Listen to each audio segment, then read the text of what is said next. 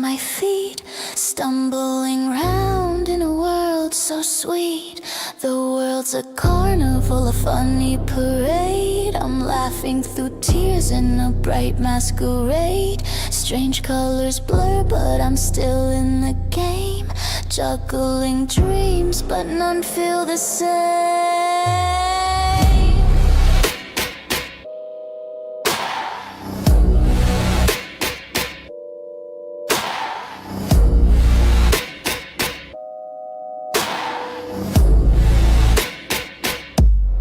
Bouncing on clouds, caught in the whim, I slip through the cracks with a twisted grin. I'm a puzzle, a mess, but that's just my style. I wear my madness and I wear it with pride. Spin me round, let the music play. I'm dancing in circles and I'm here to stay. I'm the king of the odd, the queen of the strange. I've learned to love every little change.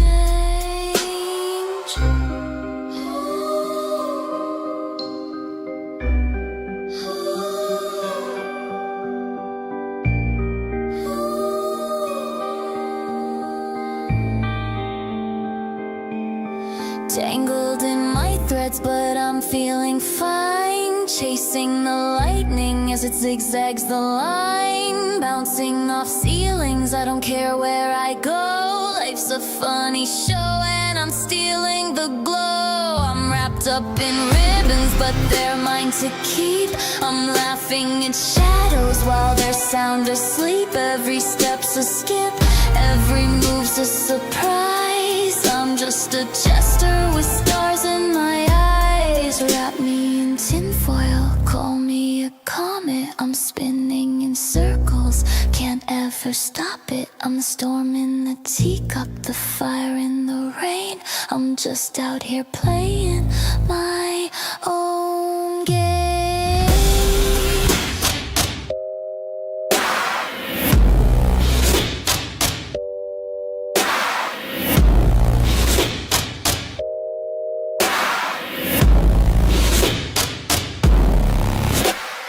Twist it, turn it, I'll take the leap. I'm swimming in chaos, but it's all so sweet. With a wink and a nod, I'm out the door. I'm tangled in threads, but I'll always want more.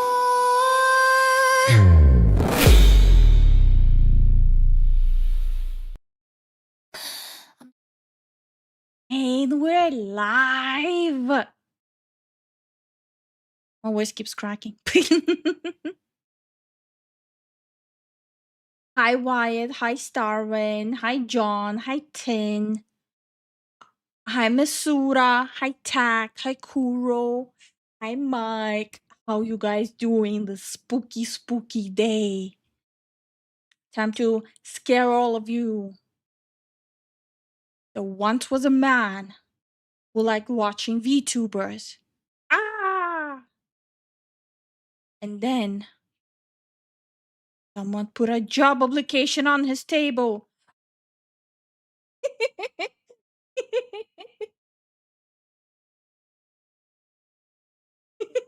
Sorry, I had to open it with a very spooky story. Hi Moose, how you doing? Hi Dragon King, how you doing? Red Cloud, how you doing? Also, I just realized my full rigging power was not even connected yet. Oops. Well, hell yeah. Hi Slade, how you doing? The horror.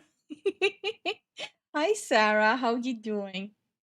No, not the dreaded job application. I already have one, so I can fund my Oshi's life. Listen, broke boy, $2 a stream is not gonna fund shit. You know how expensive cocaine on the street is these days?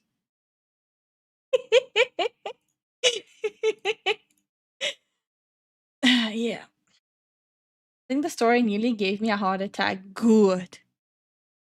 Good. Oh my god. I think I'm having like a really nice break doing these like specials these days. having like less time and having an excuse not to talk about drama, I think it's kind of making me realize a lot of things and rethink some of my behind the scenes affiliations with people. Hi Subject, hi Darko, how you guys doing? Hi, it's Lifu, so scary. Watch out, people, she's not a femboy, she has tits.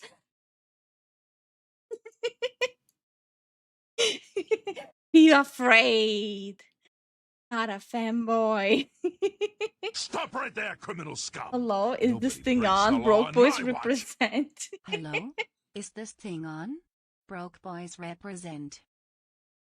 Help, you no one's gonna hear your screams. You're doomed. Doomed, I tell you. Need to get everything. But like joke aside, are you guys ready to listen to some creepy stuff? Oh, and Moose, thank you so much for the support. We really appreciate it. But are you guys ready for some creepy stuff? Are you guys ready? I'm gonna try to channel. Jesus, I'm gonna. Someone's like, all I hear in the back here is like, mm, wait, why is there a double Zen on my screen? No, I don't want it.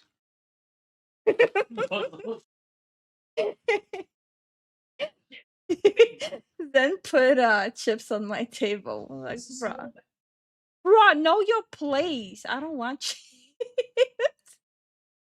I'm Love you. I love you more. There we go. Bro almost left a Stop bro right there, hanging. criminal scum! Nobody breaks the law on my watch. Please, for the love of all fufus, scare moose straight. I don't think anything can scare Moose straight. Thank you so much for the support, Nino. And how you doing today? Hi, Mechanical Mac. How you doing? Oh no, not the chips of doom. No. I appreciate him sharing his snacks with me, but those snacks are all his. I wouldn't say no to see. God damn it, he got me. Actually, originally the seaweed was supposed to be for me. I'm withholding seaweed from. Why are you opening my seaweed? I like opening it. It's like a whiff of seaweed and bro. No, I like opening it. It's like a whiff of seaweed smell. I like it. That sets my whole mood. Thank you. No problem. I'd rather scare Moose sideways. Bro, be careful. He might take you up on that offer. Bro, be very careful on that one. I'm just saying, he will touch your bum bum. For the record, Nino is not my boyfriend. I will eventually indoctrinate him into the fufus. It just takes time. It's okay. It's okay. Starwin tried to show his fiance our streams too. He did watch a little bit, and each time he gives Starwin like a side eye, like, bro, like, I don't want to judge, but like, girl, get your shit together. 50% weed, 50% seed. Oh my god. Wait. I want to show you guys this. I want to show you guys this. Uh, I saw this picture. I saw this picture on Twitter today. And my first thought was like, how did they find our home? I swear it's Halloween themed.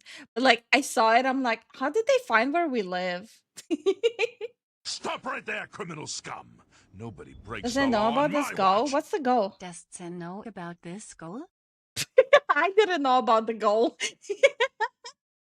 Thank you so much for the support, Jason. How you doing? But yeah, here. I saw this picture. I'm like, how did they find where me and Zen live? One slip or fall pair trick or treater. That shit killed me. Wait, let me share with Zen so he can also see the shenanigans. That should. It's like, how did they find where we live? How did they take a picture of our house?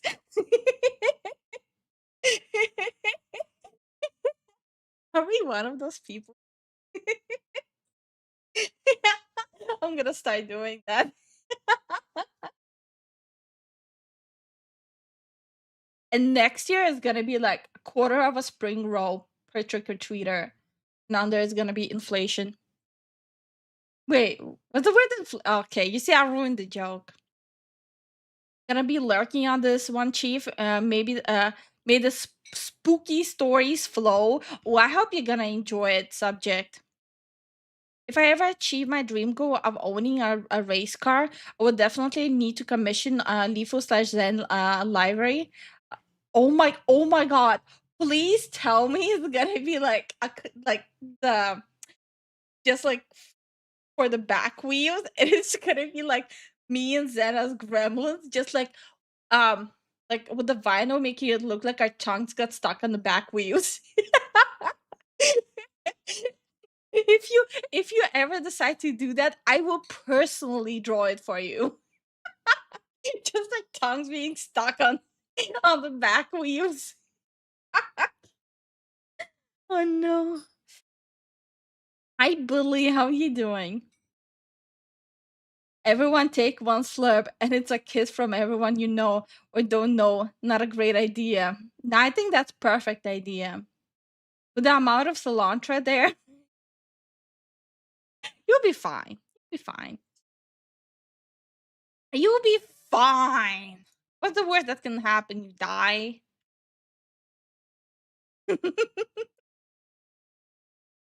Okay. I love it. Not sure how that work, but it would be fun to pull off.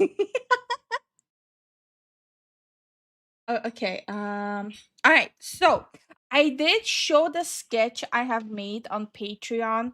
So Patreon peeps know I remember them. I don't forget about my Patreon people. Thank you so much for the support. So I did show the pre-sketch on Patreon of what I'm working on. Last time I didn't finish the sketch, and it kind of took a lot out of me, and I wasn't able to finish the sketch. I wasn't able to finish it on stream. I should have pre-made it. So this time I made sure to pre-make it so that way I can at least be closer to being done with it. Because yeah, not being able to finish it kind of infuriated me. I'm gonna just grab my canvas and move the graphic tablet, and then I'll switch the scenes. I do have the spooky stories already prepped as well. So I hope you guys got your snackies. I hope you guys got your drinkies. So all of you can just relax, play games, and just listen to horror stuff and just have fun with it.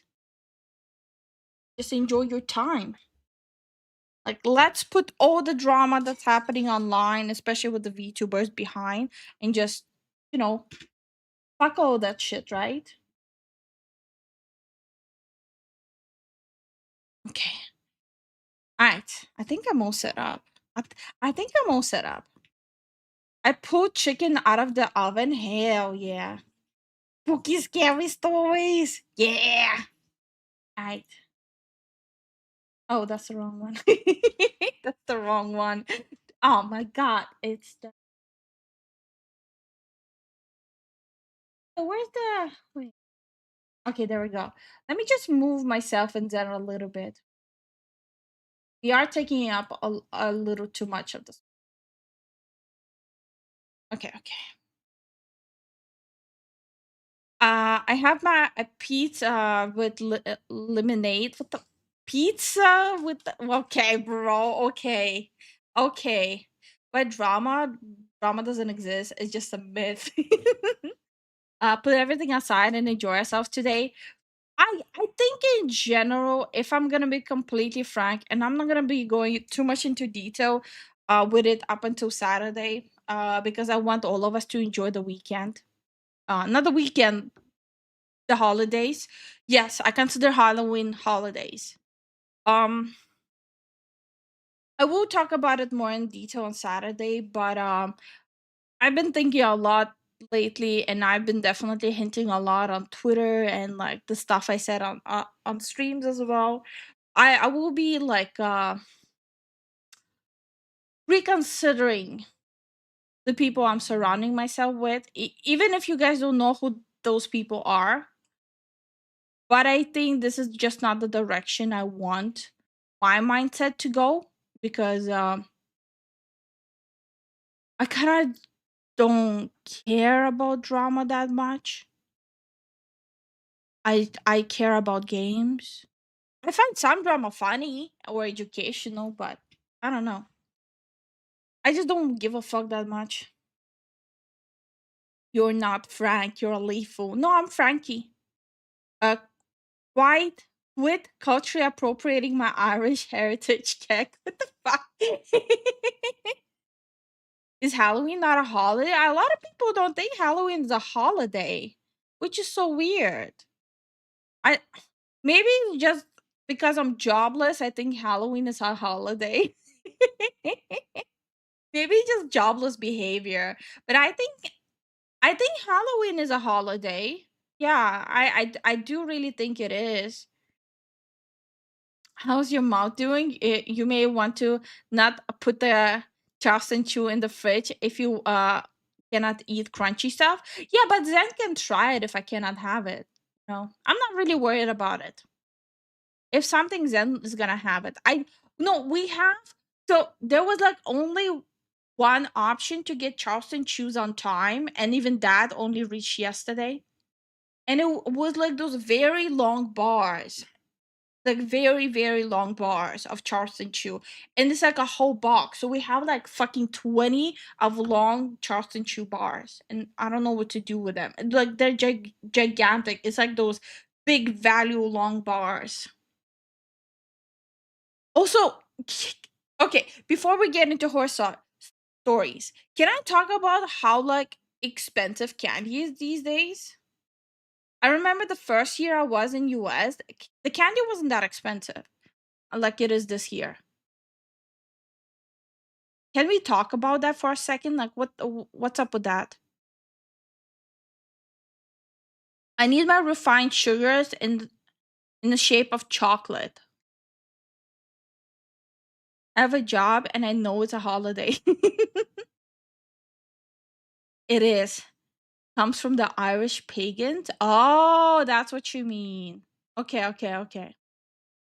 Wait, I just realized Lifu's got the oddly thick collar. She likes knives. She has foxy ears. Is Lifu a Dullahan? Is Dura Raw real? What the fuck? Put it in a Dropbox somewhere in Jersey and I'll pick it up. Everything is becoming more expensive than before. Yeah, I don't like that. Is it chocolate? I don't know what it is. I'll find that out tomorrow. For people who don't use social media or are not part of the Discord, I will show you the stuff we're gonna do tomorrow. I don't want you guys feeling left out by not knowing. Okay, so I did post this today. We're gonna do this tomorrow. We're gonna do graveyard cookies. As you can see, like they're in the corner, graveyard cookies. Then we're gonna do the potion crafting. Yes, I know the kit is for children, but I'm a child on the inside too. Okay, I want to have fun with that. And then we're gonna build like the man-eating plant, the Lego man-eating plant, which I'm super excited about. I haven't assembled anything in so long. And for the candy thing, we have these. It's candy that neither me nor Zen had, and people wanted to see us try them. We have the Haribo Peach. I think that was the request by Wyatt. Then we have Mallow Cups. I think it was requested by Tact. Um, then we have I got freeze dried candy corn. I don't remember who requested candy corn. I think it was Gaming Trucker. Then we have cow tails requested by Jason, and Charleston chews requested by Jason. Then we have Swedish fish. I don't remember who requested Swedish fish. And we had like inspired requested like British candy, which I couldn't find that would reach on time. So I got humbugs and curly whirlies. So all these candy. Oh, and we have Hershey's chocolate as well. So that's what we're gonna have tomorrow. Oh wow, cowtails! I never even heard of them before. So I'm like hoarding all these things up until tomorrow to try them. I miss Swedish fish. Swedish fish was actually really cheap to get. Was actually really cheap to get. If I don't get the day off work, then it's not a holiday. Okay. I'm excited for the Lego Man eating plan. Me too. I think I'm gonna be doing that at the very end though. I like potion bottles. I hope you. How you doing? Oh my god, Charleston Chew is my favorite. I'm going to surprise my mom with some of for her birthday on Tuesday. Hell yeah. It was me that I recommended the Swedish fish. Okay. So Sarah was the one who recommended the Swedish fish, and Sarah was the one who picked out the man-eating plan that you all guys voted on. So hip hip hooray for Sarah. Do it. I was once accused of stealing cow tail. What the fuck? Hi Guardian, how you doing? Nah, I'm so jealous of Zen. He's just numbing. Bro, this is gonna be terrifying to draw. I'm surprised no one is saying anything about the drawing. Like I'm actually kind of surprised. All right. I'm changing up my brush strokes so much for this. I have so many background layers as well. It looks like just one layer, but it's actually so many different ones. I'm experimenting with a lot of stuff. Okay, I think we should start with the horror stuff, huh? Time to get spooked. I mean, do I want to have nightmares? What? They're pretty. They're pretty. How the heck do you get your lines that clean? So let me show you how you get the lines clean, okay?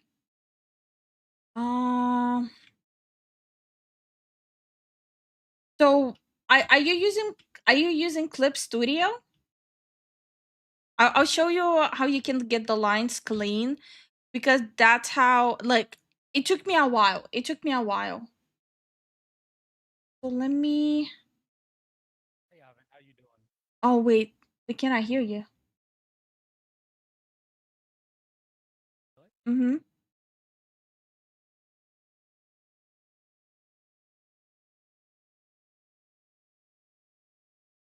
was like very quiet.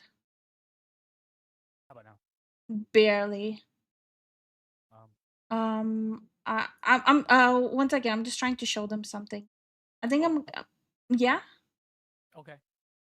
You can fix the volume in the meanwhile. Yeah. All right, so yes, you won't be able to see us for this for a little bit. So what I do for clean lines is let me grab my pen. All right, let me make this blue so it's more visible. All right, so you see this stabilizer? So when I draw, I drop the stabilizer a little bit to like basically make a basic outline, right? So I just say that would be my basic outline. Right? So we have this. Right? Then I start with like I'll turn up the stabilizer, I make a new layer, and I start like fleshing it out slowly, right? So I'm gonna start like doing this, like okay, so it's like That's where I wanted the nose. So I'm gonna do this. Okay, a little detail here. It's just a lot of like cleaning up layers and like adjusting everything. So then I'll make like another layer for the eye. I'm like, okay, so I'm gonna like this eye, right? So I'm gonna be like, okay, that's cute, that's cute, but I don't want to redraw it again. So I'm gonna like this. Oh my god, my sensitivity reset as well. It's Logitech. Yeah, my sensitivity is all fucked. I fucking hate Logitech. Logitech honestly needs to be shut down. Holy fuck.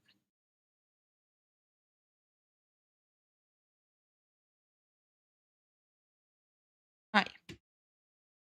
I'm like, okay, well, I like this one, so I'm gonna copy it.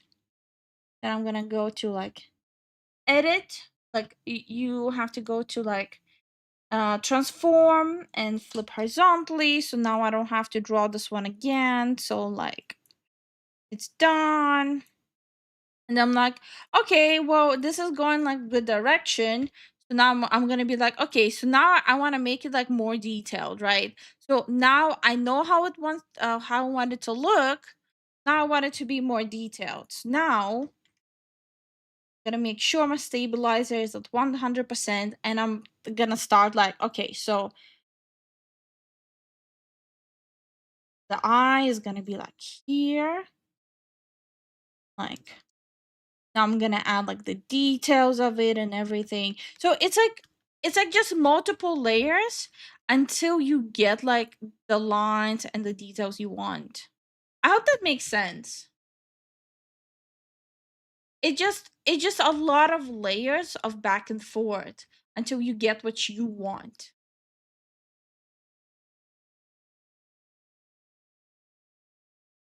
Wasn't Logitech affected by the Amazon thing? I actually don't know. I don't know.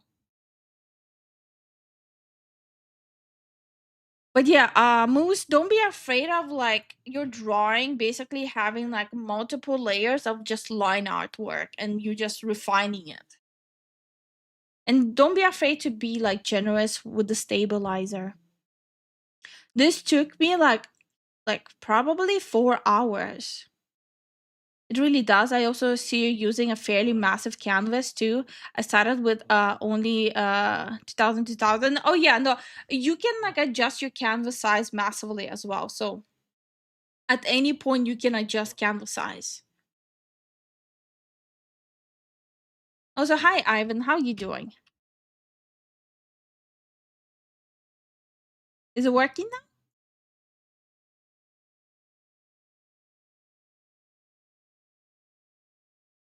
Okay. All right, let's get into the horror stuff. The children's book author with kids in her dungeon. I never heard of the story. A lot of the stuff that I'm gonna be playing are actually recommendations.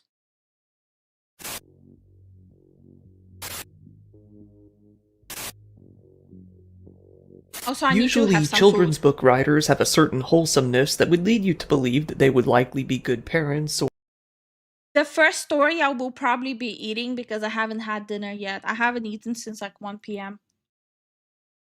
or at the least, like children. Little did anyone know that was absolutely not the case for one certain author.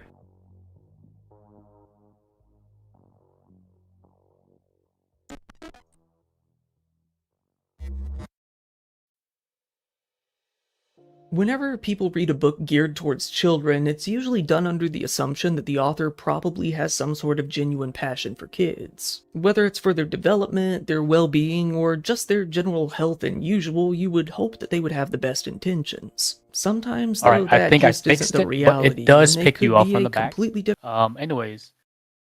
Yeah, the Thank sensitivity. No, it's like at maximum, and it's like the hissing in the back. You need to put into consideration that I also constantly up your volume.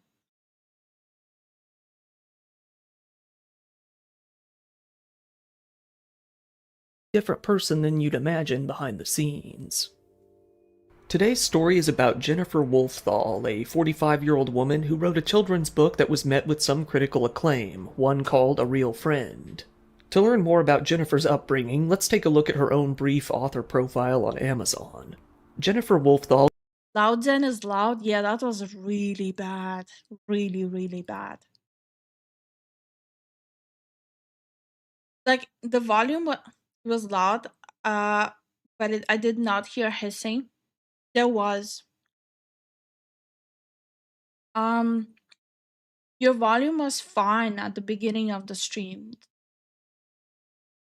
Which is weird because I didn't touch anything. Well, now it sounds normal. That was normal? Okay, perfect. I'll leave it Now like it this sounds then. normal. Yeah, I'll leave it like this. Like, it has to be Logitech. Yeah, it's messing with our settings pretty badly. Okay, I need to restart the video. Sorry.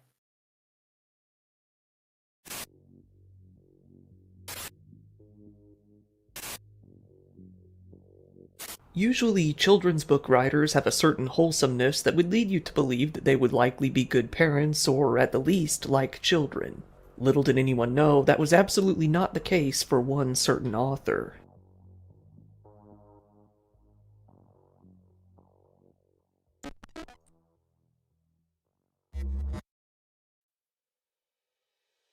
Whenever people read a book geared towards children, it's usually done under the assumption that the author probably has some sort of genuine passion for kids. Whether it's for their development, their well-being, or just their general health and usual, you would hope that they would have the best intentions. Sometimes, though, that just isn't the reality, and they could be a completely different person than you'd imagine behind the scenes. Today's story is about Jennifer Wolfthal, a 45-year-old woman who wrote a children's book that was met with some critical acclaim, one called A Real Friend. To learn more about Jennifer's upbringing, let's take a look at her own brief author profile on Amazon. Jennifer Wolfthal grew up in sunny South Florida, United States. As a child, you would find her immersed in anything creative, drawing, dancing, and playing teacher with her stuffed animal students. This passion... So wait, I mean, based on the title, she had kids locked up in the basement dungeon? What? for teaching and creativity followed her into her adult Hi, Devastator. No, I'm not gonna be looking up anything today. years, as she graduated from the University of Central Florida with a BA degree in elementary education. For the next 8 years, Jennifer taught 4th grade in public school. During those years, she enjoyed instilling a love for writing in her students and found picture books to be a beautiful medium to accomplish this goal. She continued her teaching journey through homeschooling her own children. Currently, she resides in Central Florida with her husband Joseph and their 3 children. As the description says, Jennifer, during her career as an elementary school teacher, got married to her husband, 43-year-old Joseph Wolfthal, who was an engineer working at Lockheed Martin, a massive defense and aerospace manufacturer. The two would go on to adopt 3 children together, 2 girls and a boy. Wait, are these true stories? Yes, all of them are true stories. Yes. At the time of this story, the 3 children were 8, 9, and 11 years old. Even though Jennifer had been a school teacher, she decided to leave her job and homeschool the kids instead. Like, my only criteria was, as long as it's presented in a respectful manner, I don't mind watching the true ones, as long as the content creators are respectful about the victims. Hi, Explosion. How you doing? Jennifer's book, A Real Friend, was published Wait, in I've seen 2020. this. It was a book about 2 kids named Max and I've Benny seen who this got book. into an argument. As a result, one of the boys tries to build a new friend. But in the end, the 2 main characters got over their fight and started being friends again. The book was described as a recognizable picture book about playing together, quarreling, and patching up a quarrel. After the success of this book, Jennifer began to write another one called Corabelle's Butterfly that was all set to release in 2021. However, after the horrid details of her home life eventually came to surface, that release date would never come to be. Given that Jennifer had decided to homeschool her kids, most people outside of the home had no real idea of how they were being treated. After all, they were completely dependent on Jennifer and Joseph to leave the house at all and weren't going to be seen at school. In addition, Jennifer and Joseph had been neglecting their doctor's checkups as well, for reasons that will definitely become more clear, and that made for an even smaller pool of people who might ever see the kids. Hi, The life Chris. that these 3 kids experienced at home was nothing short of Chris, how you hellish doing? and occurred day in and day out. For one, food was always a problem. The kids were only fed one sort of food. Jennifer and Joseph would simply pour some cereal, vegetable puree, which is a smooth, liquid-like one mixture bowl? of mashed vegetables, and water The into hell? a bowl. They would then stir it up and give it to the kids every single meal. Oh, ew. Wait, so they were just feeding kids like pig sludge? Just cereal with vegetable puree. Every goddamn meal. Treating it more like feeding a pet than a Wow. human being. Even with this being their only Hi, option Ruben. for food, the kids were still lucky if they were given Ruben, all how of you their been? meals. Sometimes the 2 parents would simply, for whatever reason, refuse to feed them until late in the afternoon, resulting in the kids only getting 1 or maybe 2 meals a day Oh, that definitely no. didn't amount to their daily necessary intake. Even so, the children were so sick of the disgusting mixture of food that, even while starving, they still couldn't bring themselves to eat it at points.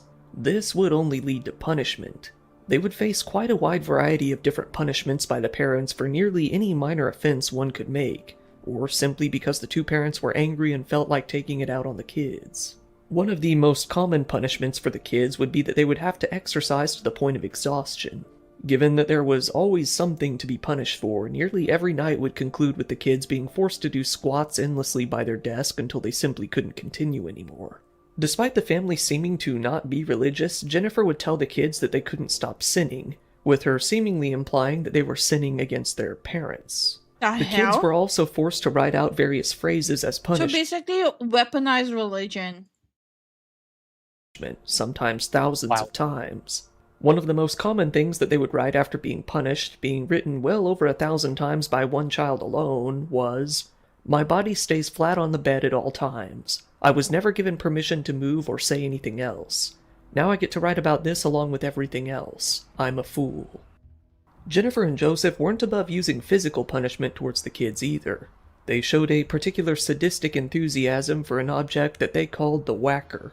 While it isn't What? quite known what exactly the whacker was, it has been described as some sort of oblong object that the couple wrapped in a cloth, likely hoping that it would prevent the item from leaving marks. That was anything but the case, as the couple would often strike the same parts of their bodies so many times in the same place that they would draw blood and leave open, untreated wounds Oh my all over God. the kids. Wow. One of the kids Also, once hey, Chris, asked for bandages for you their okay, wounds, Chris? which angered the parents and resulted in yet another beating. After that, they all simply stopped asking. Yeah, I don't think I want to listen about children getting harmed. Yeah, I don't like that, man. Yeah. I'm gonna switch on Mr. Nightmare, one of mine and Zen's personal favorite. Oh yeah, road trip time. Woo. Yeah. This channel is one we were listening to during our road trip for our anniversary. But yeah, sorry, I don't think I don't think I wanna listen about children getting hurt. Sorry, guys.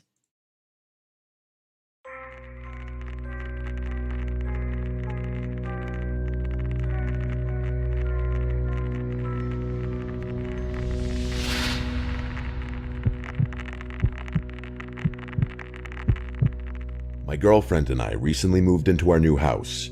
It's honestly the home we've been dreaming of, the perfect fit for us. We have a cat named Bella whom we rescued together, so everything felt perfect when we first moved in. The only downside at first was the house to our right. It looked abandoned, as the owner had started renovating it but never finished. The layout of the houses is such that on our right there's a space for the entrance to our back garden, and next to that is the abandoned house's entrance to its back garden. There's no fence separating the two, as the owner removed it to install a new one but never completed the job, leaving both back gardens with open access. Behind the abandoned house is another property separated by a fence. From what we could see, several young men lived there. Occasionally, when we returned home, we'd see them cutting through the neighbor's back garden to reach the front of the street. We didn't think much of it at first. Maybe they knew the owner and had permission. Fast forward to our first night in the new house. We were sitting in the back garden, enjoying the space, and looked up at the houses behind us, just out of curiosity. That's when we noticed a man staring blankly at us from a window. He wasn't hiding it, he made it very obvious. There was no expression on his face, and the room was dark, which made the whole thing even more unsettling. We assumed he was just curious about his new neighbors, but after half an hour of that blank stare, we decided to go inside. The next few days were normal. Wow, this is like one of my top nightmares. Just like lying somewhere and like or feeling like completely safe at home. And all of a sudden you see someone just standing there watching you. That's like the top nightmare. Yeah, no, I don't like that. Chills. Hi Spin, how you doing? Hi Savask, how you doing? How y'all doing today? Then so battling the mic issue all day or day, bro? Yeah. I went to work, and my fiancée continued unpacking. One night, we decided to sit in the garden again. It was dark, but we enjoyed looking at the stars and having deep conversations, until we heard the makeshift wooden board fence being moved. 3 men appeared, standing there, staring at us. "Are you okay?" I asked, knowing they wouldn't leave unless I said something. The youngest looking one, around 29, was holding a big bag, and we had no idea what was inside. He offered us some stolen washing up tablets, which we What? declined. Wait, what I made a is joke about washing it up because tablets? the situation felt so awkward. He smiled and said okay, and then they left. What struck me was how they just let themselves into our garden without saying anything, like as if they had every right to be there. We went back inside, thinking it was a one-off, but it all started getting worse from there. They began helping themselves into our garden more often and acting in ways that were clearly meant to intimidate us.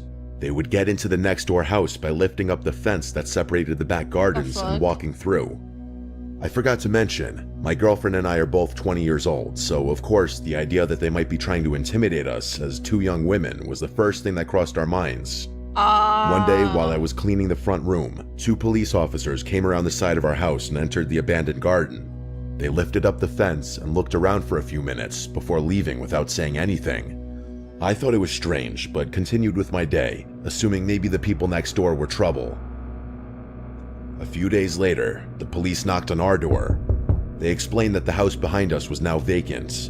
The men had been kicked out for antisocial behavior, Wait, apparently what? not just towards us, but with other neighbors too. Wait, what the hell is antisocial behavior? What does that mean? I've never heard of that before. Yeah, I never heard of like people getting kicked out for antisocial behavior. Yeah. So that's just new to me. Also, Jason, this is not AI, this is his voice. Yeah, that's his actual voice, Yeah. not an AI channel.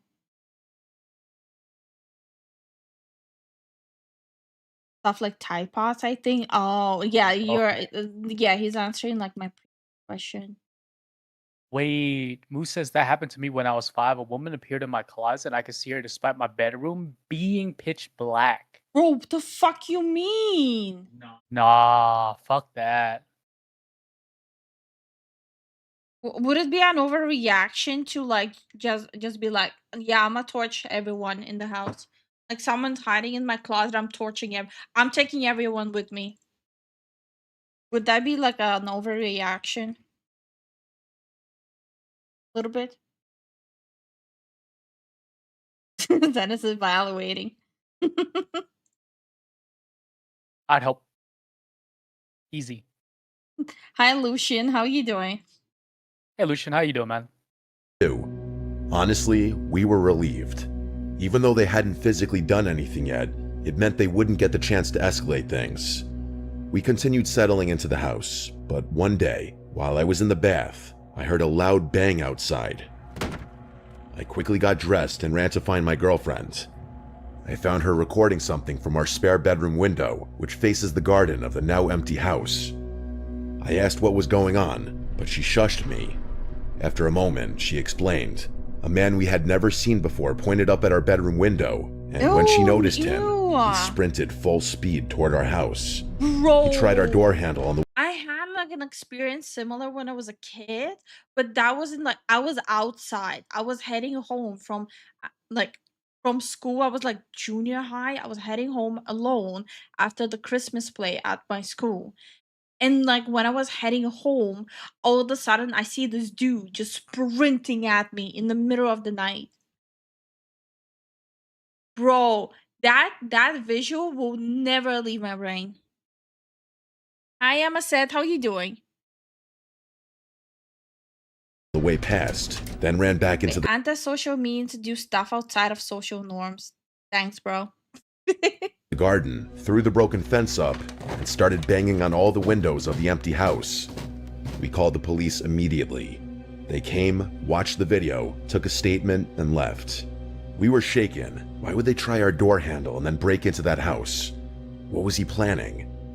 A few nights later, while we were in bed, we heard whistling. The kind of whistle men use to harass women. It was 2:16 a.m. We listened quietly, and then heard someone tapping on our window. Ew. Terrified, we checked the cameras, but for some reason, they didn't record anything. Whoever it was must have left shortly after because the noises stopped. We were too scared to sleep, so the next day, we went to my mom's and stayed the night. When we returned the following morning, we noticed our Ring doorbell had been removed and placed on the floor. Oh, The SD ew. card was gone. Someone had clearly come back, and we knew who it was. Who else would do that? We called the police. So me and Zen both, well, obviously both, we're Ring Cam users. And part of me is always afraid to look at the footage. It's like I'm too afraid to know what was making that sound, kind of a thing. I'm too afraid of finding out. Police again, and they told us to keep all the doors and windows I was about to say, honey, was your mouth open? locked. Well, The woman on the phone even said that the no, removal of the no. camera could be a sign that they were planning something, which terrified us even more.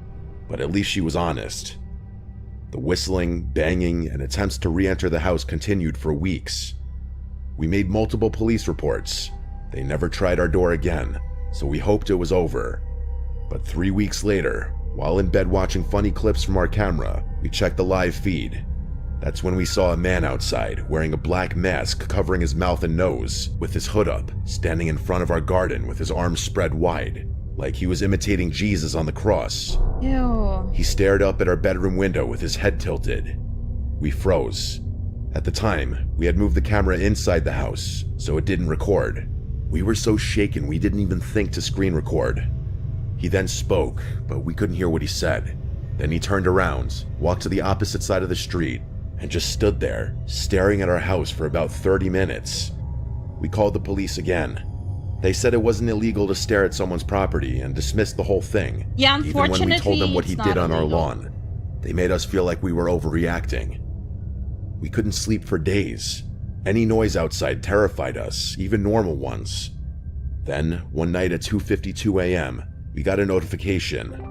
I woke my girlfriend and said, "Someone's outside, I know it. Please check the camera." She did, and there they were. 2 masked men coming from the side of our house, shining flashlights into our windows. One of them, the same man who had been harassing us, was holding what looked like a crowbar. No. Why us? What was the point of this? For days on They probably thought just easy target, honestly. end, he would stand across the street, pointing, waving, or shouting things up at our window. Every time we looked, he would stare blankly at us. It was clearly meant to scare us, and it worked. We kept contacting the police, but they've done very little. The harassment continues. We've got cameras now, and we record everything, but we feel powerless. Just earlier today, he stood outside again, staring up at us. We got it on video, and we're absolutely terrified, but we'll update if anything else happens.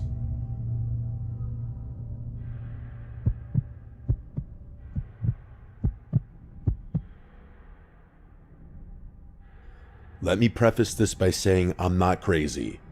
I know how this is going to sound. That's what all Paranoid, crazy people unhinged, say. delusional, but I swear, everything I'm about to tell you actually I'm not happened. crazy. It started with a face, or more accurately, faces that all looked just slightly off. 3 months ago, I ended a relationship with my ex Caleb. We'd been together almost 2 years, and the breakup was long overdue. Caleb wasn't Damn, what- violent or anything. He What the fuck fuck did Caleb do? Caleb. God damn. Hi, Cyber. How you doing? Honestly, What's up? I would look at the footage at the ring bell and start making story of why the person is here. But then I'll start thinking of slurs to call the person in the foot. What the fuck? He Bro. never hit me, but he was controlling and possessive in that low-key and calculating kind of way. Perhaps the worst kind of way. He'd do things like track when I'm on my phone and quiz me on things Ew. I'd done that day to see if I'd give the same answer twice. After I left him, I changed my number, disabled my social media, and even moved apartments. I thought I was in the clear. Then came the barista. It was a Tuesday morning. Wait, what do you mean, I stopped by this little barista? hole-in-the-wall coffee shop near my new place. I'd only been there once or twice. As I stepped up to the counter, the barista, a girl about my age, smiled at me, but something about her expression made me pause. She tilted her head and said, "Good morning, sunshine." I froze because Not that was the Caleb's nickname sunshine. for me. It was not a common one. He used to say it sarcastically whenever I was upset, like, "What's wrong, sunshine?" He enjoyed pushing buttons. I brushed it off. Maybe it was a coincidence. Hi, Axel. But How then it you happened doing? again. A few days later, I took a rideshare to work. Am I watching creepypastas? No, true horror stories. Different driver than usual. Older guy, maybe in his 50s.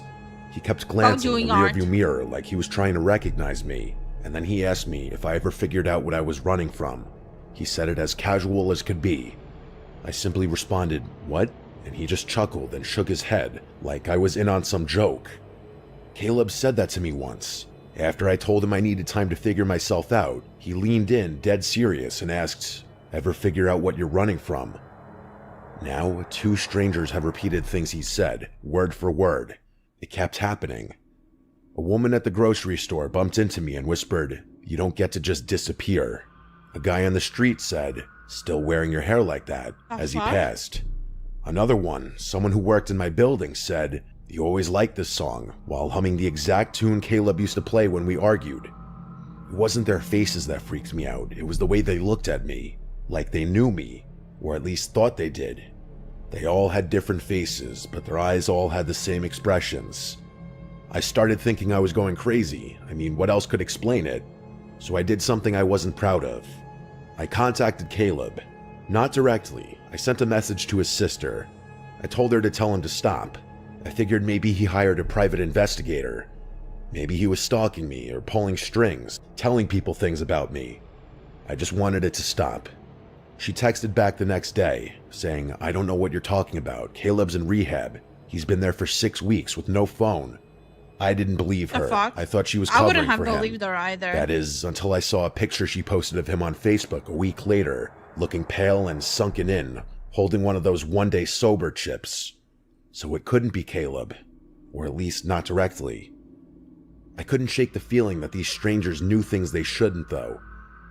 One night, I stayed late at work. I didn't want to go home because my apartment didn't feel safe anymore. Not that anything bad happened inside of it, I just didn't like being alone. Around 10 p.m., I finally called it a night. I walked the 10 minutes to my place, keeping my head down, headphones in, but no music playing. Something I learned to do so I could still hear if someone was following me. When I turned the corner onto my block, I saw someone sitting on the stoop of the building across from mine. A young man with his hoodie up but his head down.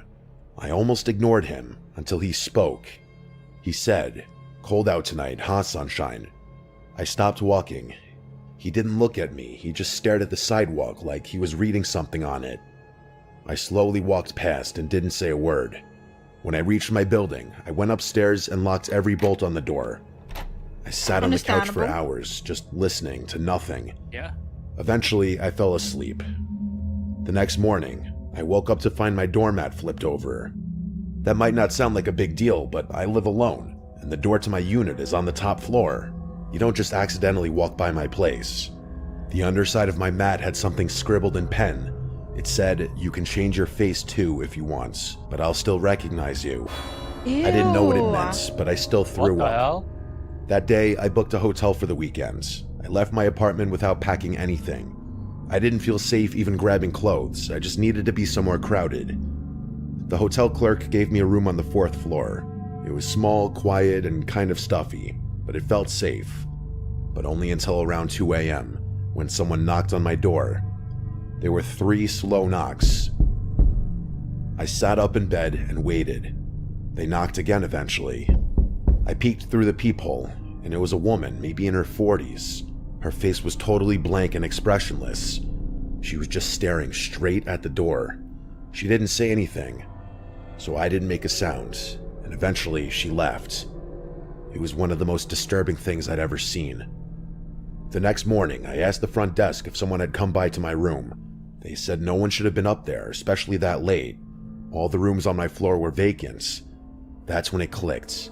These weren't random people. Hi, They were J-Dog. being sent and fed my details. They were given phrases J-Dog, what's Caleb up? used. But if it weren't Caleb, who would do it? And why? I It thought was the about Caleb sister. in rehab, about Oh, his obsession with probably. control and making sure I was never fully gone. He didn't need to be the one knocking, he just needed to send others to do it. So I started digging, and there was one conversation I remembered from months before the breakup. Caleb talking about a forum he was on, a place where people shared tactics. Oh no. He made it sound like it was for productivity or self-improvement. I don't remember the name He of it. asked- Honestly, I don't think he ever gave me the Okay. name. But in retrospect, it sounded like some creepy, cultish roleplay crap. Except it's happening to me for real. Someone, probably Caleb, had hired people to say his words and mimic his patterns, so that even if he was out of my life technically, I'd still be constantly reminded of him. It wasn't stalking in the traditional sense. It was psychological graffiti. Like he was spraying himself onto strangers so I could never be sure who I was looking at. I don't think it's about watching me, but rather about making sure I never stop watching for him. I moved again and disappeared off social media again. I even dyed my hair. I told friends not to tell anyone where I was. It worked until last week. I was walking home from the bookstore and a woman passed me on the street and said, "Still hiding behind books, Sunshine?" Ew. She didn't stop walking even just to look at me. I don't think this will ever stop. Maybe he paid some crazy underground service to do this to me for a year, who knows? Maybe he made it public. Maybe this is some sick underground game now. Who can scare Sunshine the best? Who can get the closest without touching? I can't trust anyone's face anymore. The constant paranoia is truly eating away at my mental health.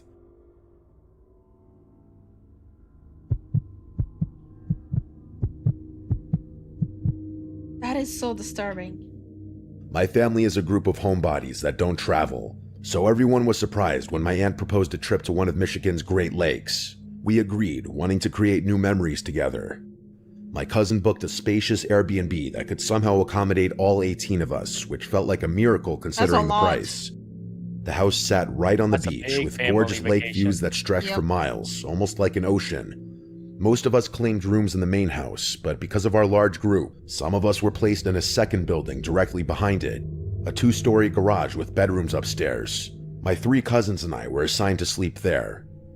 At first, we didn't think much of it. We spent most of the first day enjoying the hot tub, relaxing on the beach, and soaking in the scenery. It wasn't until night that we entered the garage for real.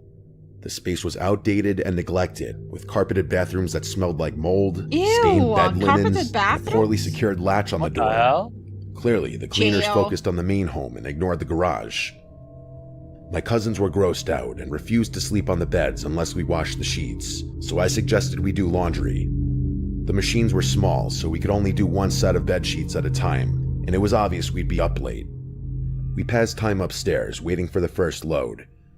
My cousin Maria complained about how we got stuck with the worst place, and as she spoke, I started to feel uneasy, like something bad was coming. I've had this feeling Supernatural. before, a rare kind of intuition that usually ends in a nightmare or Probably a something worse. psycho rather than I told my cousins supernatural. to stay alert, and they No, listened, I'm a especially sense since we'd something. all experienced Ah. a break-in before when we lived in Detroit. Around midnight, the bell rang from the first floor, signaling the wash was done. I went downstairs alone, swapped the load into the dryer, and brought up the clean-smelling sheets. When my cousins saw how clean they were, they wanted their bedding washed too, so I kept going up and down between cycles doing everyone's sheets. Damn, At around Yeah. 2:37 a.m., we were finally done. I'd be We pissed. made the beds, and Same. we're too tired to stay up any longer. My cousin Nikki insisted we leave the light on, and while they all fell asleep quickly, I stayed up doing some schoolwork on my phone. I'm a light sleeper, something that stuck with me since the break-in, and I remained hyper-aware of my surroundings even while half asleep. Then, around 3 a.m., a loud bang hit the garage door, like someone had thrown their body against it. I sat up, startled, but my cousins didn't move. Hit the flamethrower. I tried telling myself it was just wind, though the noise was too heavy for that. Still, I stayed quiet and tried to sleep. But then it happened again. Same deafening crash, this time shaking the garage door. The building trembled from the impact. I was fully awake now, watching the lamp-lit room as my cousins continued to sleep. No animal or gust of wind could cause that. I have no 20 idea. minutes later, the third boom hit. The garage shook again, and finally, 2 of my cousins bolted upright. I asked if they heard that, already knowing the answer. Nikki asked what that was, and I said I don't know, but this is the 3rd time I'm hearing it. We all agreed no wind could cause that sound.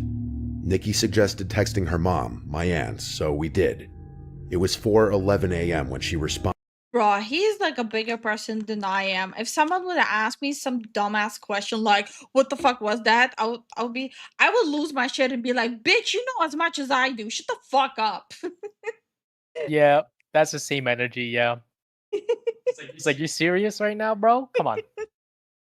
That's the energy I would give them as a response. Realizing something serious must be going on. She woke my uncle, who ran outside to check the property. We stayed upstairs, too afraid to move, until we heard knocking. It was my uncle at the door, and when we opened it, we saw him standing there with my dad and a few of our older male cousins. That's when I knew it was serious. There was no wind, no one playing around. My uncle told us to grab our things that were going to the main house. Then he said there was someone on the property, and that's what made my heart sink. I threw everything into my suitcase, and we all rushed out of the garage.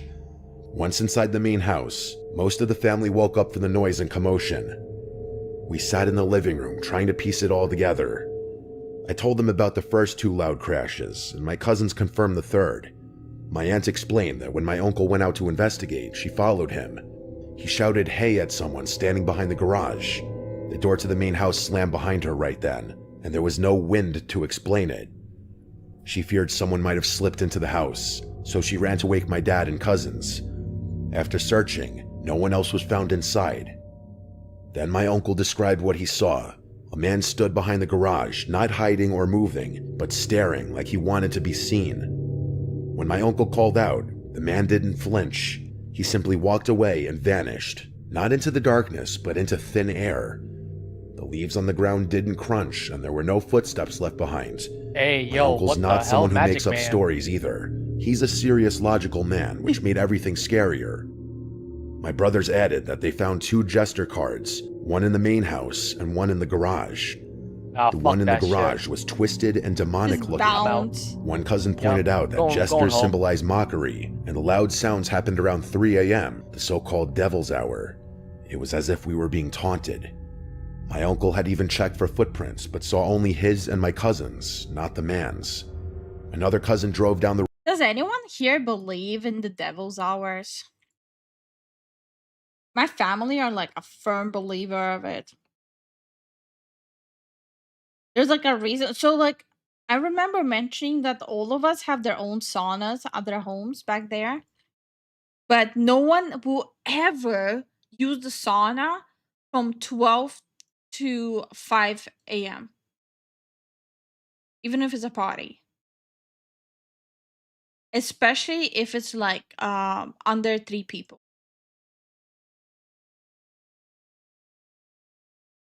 Why? Like the contact with water at like the devil's hour is when you're opening your soul to the devil. Oh. Yeah. Bro despawned. Okay. He did despawn, huh? Hi Yui, how you doing? Hey, Yue, how you doing? Isn't that when cats do weird shit? Might explain a lot. Yeah, that's when cats get zoomies. That's them wrestling the devil. the road during the incident to try and spot someone fleeing, but Or found he no just one. logged out. Okay. That day, no one returned to the garage. We squeezed into the main house, on floors, couches, anywhere there was room. My mom gave up her bed so we could sleep more comfortably. On the second night, she slept on a couch by the large windows and woke around 4 a.m. to footsteps on the porch. She didn't dare open her eyes. She was afraid of seeing someone looking in. Then she heard someone trying the basement door. It had a weak lock, and my brothers and male cousins were sleeping down there. The door rattled as someone tried to break in. My mom rushed to the basement, but by the time Bro, she the reached the cousins are beachside useless. entrance, no one was there, and all the boys were still fast asleep. Bro, they're useless. That was our- Talk about the useless cousins. Holy crap. Bro. Useless. Hi, J-Rock. How you doing? Hey, J-Rock, what's up, man? last are we in the night. Matrix? Yes. Hmm. Do they not have drapes? This is not their house. It's like a vacation thing. Yeah. They rented a place for vacation. And hi, Slade. Though we planned to stay until Tuesday, we left Monday instead. On the way home, we couldn't stop talking about what had happened. When my mom found out I had been going downstairs alone during laundry, she theorized that someone might have been watching me and thought I was alone in the garage. The time between my last trip downstairs and us going to sleep lined up way too well with the banging sounds. Theories started to form. Some of us thought it was a neighbor trying to scare us off. Others believed there was something paranormal, especially because of the jester cards. My aunt pointed out that a normal person would have run when my uncle spotted them, but this man didn't run. He just watched and disappeared. We contacted the Airbnb host, who claimed she'd review the footage from the camera above the garage door, but we never heard back. It made us wonder, Why haven't they placed salt at the door bottom? Probably a white family. It's I don't. it's I don't- only the immigrant family who would do shit like that. I'm speaking from my own family experience. It's only the immigrant family who will put salt or holy water and shit like that. I wouldn't say so. I feel like it just depends on how you grew up. If you're superstitious as a family, I'm sure you have rituals to do. I don't know. I feel like immigrant families are more superstitious than white families. Like my family is like borderline psychotic superstitious. I mean, I told you this. I told you the story, and everyone heard it. Well, actually, we have new people here, so they don't know. So, well, my Boring. Oh, you were talking about that one. Okay. yeah, that's not a boring story. No, I thought you were planning to tell them about my squirrel story. No. That's my bad. So, well, my grandfather was on his deathbed, because he had pancreatic cancer. On the third night, I believe the third night it happened, his condition was deteriorating, pancreatic cancer, all that stuff. I wasn't there, but my aunt was there, and she told me that she heard knocking at, I believe it was like, actually it was like at 3 o'clock. Yeah, 2 to 3 o'clock in the morning. And I guess in Vietnamese culture, if you hear knocking at that time, you open the door so you can let your ancestors in to take the loved one away, like to guide them to the afterlife. So she did that. And after that happened, my grandfather passed away.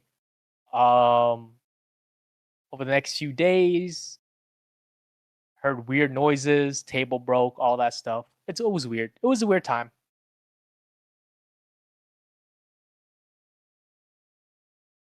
Yeah, that's all I gotta say because it was very creepy. McDonald's French fries in the doorway. True. Did she know the man? Was he a neighbor? Bro, wait. I just remembered. Remember the first time you saw me do the superstitious shit I grew up with? Yeah, The salt shit? yeah, How I threw it in your face. yeah. She threw it in my face because I was right behind her. I was like, ah. She's like, "What are you doing, you stupid?" I'm like, "What are you doing?" She's like, "I'm throwing salt on behind my back." I spilled salt, okay? So I had to throw salt over my shoulder. Then was standing behind me, so I did a salt attack on him. You could say I assaulted him. You say I was salty. When we first arrived, my sister and cousin had walked the beach and passed a woman next door. She watched them coldly, without friendliness or a greeting, just an unfriendly gaze. The house was in the middle of nowhere, and we understood how constant Airbnb guests might annoy locals, but we were respectful. We didn't deserve what happened. This was our first family trip, and hopefully not our last, even after everything we went through.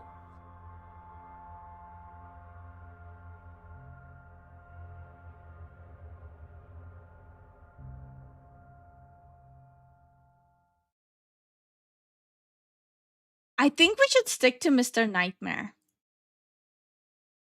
Like with Mr. Nightmare, we know we'll get like really good quality stuff. Right? Yeah, what's his latest stuff? Because I'm looking at it right now. It's like No. popular. No. This is I put it to Ooh, Halloween stories. Ooh. Perfection.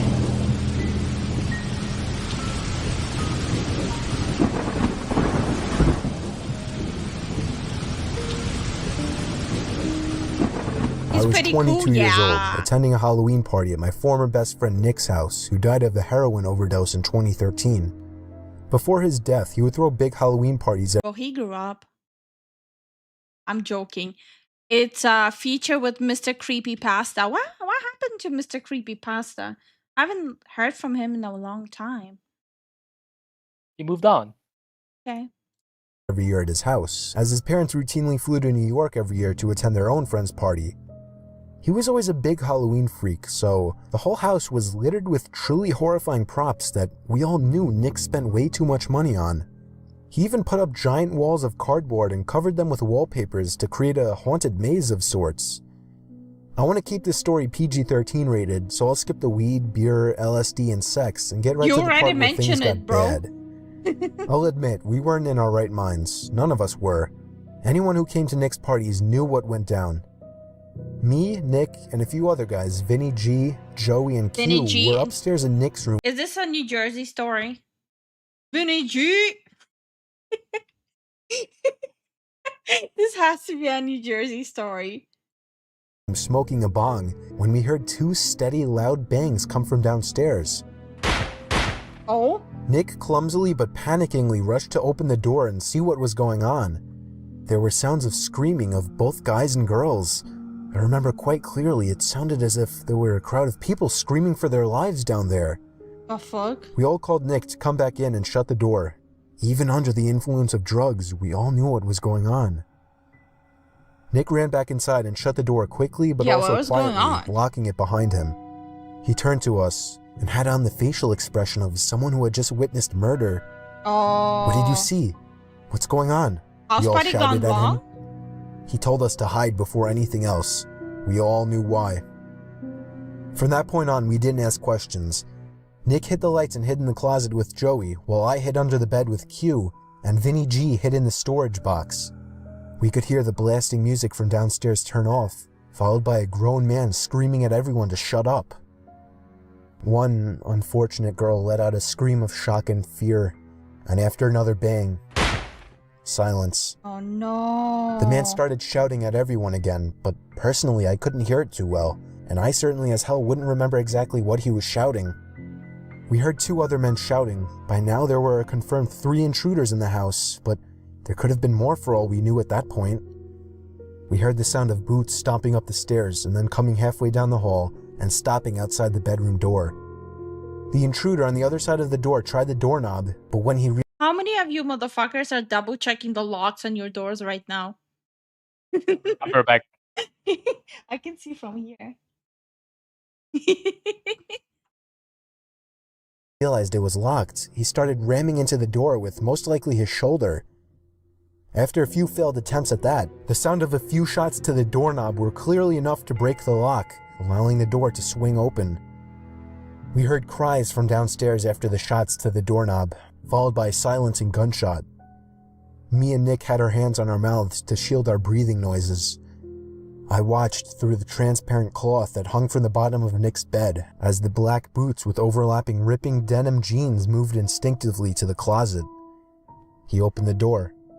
I could hear Nick begging for the intruder not to kill him, offering a generous amount of money if they would leave. Nick gave himself up as the house owner. That's when the intruder ordered him downstairs. The rest of us stayed put. Apparently Joey hadn't been caught with Nick. We stayed under the bed, shaking and afraid. There was near silence from downstairs, other than Nick talking with the intruders, but whatever they were saying was much too low for us to hear. It felt like a near 20 minutes before the front door slammed shut and Nick came running back upstairs to tell us that they were gone. I think the most horrifying moment of my life was when I stepped downstairs back into the living room and saw the 2 dead bodies laying lifelessly on the ground, holes in their heads spewing out blood. Jen and Robbie, 2 good friends that I still miss. I'll spare you the details of what happened when the police arrived, but despite the fact that the house smelled like a marijuana greenhouse, the police were more interested in finding out who the masked men were that killed 2 innocent college students. Oh yeah. Oh yeah. Nikki told the 4 of us who were hiding in his room that there were 4 intruders in total, all wearing fedoras, vendetta masks, coats, and gloves. They demanded $100,000 in cash, and when Nick could not provide it, they demanded he fill their empty sack with his most valued possessions. All of the partygoers held hostage in the room were also forced to throw their wallets into the sack or they would be shot. After the incident, Nick became depressed. He started drinking too much, becoming an alcoholic. He stopped showing up to school and ultimately ended up dropping out. He started the use of heavier drugs, such as meth and heroin. I had one good talk with him since the incident, and he was more real during this talk than he had ever been. He told me, with tears rolling down his cheeks and a pipe in his hand, he lived in constant pain, knowing he caused the death of 2 of his best friends. That wasn't his fault, Nick though. died of a heroin overdose in July of 2013, not even a year after the incident.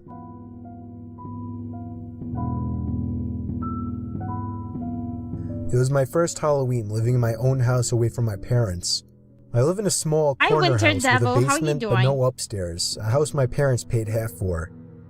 It was 11 o'clock at night. I was sitting in the living room watching scary Halloween movies when I found myself getting up to answer a knock at the door. But then I stopped and thought, who could be at the door at 11 p.m.? Surely there were no more trick-or-treaters out. I had a pretty good feeling it was a late-night Halloween ding-dong-ditcher, so I gave it a second, then I shot a glance to the porch through the window. They were gone already. Yup, ding-dong-ditchers. I sat back down not thinking twice about it, and again, knocking at the front door. Get lost, I yelled. I was not in the mood for punky kids. They ignored my demands and started pounding now, not just knocking. I was pissed now. I leaped up and swung the door open. No one was there once again. I slipped on my shoes and headed outside to begin searching the bushes for the kids, but there was nobody in sight. Not in the bushes, not behind my car, not across the street. I was done answering. I didn't want to feed into their fun anymore, so I went back inside, double-locked the door, and went to my bedroom, also locking that door, just to feel safer, I guess. Even over the TV, I could still hear the stupid kids pounding on my front door repeatedly. That's so annoying. I was so close to calling the cops to get them away, but that would undoubtedly lead to my house being egged or teepeed. The pounding continued for an uncomfortably long time, more than half an hour. I thought these kids must be filming something for YouTube and I had to go downstairs to get some keys. I forgot also check the door. Damn you too. Good. Everyone go Did you check the windows check your doors, check your windows. and your back porch? I blinded. were Hey, Journeyman, how desperate you for a doing? reaction, but I wasn't going to give it to them. At some point I dozed off with the TV on, only to wake up to the knocking again. Honestly, that sounds like TikTok challenge, I looked at probably. the clock. It was 2 in the fucking morning. How could those kids still be at it, I thought. I turned the TV off and sat up with my ears open. For a few moments, my heart completely stopped as I realized the knocking was not at my front door, but rather at my bedroom door. I jumped out of bed, looking around my room like a madman for something to use as a weapon. They knew I was awake now. They were trying the doorknob, trying to bust down the door. These weren't any kids. By some miracle, I came up with an idea. It was a long shot, but it was all I could think of. I turned on the receiver to my speaker system, plugged in my iPhone, brought up the YouTube app, typed in 45 gunshot sound effect, turned on the volume and pressed play.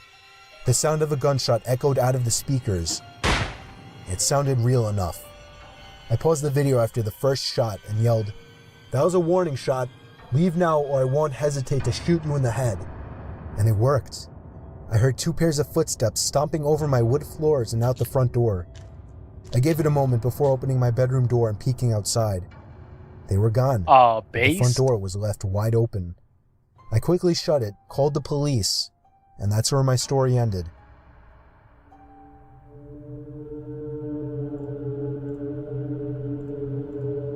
So I was never really a big Halloween person. Mostly because I grew up without many friends, and once I passed the age of 10, I couldn't use the excuse of going with my mom anymore. And it's not like I had friends to go with. So this last Halloween, I was 14 years old. Man, I wish it was not allowed, but not frowned upon, like adults trick-or-treating. I would still trick-or-treat. Trick-or-treating is fun. I do have a little sister who's only 8, so my mom went trick-or-treating with her. My one really good friend, Steve, already had plans and I didn't want to impose, so it didn't seem like I'd be trick-or-treating this year. I felt a tiny part of me explode with happiness on the inside when my mom asked me to stay home and hand out candies. Now I felt like I had a job to do that didn't involve me trick-or-treating alone like a loser. My mom left with my sister at about 6 o'clock, about an hour after she got home from work. She told me to expect her back around 9, so I was relaxing on the couch in the living room, watching the scary movie marathon on AMC, and occasionally answering the door to give candy to the kiddies. And while doing that, the kitchen phone began to ring. I remember the ringer was set so loud it actually made me jump. I picked up the phone, and the other end remained silent, except for a bit of fumbling and background noises. Sounds you'd expect when somebody's holding a phone. That's me. I think I said hello about 5 times before the person on the other end hung up. I just knew it was somebody pulling a Halloween prank call on me. What else could I do but ignore it? Hi, Kyrian. That worked well enough for the next few minutes, What's up, Tyrion? How watching you doing, TV, man? answering the phone until the What'd you get phone for rang food? again. Same unknown number coming up on the caller ID. I wanted to see where this was going, so I picked it up once more. This time I could hear very faint breathing on the other end. Oh, good, Inspired. Thanks for letting us know. Also, Alright, good luck Steve, with I know the it's stuff. you, I said into the phone. You got this, bro. They hung up. Oh, By yeah, this good point, I luck didn't with want to work. say I was scared, but I was, for sure, a bit uneasy. It was a long time before that phone rang again. It was getting later, darker, and the doorbell seemed to be ringing less and less. I was watching the original Friday the 13th when it happened again. The sound of that phone ringing had become sickening, as I knew who it would be, or rather, Okay, what the fucker continues listening and not listening, watching a horror movie while you're already like scared? Doesn't that seem kind of counterproductive? No?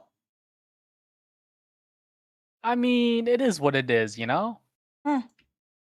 didn't. For some reason, I gave in again and picked up. And once again, silence. Other than the faint breathing and fumbling of the phone. It was like this for almost half a minute before they finally spoke in an exaggerated deep voice. I'll be paying you a visit tonight. Ew. I had enough of this joke. I told them to fuck off and hang up the phone, promising to myself not to pick it up again. I'd say about half an hour later, out of the blue, all the power in the house. I leave it up to me. Like someone will call me and be like, "The call is from the inside the house," and my response is gonna be, "Ew." Why is my response to being afraid? Ew. No, honestly though, it is a you feeling though. Imagine I- someone's like, "I'ma kill you." Ew. What the Ew. fuck is wrong with me? You freaking weirdo. Why would you do that? House was cut. Hi, dumbbell. The lights went out. Hey, Dumbbell, how you doing, man? The TV turned off. Complete darkness. I stood up, now frozen in fear, when loud and angry thumping came from the front door. I completely lost it and began screaming. Yeah, if someone tells you I'm like, don't blink, I'ma be there, like the best response is, "Cool, I need a second one for Mario Kart." What are they gonna do as a response? Just be like, oh, another one to my collection. No, like imagine you're the killer, right? And your victim is telling you, "Oh, cool, I have Mario Kart lined up and I have some pizza." Would you kill them? No, you'll be like, "Hell yeah, brother." Let's go chill. Screaming like a girl, but there was something coming from outside. Laughter. I recognized that laughter. I opened the door and there he was. Stephen. I shoved him nearly down the steps out of anger. "So, that was you who made those dumb phone calls?" I asked. He nodded while laughing. "I didn't sound like you on the phone. Let me hear you do that voice again," I said. "What?" He seemed confused. "I didn't say anything, you idiot. I just called and did that heavy breathing." I thought he was lying at first. But then my heart dropped. I had him follow me to the fuse box outside. Just as I feared, it had been opened and all the wires had been snipped. I think we ran faster than any Olympic champions back into the house. I called my mom, who told us to stay inside and wait for the police, who she then called. The call was traced to a payphone outside of a nearby bar. I still wonder, was this just a dumb Halloween prank gone too far? Or was it a potential break-in? A And potential God break-in, knows what else waiting to 100%. happen. Oh yeah, 100%. Wasn't there like an epidemic in like 90s when like people used to call the house when like the mom would go grocery shopping? And they would still like, they'll break in if it's just a kid at home. I don't think I ever want to find out.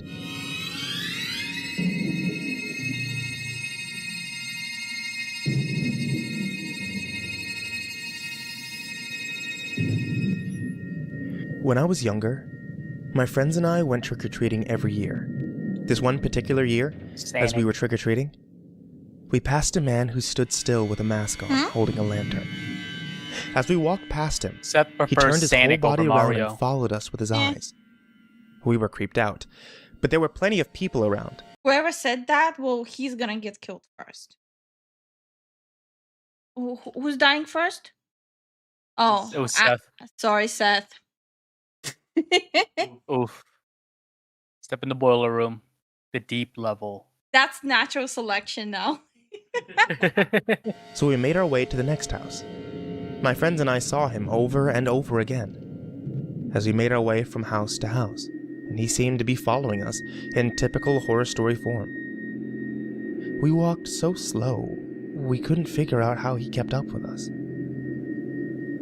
At one house, when we hadn't seen him for a while, we got our candy. As we turned around to walk back to the street, the masked man stood in the road waiting for us. Immediately, we knocked back on the door and told the owners of the house about it. The masked man continued walking down the street, and we didn't see him again that night. Later on, an adult friend of the family told us he saw a masked man hiding behind a tree, waving little kids over. And he only Why is backed he off waving little kids over? when he threatened to call the police. Do I want to know?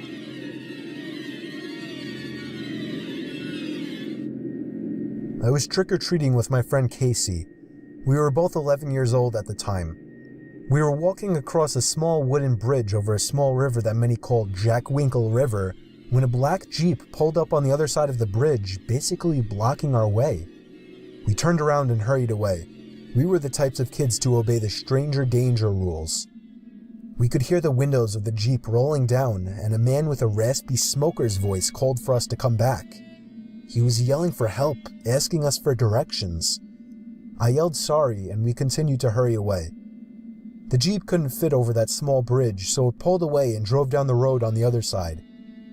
We thought we had made our escape from the creepy driver, when here came an SUV barreling around the corner and down the street, slamming on the brakes in front of us. Once again, the driver rolled down the windows. Now with them right next to us, we could see there were 2 passengers in the car as well. An old guy with gray curly hair and a mustache in the backseat, who also had a raspy smoker's voice, told us to get in the car, that they have free bags of candy.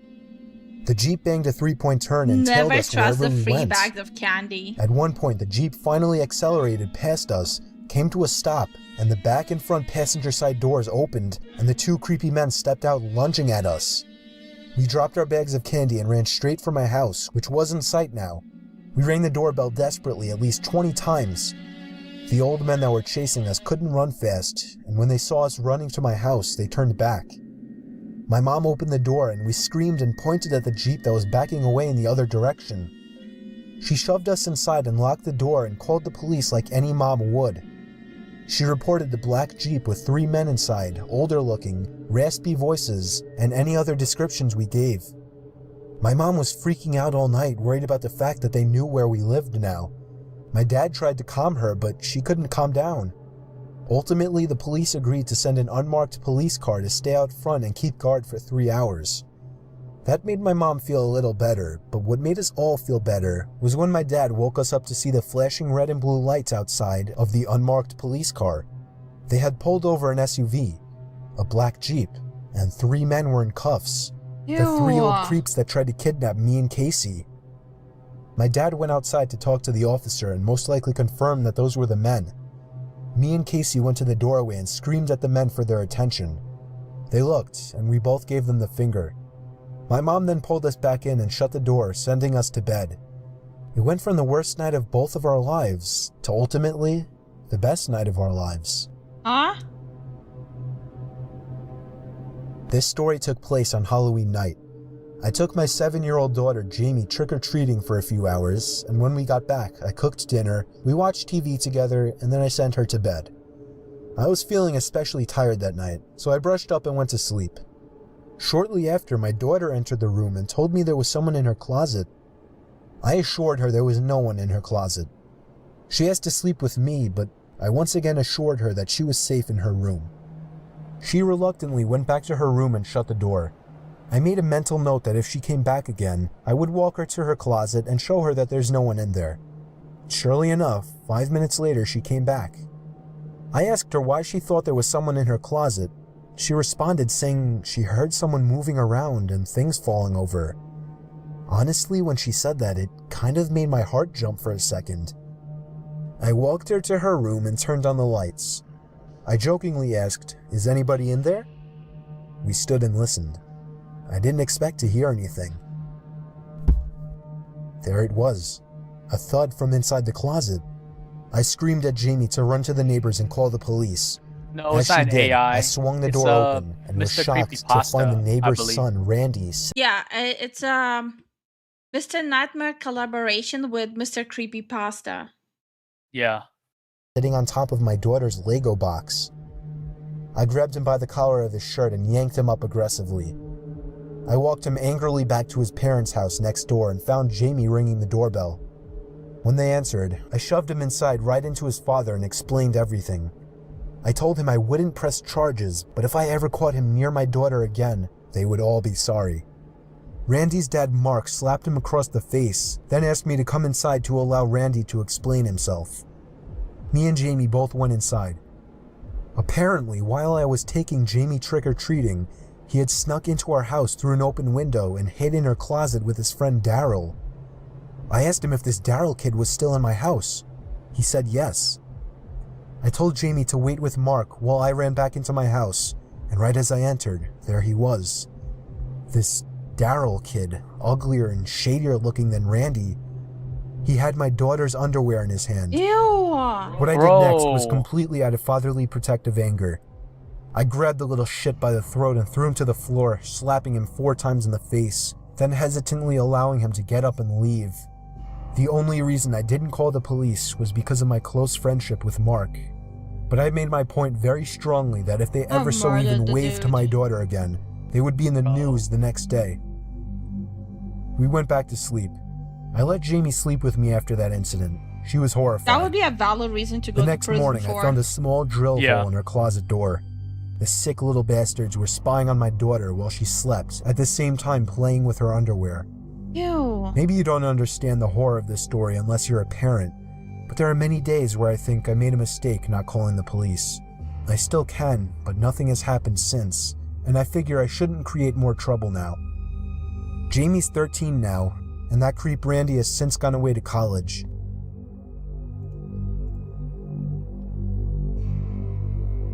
We had just moved into our large, new house in Mississauga, Ontario, in an area called Winston Churchill. It was Halloween night, and my parents, my 4 other sisters, my brother, and I were unpacking our stuff in our new bedrooms.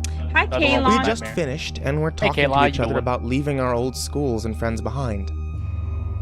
My mother called us to do chores. I was really tired since it was 11:30 at night, way past the trick-or-treating buzz, and we had to do chores now?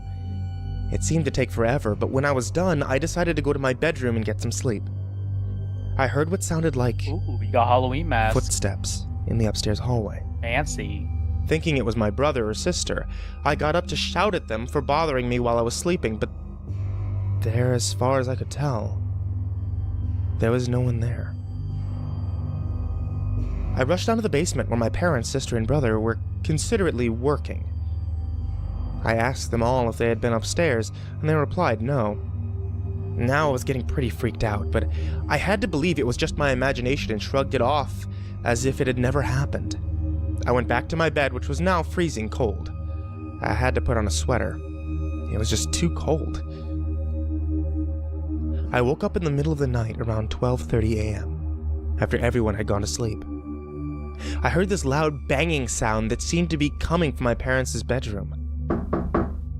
I thought it might be my brother or sister waiting to get a drink of water, but was too scared to go alone. I was wrong. The banging continued, getting louder by the minute. I couldn't get to sleep, so I decided to check it out. I walked into the hallway, and believe me, there was no one there. What's with that reflex? As oh, scary? As Let I me walked go in, towards the sound. The banging seemed to stop. I stared at the door, only Like for no a quick moment survival before skills. deciding to go back to bed. After a couple of minutes, the banging started again. Now I was totally chilled to my very last bone.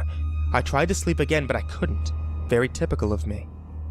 The door to my bedroom creaked open, as if someone were pushing it lightly. Oh, nah. But it was too dark to see who or what could have caused it.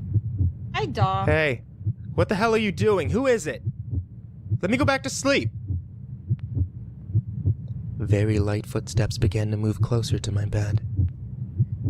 I thought it was one of my sisters, until I turned onto my side after the footsteps stopped and saw a figure standing next to my bed.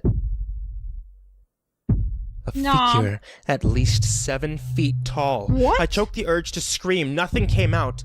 I lay there in unimaginable horror as the figure finally said, "Boo."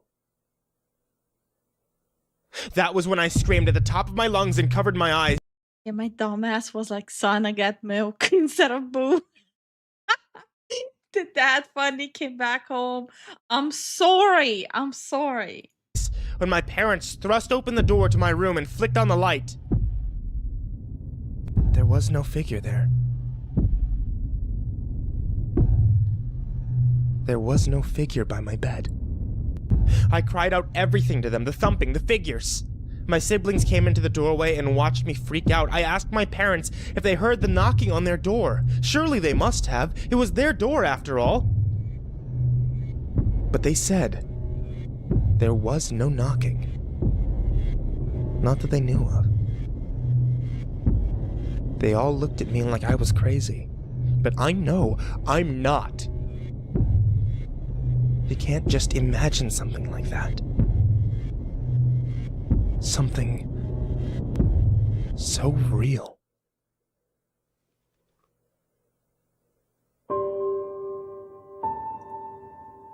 This reminds me, I once got grounded for having nightmares. In my parents' defense, I went on like a binge of watching horror movies. And my parents explicitly told me to knock it off because I keep on binge watching them and then having nightmares and not able to sleep. So my dumbass was like, ha ha ha ha. Well, I'm not allowed to watch horror movies, huh? I'm gonna wait until everyone is sleeping and watch it in the middle of the night. I watched the movie, middle of the night, I'm sitting crying, screaming for mommy, and I got fucking grounded.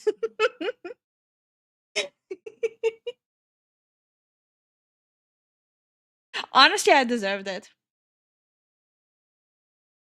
Now you grab your piece and carefully approach. Okay. Beautiful artwork, thank you. I'll never forget this night. I know I won't. It was a few years ago, Halloween night. We were all 20 years old.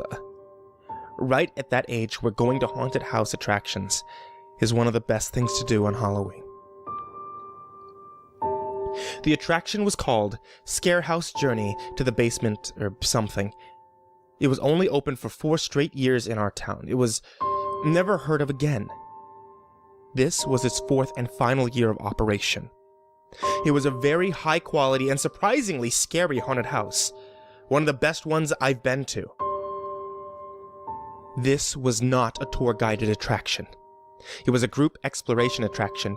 Basically, a maze where the only way out was to make your way to the basement. Find one of the keys, then find the exit and use the key you found to unlock the door.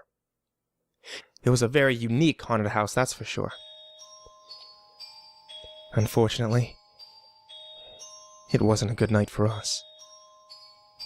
And you're about to learn why. We started out in the living room of the house. To give as much detail as I can about the room, there was a giant open coffin sitting right smack in the middle of the room. There were very convincing spiderwebs covering just about every inch of every corner of the room. All the furniture was antique and dusty looking, and of course, blood was stained on the creaky wood floor. We could tell right away this haunted house was going to be great. The next room was the dining room. That was where things got creepy. The rooms following the dining room were all very dimly lit by artificial lanterns hooked onto the walls. On several occasions, actors jumped out at us if in this the Grudge horrifically one. convincing costumes as What? expected. The artwork you're doing. Yeah. Asking if it's the Grudge. Well, that's horrifying. I don't know. I didn't really think about it. It definitely is inspired by like that horror manga. I forgot how it was called. I'm pretty sure Kuro is already typing. Well, actually, it's called this. I already know he's typing it. Good night, Spin. Have a good one, man. Thanks for the lurk. Night Spin. These stories need more supernatural elements, but these are true, though. Well, we'll be once we're done with this one, we can check out supernatural ones because I know Mr. Nightmare has supernatural ones too. Oh.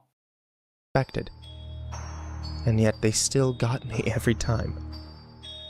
We actually spent a lot of time going in circles trying to find the basement. This wasn't a real wide open house. It was designed to be like a maze, with many rooms and fake doors. It took a long time for us to finally find the basement door, and Junjo Ito. I see. I called it. He's already freaking typing it out. I knew it. Have to admit, I was nervous to go down there.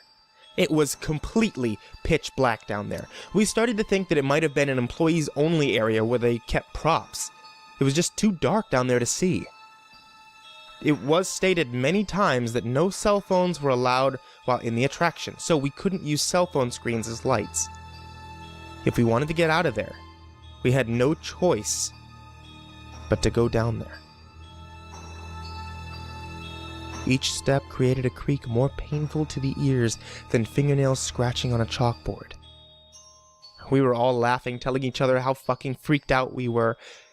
I had my hands out in front of me as if I was searching for anything in the complete darkness. I banged into somebody and apologized. "Who was that?" I asked, expecting it to be one of my friends. No answer. Whoever I just bumped into placed their hand on my shoulder, and I took off running and screaming while at the same time laughing. Okay. There was something so disturbing about being in that huge pitch black basement, knowing someone was in there with us. One of my friends thankfully found a key on a desk in the corner of the room. We all ran back upstairs, back to the light, and found the exit door.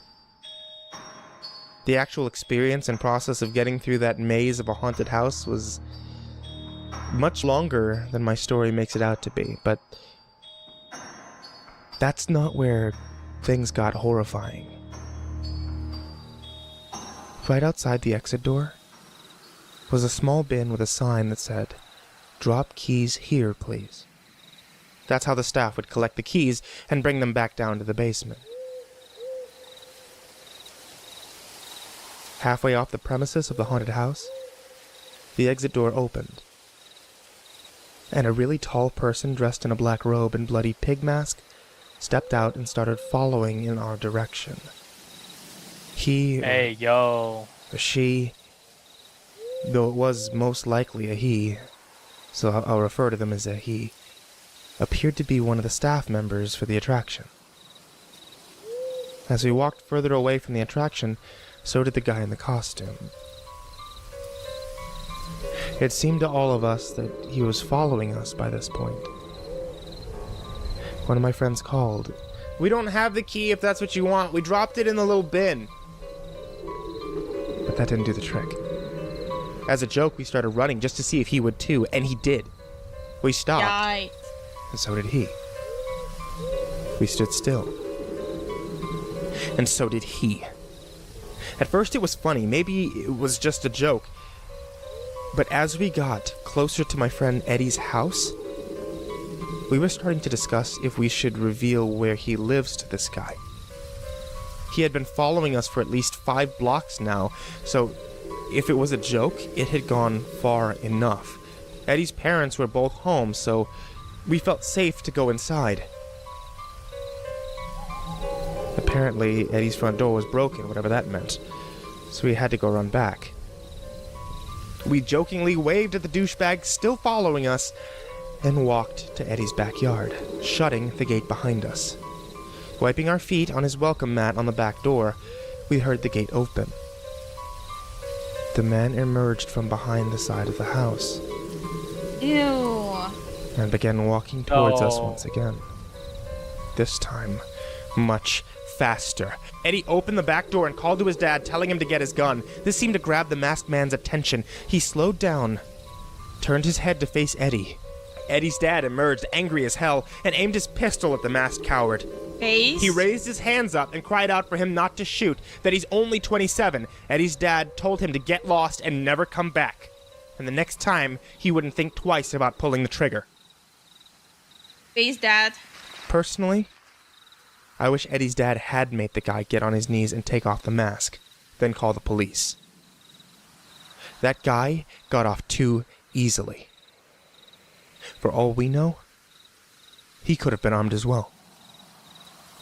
We contacted the haunted house attraction, and they informed us He never they worked had there. no such employee dressed in a pig mask.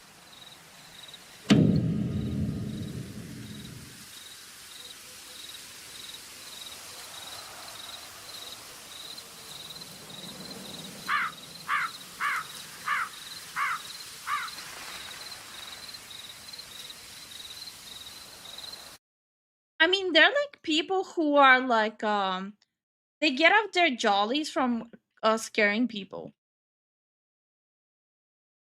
I think this one is supernatural. Okay. Hey Gavin, how you doing? Hey Gavin, how you doing? But the dad was absolutely 100% based.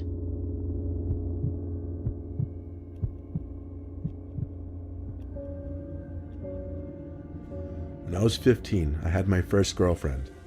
We lived in an upper class area, very quiet Are you and peaceful playing streets. Marvel Rivals there? My girlfriend Casey Yeah, also I lived wanna 2 do my blocks away, dailies. so I could I walk to can her hear house you almost click, nightly. click, click, click, click. One Thursday night during break, when I had nothing to do, I started my walk over to Casey's house. It was on the later But are you guys enjoying the stories? Are you creeped out? Even though I keep cracking horrible jokes. side of the night, but I didn't really have a curfew, so it didn't matter. But pretty soon, I thought I could start hearing noises from around me. And when I say around me, I mean mostly behind me. The first time I heard it, it was the sound of a bush being shaken a bit. I only turned my head to look for a second without stopping. I just started to walk a little faster is all.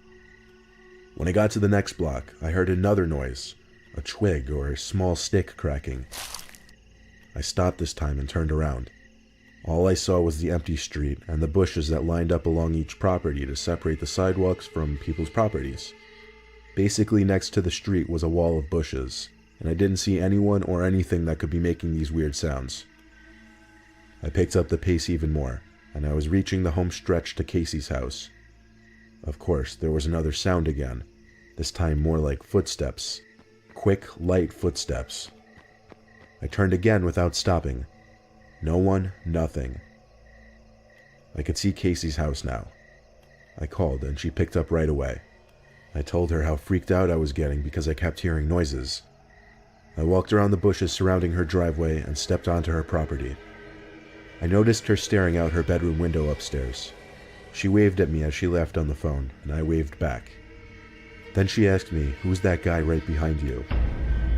I turned right around and saw a fully grown man crouch walking maybe 10 feet in back of me. I screamed and ran for the door and started pounding on it.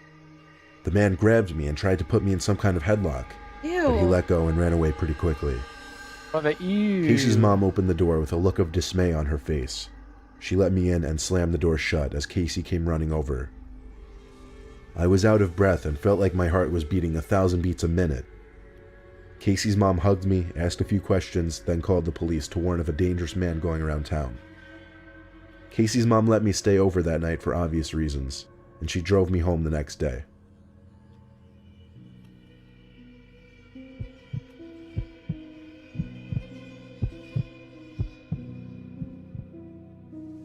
It was a dangerously stormy night. Everyone in my family was doing their own thing. I was in my room watching TV, my parents were in the living room watching some comedy show, and my sister was playing video games upstairs. I usually enjoyed stormy nights like this because it made me feel relaxed. I was relaxed until there was a monstrous bang on my window. I jumped up and looked outside. There was someone outside my window, but the large amount of rain pouring down the window kind of blurred his face. He started pounding at my window.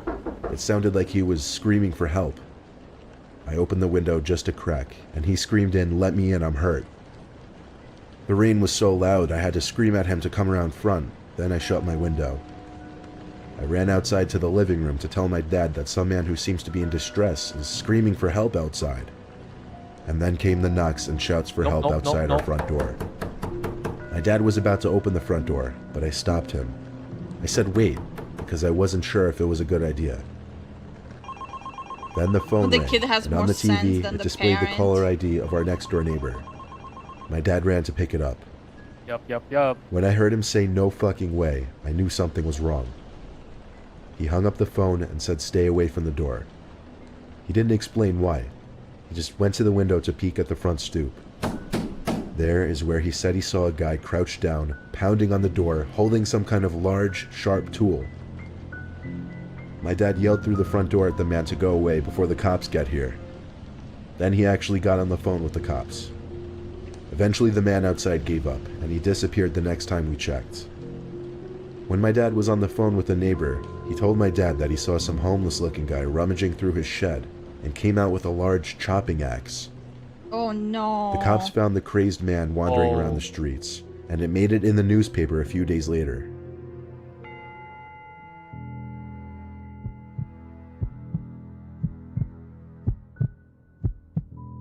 I thought these would be supernatural. One So night when I that's was a on really me. young kid, I was in the living room watching my favorite cartoon. I had the TV pretty loud, but I thought I could hear my mom calling my name from downstairs.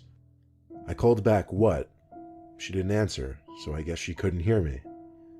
I heard her call me again, so I went down to the basement. The lights were off, so halfway down I called for my mom. She didn't answer. I didn't know where she could be calling me from, but one thing was for certain though, she wasn't in the basement. I started going back up the stairs, but before I even got to the top stair, I heard my mom's voice again from down in the basement calling my name. I looked down into the pitch blackness. I ran back up to the top step, turned on the lights, and walked halfway back down, peeking into the basement. I didn't see my mom anywhere down there. Suddenly, I got a huge rush of horror. I ran up the stairs basically crying for my mom.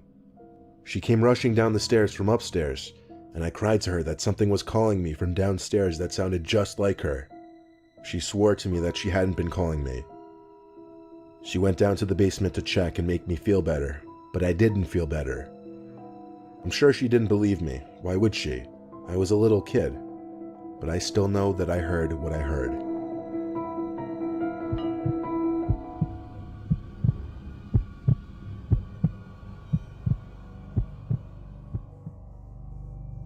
My grandpa recently told me a story. It was about a night he took his dog for a walk. He used to have a small Boston Terrier named Sherry, who he named after an old friend of his who passed away. My grandpa lives like 2 hours from us on a farm, and there's not much that goes on there. He lives with his wife Marianne, who he married like 15. What do you guys feel about artists using references? My friend is debating me. That's not that not using reference takes skills to visualize. Also, hi Zen and Lifu. Hi Nirum. I think there's nothing wrong with references. Yeah, there's nothing wrong with that. Yeah. 15 years back. Every day, Marianne would take Sherry for a walk in the morning, and my grandpa would take her for a walk. Especially when you're learning, and especially if you're not doing commissions, you have to start learning from something. It's unrealistic to do art without references when you're learning and you're just doing it for yourself to up your skill. Hi Zephyr, how you doing? Hey Zephyr, how you doing? Walk in the evening. On a regular walk during sunset, my grandpa was walking Sherry down the usual dirt path that ran along the woods next to their property. My grandpa passed by another person on the trail who Sherry instinctively barked and pulled towards like most dogs do when they see strangers.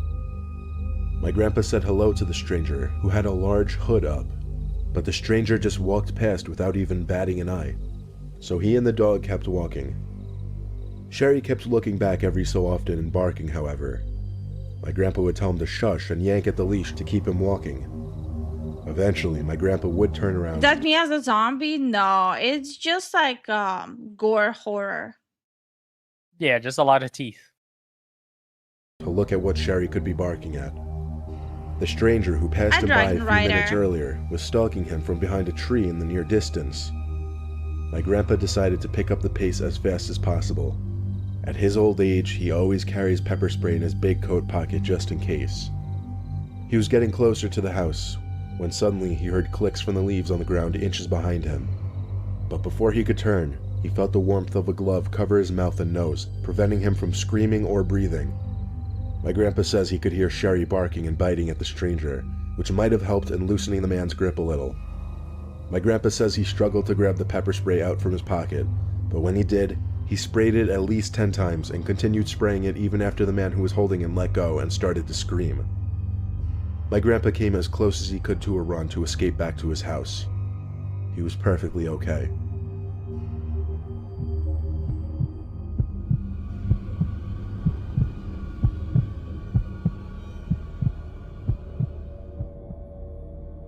Yeah, wait. Did you guys know that ChatGPT is getting sued by J.R. Martin, Really? the writer of Game of Thrones? Yeah. Yikes. I grew up in California for the first 14 years of my life. Our neighborhood wasn't the best, namely because it was an area that the Crips were known to reside in. If you don't know, the Crips are members of one of the biggest Los Angeles street gangs. My best friend, who I always called Stevie D, lived 2 doors down. We had other friends, of course, but we would often hang out just he and I. We'd usually ride our bikes together around town or play video games, just basic kid stuff. When we were 12, we were biking around the neighborhood one night and decided to visit a well-known abandoned house. It had been uninhabited for many years. Hey Sanctus, how you doing? Why? Supposedly, since you can literally replicate his writing there. Like, quite That's a skill issue. literally. Oh, that's different. Yeah, like, you can literally replicate his work. Because no one would buy it for whatever reason. When we pulled up on our bikes to the front of the house, Stevie pointed to the window and said, "Look." I pushed my bike a little closer to the window and focused my vision on it. I could see someone peeking out the window. I couldn't tell if they were looking at us or not, but it was definitely a person's face sitting between the curtains. It was extremely strange considering the place had been unowned for years. We stared for longer than we should have, perhaps, and noticed something else that was strange. The person didn't move their face at all. We inched a little closer, onto the empty driveway actually. Upon getting closer, it appeared to be a Halloween decoration or something, like a fake head. This meant someone had snuck into the house to put it there. Stevie D and I, being the mischievous kids we used to be, hatched an idea to sneak in through the back somehow and check out the place. We hid our bikes on the side of the house behind an overgrown bush. Every time I hear, like, DVD, Vinny G, I'm like, okay, these are just Jersey names. Oh yeah, 100%. I can replicate his work with a Word document and voice-to-text software. Then snuck into the yard. To our surprise, the back door was already unlocked. But when we came to think of it, it wasn't that surprising considering it seemed someone had already broken in to put that fake head there. We stepped into the house, but we didn't want to turn the lights on and expose the fact that we were in the house. It was dark in there, but not pitch black, so we could make our way through the house. We got to the living room first because we wanted to check out that fake head thing at the window. It smelled really bad in that room though. I picked up the head from the windowsill and immediately dropped it and screamed. I dropped it not because it was surprisingly heavy, but because it also felt like real skin. I saw a dark liquid pouring out from the bottom of the head that was now on the floor. It was blood. It was a real human head. Ew. There were 2 cracks in the ceiling above us. Stevie and I looked at each other with our mouths hanging open. We ran for the back door and got back on our bikes to get the hell out of there. Anyone in our immediate area learned pretty soon that the head belonged to a victim of the Crips, who apparently placed the head there as some kind of message. I don't think anyone knew the full story, but there was a good chance whoever placed that head there was still in the house, because Stevie and I both heard cracks in the ceiling above us, as if someone was coming downstairs. That is scary, actually. Think about it. Last year, a guy came to my house's door around 9 p.m. He knocked on the door, so I got my mom, and she went out to see who it was. By the way, we live in a rural area, so visits that late are extremely uncommon and strange. The guy talked to my mom about how he was opening a business, asked whether she liked American-made products, then handed her a Clorox container as a sample. He went back to his minivan and opened it to get a quote-unquote vacuum cleaner when my mom saw 5 other men sitting inside. Ew. She told me to run and get my phone since we don't have a landline. Okay, I'm about to get canceled. I heard 5 men and I said, ew. Like, I'm about to get fucking canceled for hating men. I couldn't find it, so I got my knife and stood around the corner. She threw the container outside and told them to get the hell off her property, as well as that she was calling the cops. They peeled out of the driveway and we never saw the car again.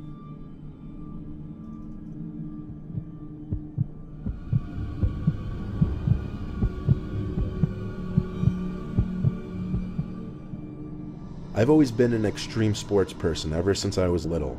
Mountain climbing, parasailing, scuba diving, though I've always been an avid skier.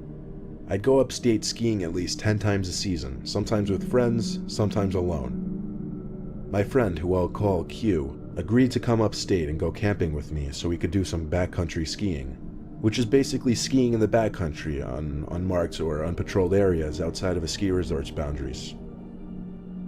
It was a 3-hour drive, then a decent amount of off-roading to get to where the hills were. I parked my truck at the bottom of a decent-looking area full of hills, but I also stopped there because I couldn't really drive out much further given that there were too many trees. Q and I then proceeded to unload the back of my truck of all our stuff, including ski gear and camping equipment. Then we hiked about a quarter mile, which was an incredible amount of work with all the stuff we were carrying.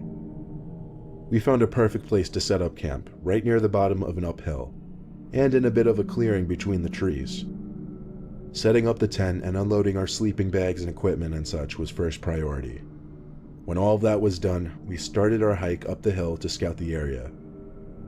We did a decent amount of hiking, but we also got a lot of skiing in. At one point, Q and I lost each other while skiing down a bigger hill. I assumed I'd meet him at the bottom, or just find him eventually. I checked the walkie-talkie just to see if he'd answer, but he didn't, which meant he was probably still going downhill. At some point while I was walking with my skis at the bottom of the hill, I ran into someone, another skier. He sounded very friendly under a ski mask, asking me where the best hills are and if we were camping and such. He had his skis strapped to his orange backpack. I pointed to the hill I just skied down and also pointed in the direction we set up camp. He said he and his wife were trying to find a good place to set up camp near other people, and asked if I could lead him to my campsite. As much as I really didn't want to trek all the way back there, I felt I had to be a good Samaritan and help this man and his wife. I pulled out my walkie again and said into the speaker to Q that I was going back to the campsite for a bit. I started to lead the man who was behind me, when suddenly I started getting some static from another end on the walkie. It seemed someone, probably Q, was trying to talk to me, but the connection was shit. Nothing I could do about that except for come back to this hill afterwards. It took a decent amount of hiking and small talk with the man before we reached the campsite. I turned around to him and smiled under my ski mask, which I realized instantly was pointless. He sounded very thankful for he and his wife. Then I finally asked him, "Where is your wife?" He didn't answer. Just realized it. He started to walk closer to me. At first I thought nothing of it, but for some reason, something about his skis and Imagine like he would just start walking towards you and be like, "You're my wife now." backpack just struck me. They belonged to Q. For a split second I thought, is this Q? Is he pranking me? But it wasn't possible. The voice was too different from Q. The man was a few mere feet away from me at this point, and he was picking up the pace to a more intimidating approach. I panicked and jumped into the tent to dig for my flare gun in my bag. The man grabbed my leg, which was sticking out from the tent, and then I felt a sharp, intense tingle in my leg, like a severe electric shock, followed by a burning heat feeling. I screamed in pain as I just managed to pull out the flare gun, push aside the door to the vent, and aim it at the man. He immediately backed up with his hands in the air, and that's when I noticed the knife dug deep into my leg. I ordered the man to tell me where my friend was. He answered quickly, saying near the bottom of the hill he found me at. I told the man to stand still while I called 911 to request an immediate rescue. But the man took off quite easily while I was on the phone. There wasn't much I could do with one single flare gun shot. I felt like I was waiting there in the cold with my bleeding leg forever, until finally the reassuring sound of a rescue helicopter swooped overhead and I shot my flare gun. I cannot believe I was actually picked up by a helicopter, in which I helped locate my friend laying in the snow in the middle of the hill. He was unconscious, and he had also been stabbed twice in the leg, then robbed. He tried talking to me through the walkie-talkie while he was losing consciousness, but the connection was bad. We both went to the hospital, but we're fine today. That's good. Like, at least they're alive, so...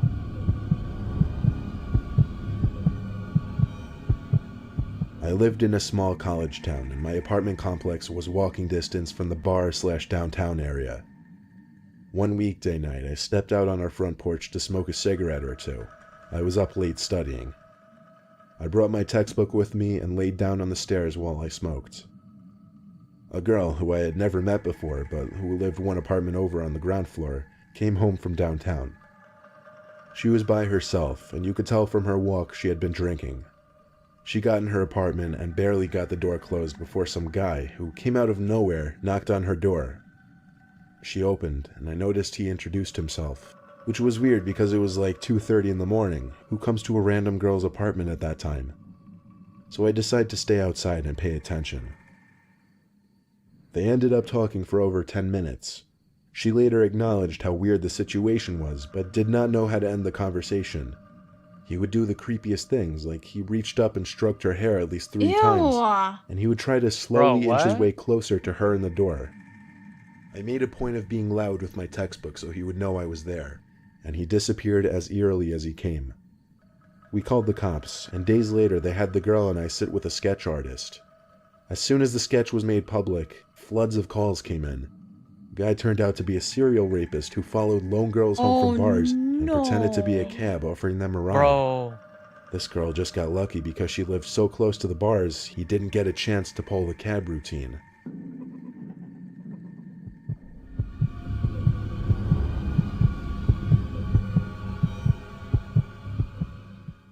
I've only used Craigslist once in my life, and the one time I used it, I got a very sour taste in my mouth. Here's why. The guy posted an ad for a ping pong table that I wanted to buy for my roommate and I. We set up a time for me to come pick it up that night. I had to remove the back seats from my truck so that I'd be able to fit the thing. I pulled up in front of the dude's house and texted him saying I'm here. I saw the door open, so I got out from my truck and did a quick speed walk to his front door to greet him. I went for the handshake, but I don't think he saw my arm, so after a few awkward seconds I put my hand back down. He said in his deep smoker's voice to follow him to the basement. The whole house had a certain distinct smell to it. Not exactly a bad or concerning smell, just a cottony, smoky kind of smell. We got to the basement, and there was the ping pong table, right smack in the middle of the room. Suddenly he said, "Oh shoot, I gotta find the paddles." So he ran back up the stairs and told me to wait right there. I waited for a while down there, assuming he misplaced the paddles and was having a hard time finding them. I started to snoop around his basement a little bit, looking at his pictures and such. It was weird. He had framed pictures sitting on furniture, but they were all pictures of just him, no family members. There was one where he was at least with a dog, but that was pretty much it. I'd say 10 minutes went by and I was still stuck waiting down there, so I started to get even more snoopy. There was a back laundry/storage room in his basement that I started to observe for some reason. There was a drawer to his utility desk that was hanging half open. I pulled it fully open, and it revealed old Polaroid pictures. But these pictures were horrific and disturbing. They were all pictures taken of some girl who was tied to a chair and her mouth covered with tape. Oh no, There were also hell yellow no. folders stacked in a row next to the photos. They were labeled A to Z. I didn't have it in me to open the folders and see what were inside. I took out my phone to take pictures of the contents of the drawer and planned to send it to my friends immediately, but I didn't have any service down there. It was definitely time to go. I ran back to the door at the top of the stairs, but my nightmare only became worse finding out the door was locked. As soon as I tried the doorknob, though, I heard the deep, raspy voice of the man on the other side of the door.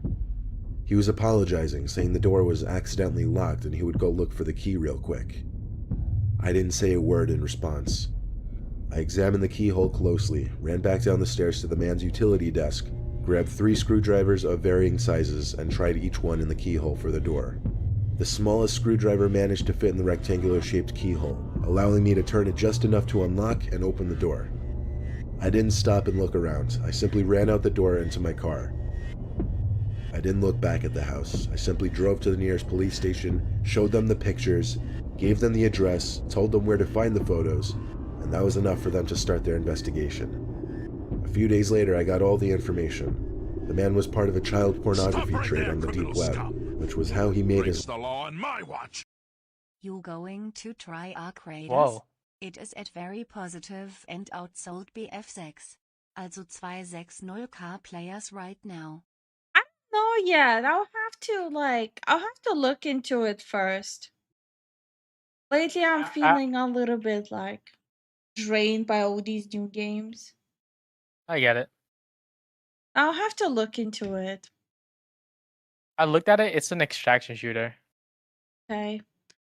Well, like I said, I'll have to look into it. It's just I'm so drained by all these new games. I feel just like this huge wave of apathy towards new games now. Thank you so much for the support, Jason.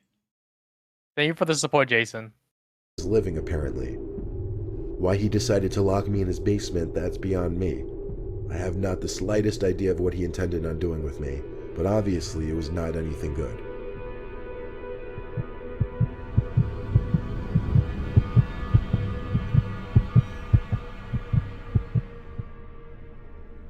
I used to babysit in my teenage years. When I was 14, I babysat for a 6-year-old boy named Cody once. His parents left me with few instructions other than to order a pizza for dinner and not let him go in their room. They also left me with an interesting comment, that Cody tends to act different than other kids and that he'll talk to himself or his imaginary So friend, he's possessed? especially when he played with his toys. The Omen Child? So, it was midday, pouring Yes. outside. I was watching some old Wipeout show that used to be on TV in the early 2000s. Cody was on the floor playing with his toys that were scattered across the living room. Cody kept using the name Agnes. He would act like he was playing with another kid who was sitting in front of him. Yes, the Demon Child. One of his toys that were sitting across the room from him activated out of nowhere. I only found it weird because the toy was one of those little cube-like things with the crank where you pull it down and some simulated moving racing background came up on the screen. It was the kind of toy that would take effort to activate. And there it was, activated all by itself. I asked Cody how that was possible. He looked at me and said, "Agnes is playing with it." I have to admit, it was a little disturbing hearing him say that. I picked up the toy and turned it off. That night, in the final hour waiting for his parents to come back, I was in the bathroom washing up when there was a knock at the door. "Cody?" I said. I opened the door. Knocky knocky. Cody wasn't there. I looked into the hallway for Cody. One of the doors at the end of the hall started to creak open slowly, like really slowly. I turned off the light to the bathroom and walked into the room expecting to see Cody playing around, trying to scare me. Instead, Cody was sitting on the bed in the far corner of the room, looking at me. I asked him who just pushed open the door. "Agnes," he said. Now truly freaked out, I went to pick Cody up off the bed and brought him to the living room, where I spent the rest of my shift until his parents came back. I didn't mention any of the weird things that happened, but when they reached out to me to watch Cody again a few weeks later, I never called them back. Understandable. Can't really blame the dude for that after that. Like, bruh, watching that fucking Demon Child? Like, nah. Nah, bruh. Oh no. I think I'm exposing how often I watch this channel. Oops.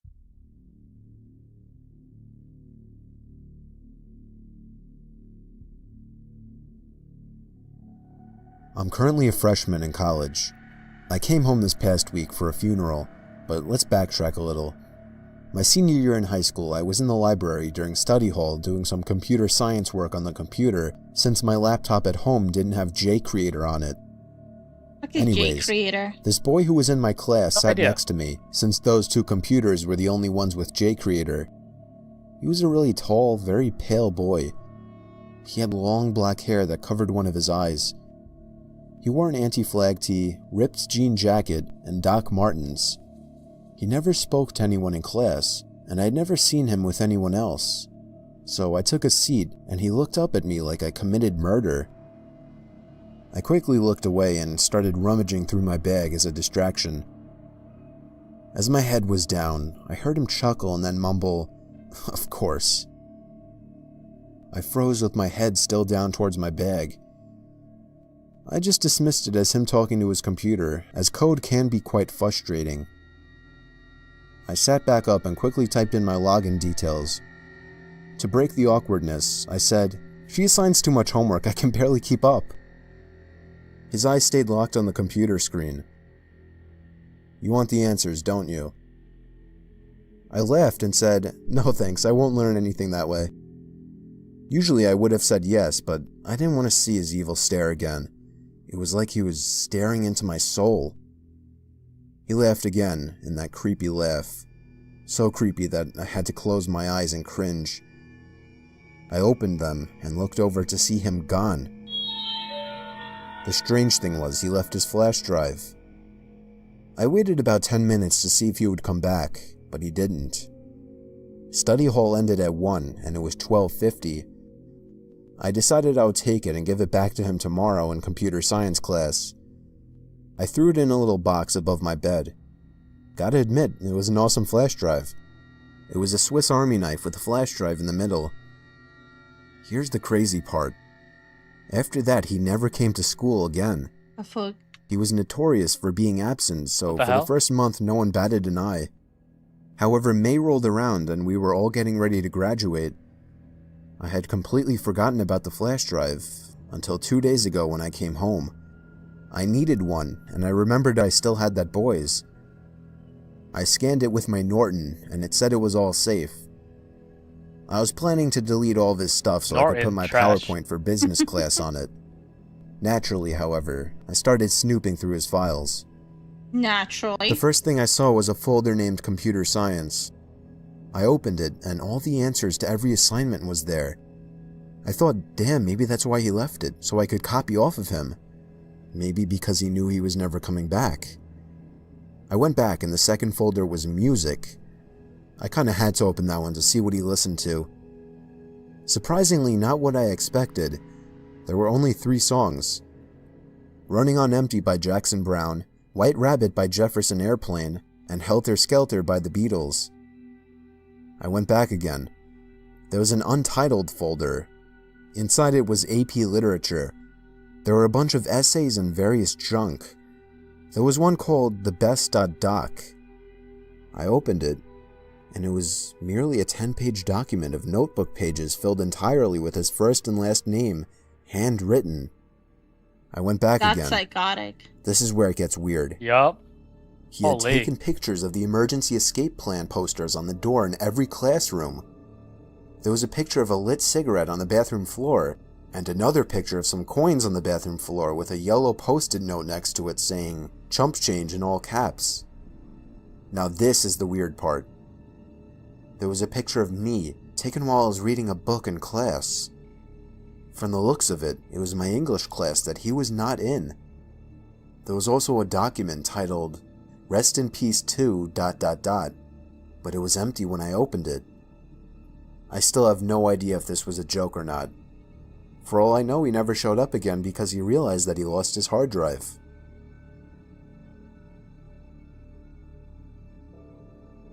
This Right, story stress happened a few issues? years Oh, back more to than me and a trust friend issues. who I'll call Allie.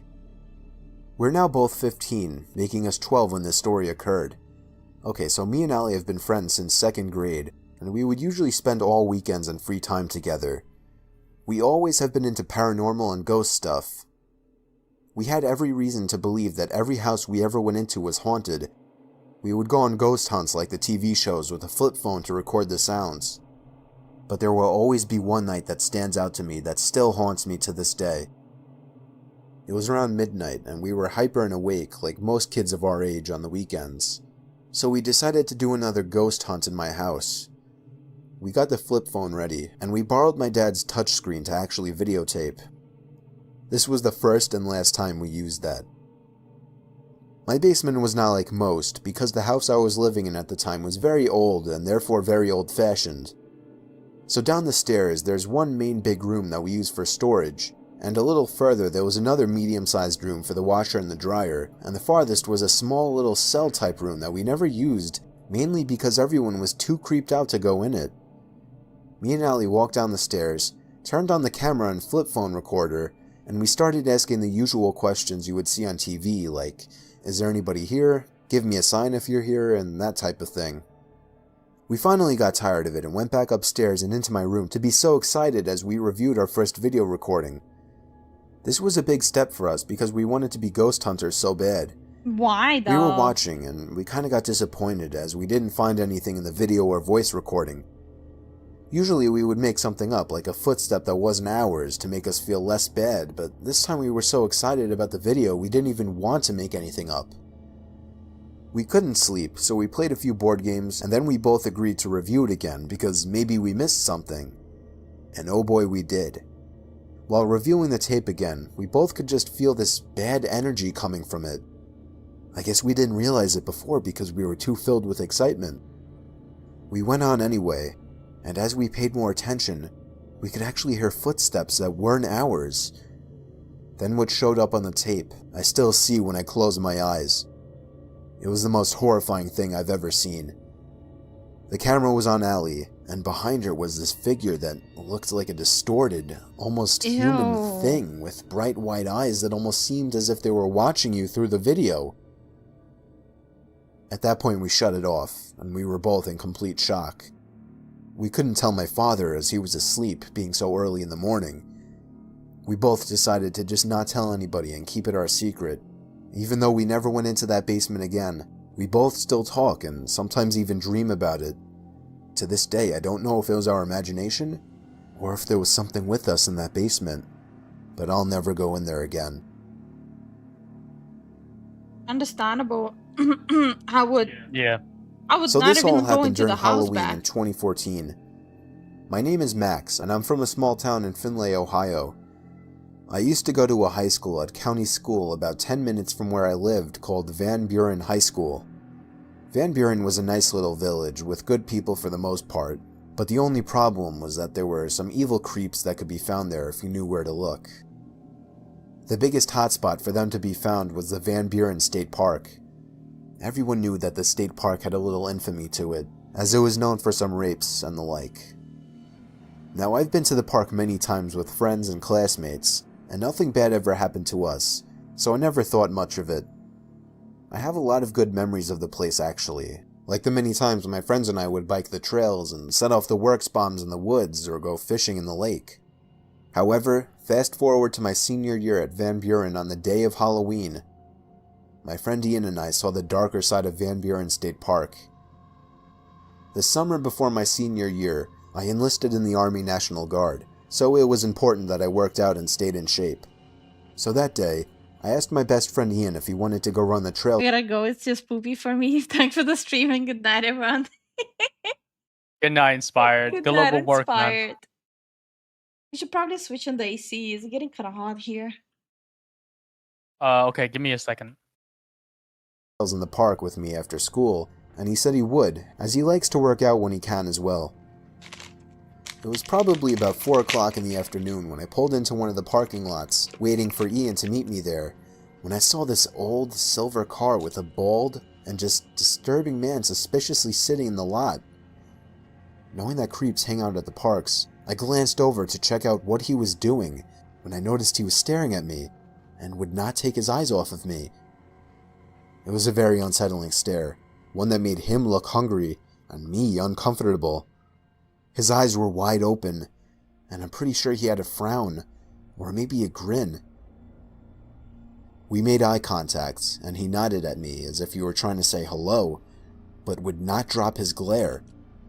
I nodded back but broke eye contact since I was pretty uncomfortable. However, I noticed out of the corner of my eye that he was still staring. At this point I had enough, and I sped out of there and pulled out of the parking lot. But when I looked in my rearview mirror, I saw he was following me.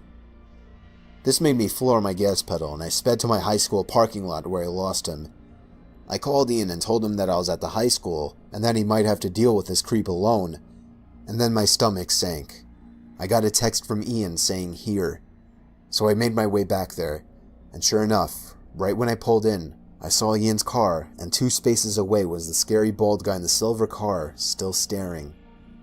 I nodded to Ian for him to follow me in his car to a different parking lot at the park, and we made our way over there. We were safe, or so we thought, and got out of our cars to walk down the hill to check out the trails before we ran them.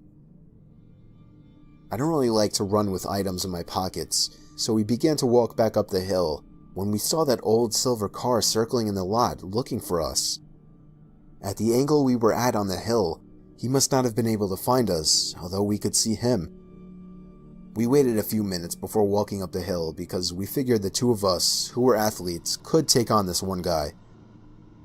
As we reached the top of the hill, he was gone. Feeling pretty safe, Ian and I decided to still run the trails, but I made sure to grab a rock to use as a weapon for my own peace of mind, in case we would run into the possible rapist or killer in the woods. I'll never know the man's intentions, but given that place's notoriety and his disturbing look, it couldn't have been good. Nowadays I've graduated Van Buren, and I'm an infantryman in the National Guard while attending Bowling Green State University. Sometimes when I go back home to visit, I like to go for drives at night, and sometimes I like to check the state park just to see what monsters lurk there. Oh, you're driving I'm and always listening, armed with right? a knife, and I'm in good shape, but it still makes me uneasy. Hey Starwin, how you doing? I'm sure one of these days I might encounter Darwin, I'm about to switch on freaking trucker creepy stories. He has those. something like that again. Always But I'm carry not stupid sand. or crazy, because as soon as I do, I'm hightailing it out of there once again. So as for anyone else, make sure that if you go That's what camping or sand hiking pocket at is state for, parks, that you are somehow armed, no self-defense, and never go alone. In my room next to my bed is a big storage closet. It doesn't have a regular door like you would expect. It's a kind of big square door without a knob that just comes off when you grab it by the edges. So rewind to several years ago when I was 19. I remember the first time it happened. I went to sleep and woke up in the morning to find that the door had been opened and was leaning on the wooden edge of my bed. Now this wasn't the strangest thing ever, as it had happened in the past. After all, there were no hinges or anything holding the door in. I pushed the door back into the wall and got ready for school. The next night, I woke up around 4 in the morning. I could have sworn I had woken up to a noise. I sat up and looked around my room in the dark, and Oh my noticed God, the I door hate was when that leaning on the edge of happens. my bed again. Now I was concerned that the edges to the hole in the wall were Has starting to... any of you ever like just randomly woken up to like weird sound and you just cannot point like where the sound came from? Yes. Oh, I hate that so much. So you end up just lying there thinking for hours, like, am I going crazy? Like, what's going on? Honey, the things I hear outside, it's crazy. Yeah, like here? Yeah. Oh, yeah. 100% agree. Sometimes the stuff we hear here is pretty crazy. But I'm talking about like from inside the room. No. No, but I have woken up to weird feelings of dread and stuff. Never fun. No, it ain't. No, it ain't. chip away, and the door can no longer fit as tightly as it Yeah, I'm used still to. driving.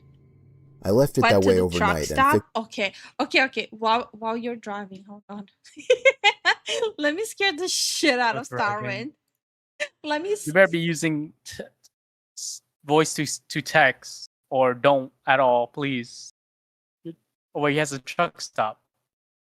daily routines. Robin. I want to scare the shit out of Starwin to a point that he cannot sleep today. I woke up Honey, to he's driving window a truck. tapping, and that was just rain. Oh.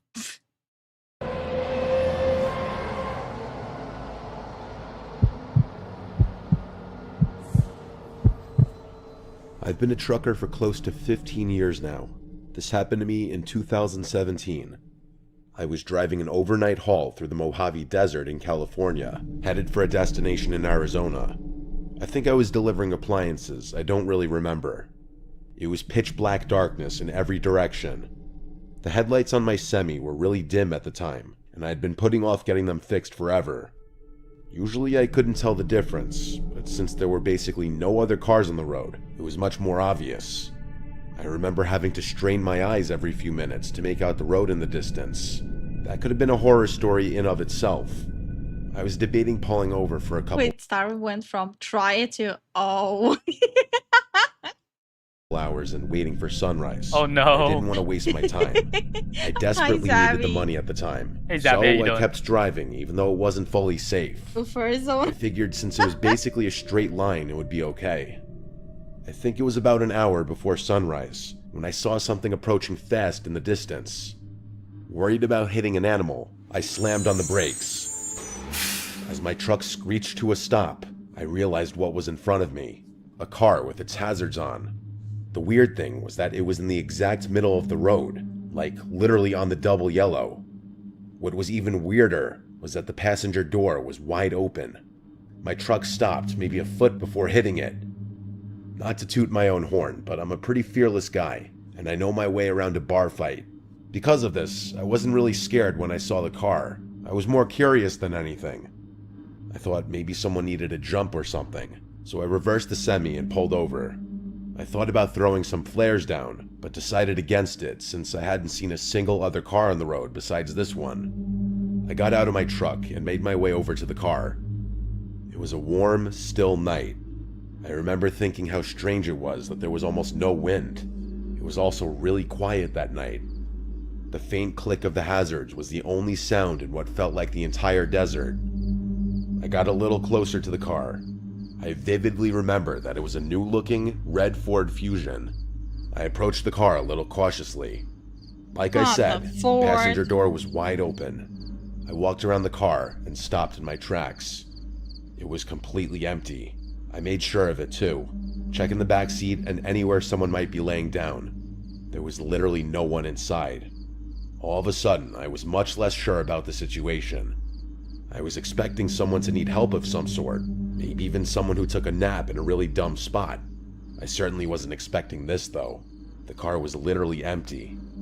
I cast a few glances over my shoulder, feeling a lot more uneasy now. I kept whipping my head around, looking in every direction.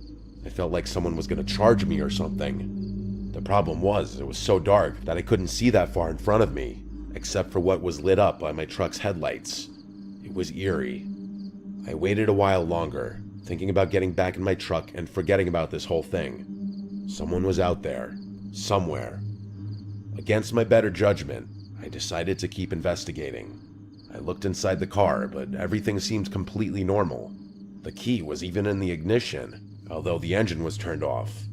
I got back out of the car and made my way over to the trunk.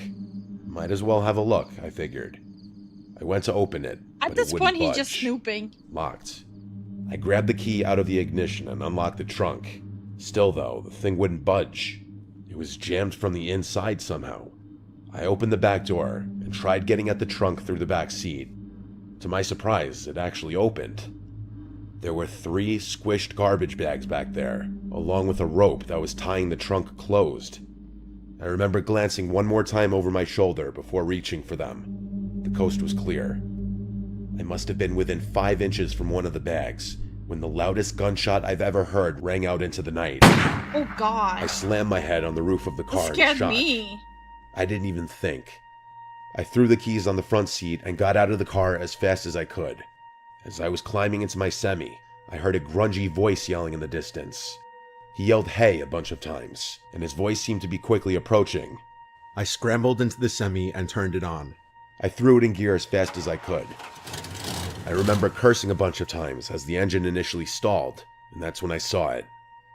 As my truck began pulling out, I saw a person standing at the trunk of the car. It was a short, husky guy with red hair. He was wearing overalls. Not Ginger. I'm sorry. I'm so sorry. Hi, Vinny. How you doing? Hey, Vinny, what's up? How you doing? I have had one moment where I woke up in sleep paralysis and did have the demon. Didn't experience it by way of sight, but by feeling in place a hand on my arm. Oh god. It was a few months back. Oh god. That scared the crap out of me. Same.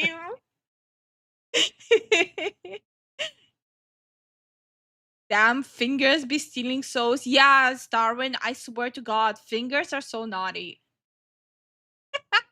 I know. Huh? Don't correct it. I know you meant gingers.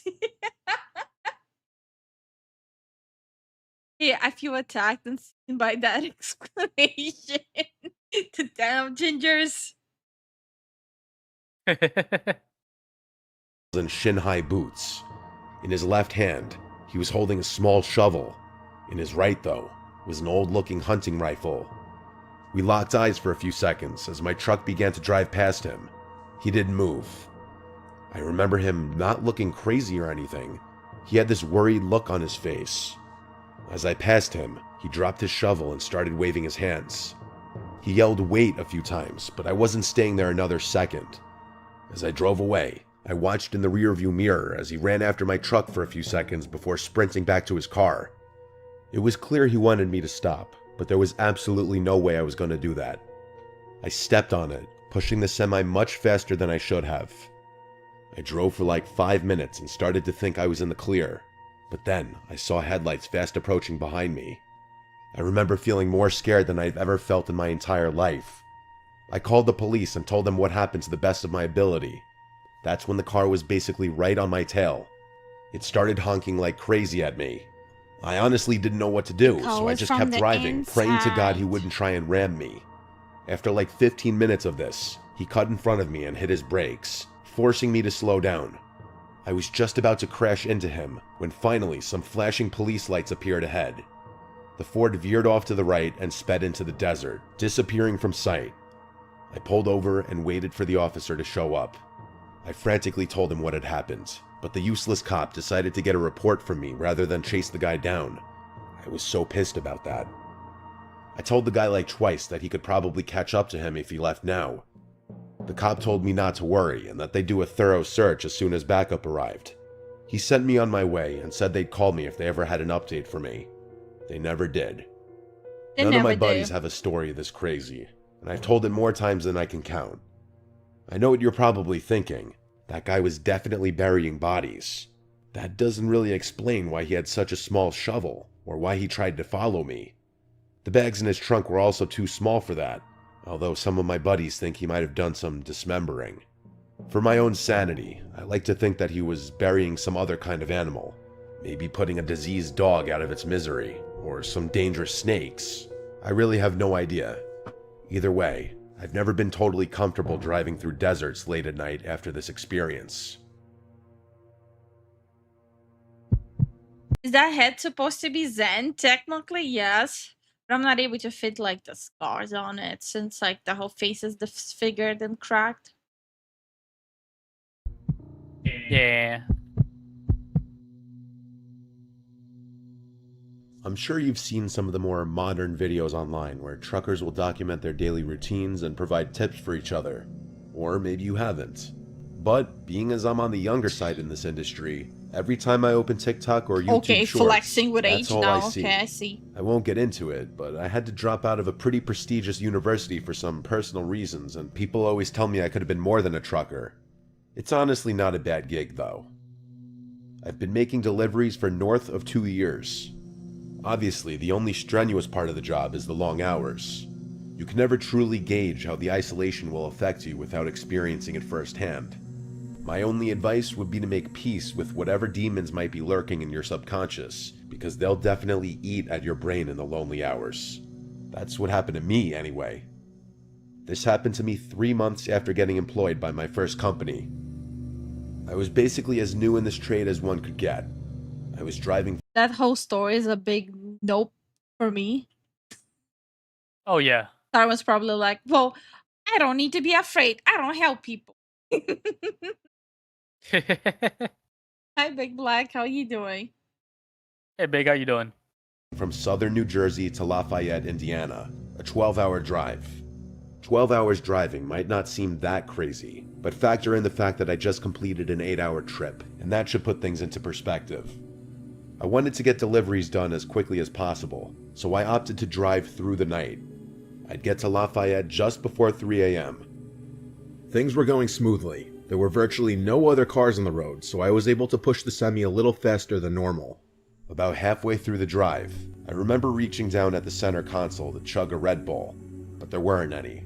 Oh, Of course, the I Red had Bull. forgotten to restock my truck after completing my previous delivery. After slapping my dashboard a few times, I groaned in frustration. knowing I'd have to stop somewhere.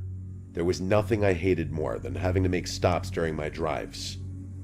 I might be unique in this, but I always get exponentially more tired when my vehicle is immobile, even if I'm only stopped for like 20 seconds.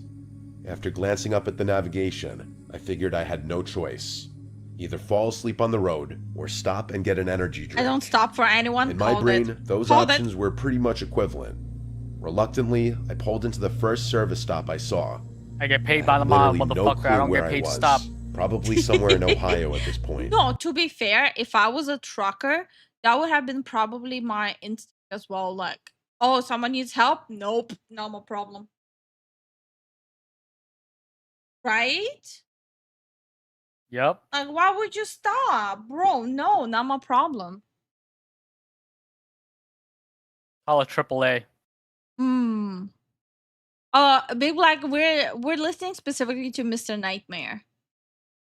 Yeah, he's pretty good. Freaking hates doing stops during a delivery. Okay. What?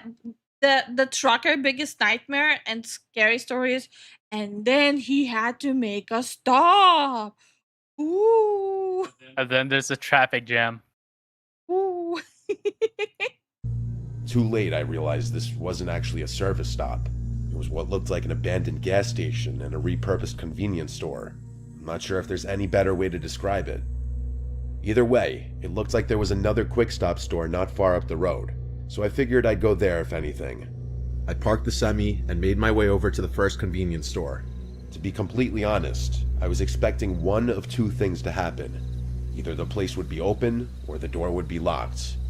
You can imagine my surprise then, when the door swung open into a pitch black store. Oh no, the door I is looked open. around, hoping maybe I'd get Oh, lucky no. and there would be a drink or snack left Oh behind. no.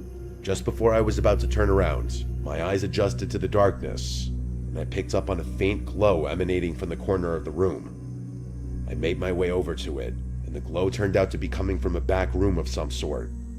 Curiosity got the better of me, and I opened the door slowly. That's where he fucked To up. my pleasant surprise, there was a plugged-in refrigerator against the wall.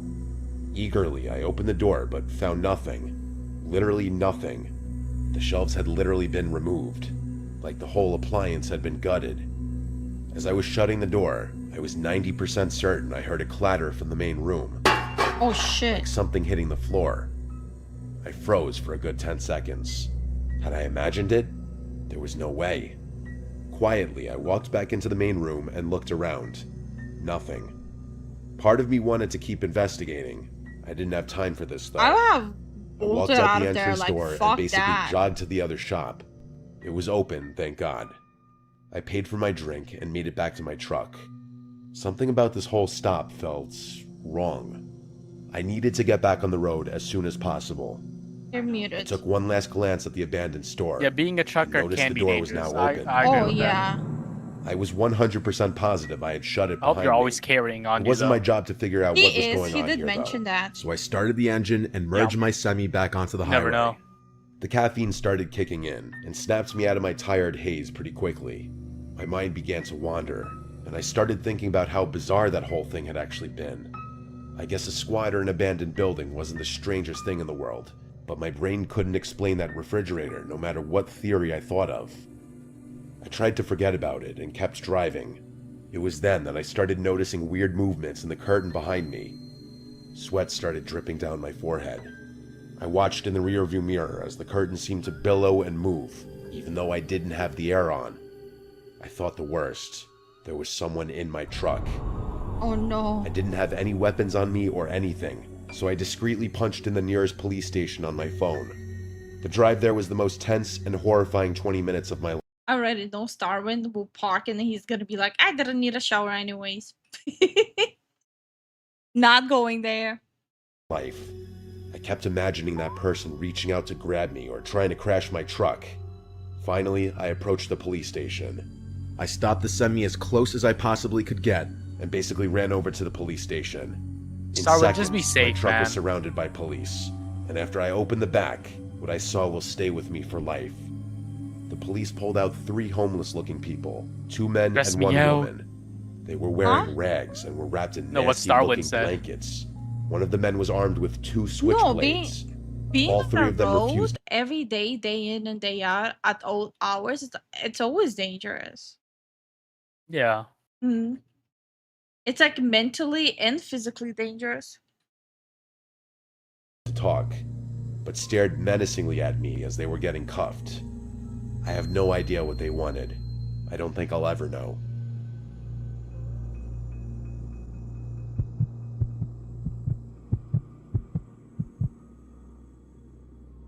My name is Kevin. I've been a trucker for varying companies for the better part of 15 years now. Things have become pretty routine at this point. Pick up the goods and materials, verify them for accuracy, and deliver them as instructed. We're not paid by the hour, so efficiency is the most important thing in this line of work. For someone like me who's been doing this forever, I like to think I can outwork all these young guns that are snapping these jobs up. This isn't always great though. Usually I push myself to the absolute limit when it comes to functioning on barely any sleep. 4 years ago, I was working for a warehouse based in North Dakota. For anyone who doesn't know, North Dakota is one of the flattest states, which makes trucking a little easier. This also meant that skipping out on a few hours of sleep could mean the difference between employment and getting the sack. It was a chilly Tuesday morning in May. The beginning of the week meant that more loads needed to be shipped, which meant more work for me. I wanted to knock it all out in one shot, so I traced my route into Montana accordingly, planning on not stopping even once to sleep. I hit the road a few hours after lunch, expecting to reach my destination very early the next morning. I pushed the semi as much as possible, doing maybe a couple over the speed limit. It was getting late, and I remember rubbing the crust from my eyelids as the clock ticked past midnight. I was having trouble keeping my eyes open, but I only had about an hour left in this drive, so I gritted my teeth and kept going. My buddy Tristan, who was also a trucker, introduced me to smelling salts when I first started out. If you don't know, smelling salts are basically some kind of crystals in a little bottle. One sniff and you're wide awake. You had to be careful though. Too many back-to-back uses could be dangerous. Or at least that's what Tristan told me. They burn your nose a little bit, but whenever I needed a boost, I'd reach for the smelling salts first. This was one of those times. I took a big whiff and shot my head back, my reflexes taking over. I felt the adrenaline course through my body, and I hoped the feeling would last the rest Pretty of sure the the drive. flattest state is A half hour shot by, and I was know. really struggling. I felt myself start to doze off, and the blare of my truck drifting into the shoulder jolted me awake. This was getting dangerous, I thought. I had to pull off. I was all alone on the highway, but there was nowhere to pull off. There was just woods on either side of me. I slowed the truck down, searching desperately for somewhere to pull over. At this low speed, my headlights pierced through the darkness and I was able to see a lot more. As I looked around, I saw something that confused me. There was a purple dress lying in the middle of the road. Oh. What the hell? I thought, rubbing my eyes. Nope. Was I hallucinating? I blinked like 6 times just to make sure I wasn't going crazy. It was real. I approached the dress with my truck and stared at it as I rolled by. In hindsight, this should have been more of a red flag, but I think I was just too exhausted to process what was going on. About 200 or so yards away, I passed a pair of shoes. Now I was starting to freak out. What the hell was going on? I passed the shoes, praying to God there would be a place to pull off soon. My old man, David, was a super religious guy, so I clutched his old cross and hoped he would come through for me. A little further up the road, I saw a bunch more random clothing, some of which looked like little kids' clothing. No. This time I stopped the truck. Nope. The panic started to set in. Something was very, very wrong. I sat in the driver's seat with the truck at a standstill. I was expecting something to happen, but it never did. So I did what my instincts told me to do. I stepped out of the truck and went to inspect the clothing. I still remember the feeling of the chilly morning air piercing my skin, which definitely helped my exhaustion. Oh, it was I already approached the pile as cautiously as I morning. could. It was indeed kids' clothing. It looked like there were both boy and girl pieces of clothing in the pile. I looked around into the woods, but I couldn't see much of anything in the darkness. I had my head on a swivel, worried that this was some kind of trap. I decided it was not my business to figure out what was going on, so I made my way back to my truck. Just then, I heard a crunch from the left. I whipped around, trying to see what was It there. was a trap. I stood there, waiting to hear another sound. After about 30 seconds, there was another crunch, but this time from the opposite side of the road. My survival instincts kicked in, and I sprinted towards the truck. I jumped into the front seat, but just before I slammed the door, I heard a child's scream ring out. I froze, my heart bursting out of my chest. I was caught in a crossroads. I wasn't going to fight some random people in a pitch-black woods, but I couldn't just abandon some helpless kids either. Before I could make a decision, another almost identical child's scream rang out. Without thinking, I turned the truck on and pointed its nose toward the spot in the woods where I heard the noise. My headlights lit up about 30 yards into the woods. There were 3 or 4 people, one of whom was holding a massive speaker. They ducked behind a couple trees as my truck lit them up, but I had exposed them for just enough time to make out what they were doing. They hid from the light before I could really make out any distinctive features. But I swear on my old man David's grave, they were holding up a speaker, trying to lure me into the woods with a fake kid screaming. I was just in shock. I just sat there, staring at the trees those people had just hid behind. I reached for my phone to call the police, but before I finished dialing, I heard a thump from the body of the truck. Someone had thrown something from the other direction. I was done. I turned back to face the road and slammed on the gas. As I sped off, I could make out a person on the other side of the road. He shouted something I couldn't understand before launching something at the truck that cracked the glass of my passenger side window. I drove the final hour in silence.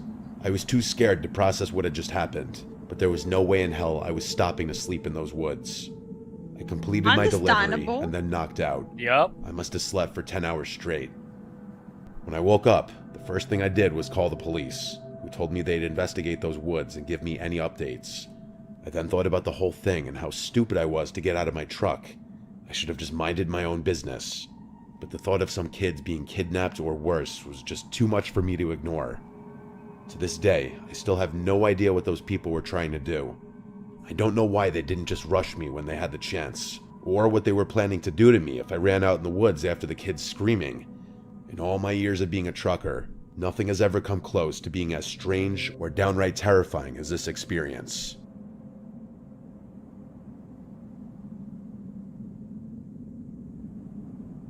Yeah, I would have just noped out of there. Nope.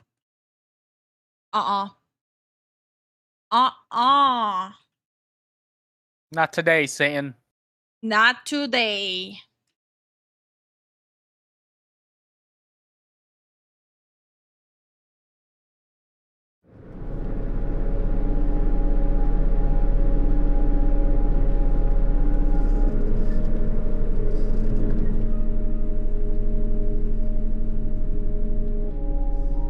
I've been a trucker for varying companies for 10 years.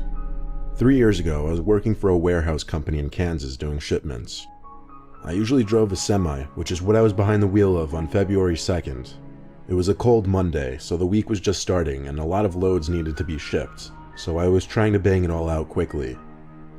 I started driving at 3 p.m. and intended on getting to the destination that same night. I didn't want to have to pull off on the side of the road somewhere to sleep. I did around 5 above the speed limit after 12, which is fast for a semi.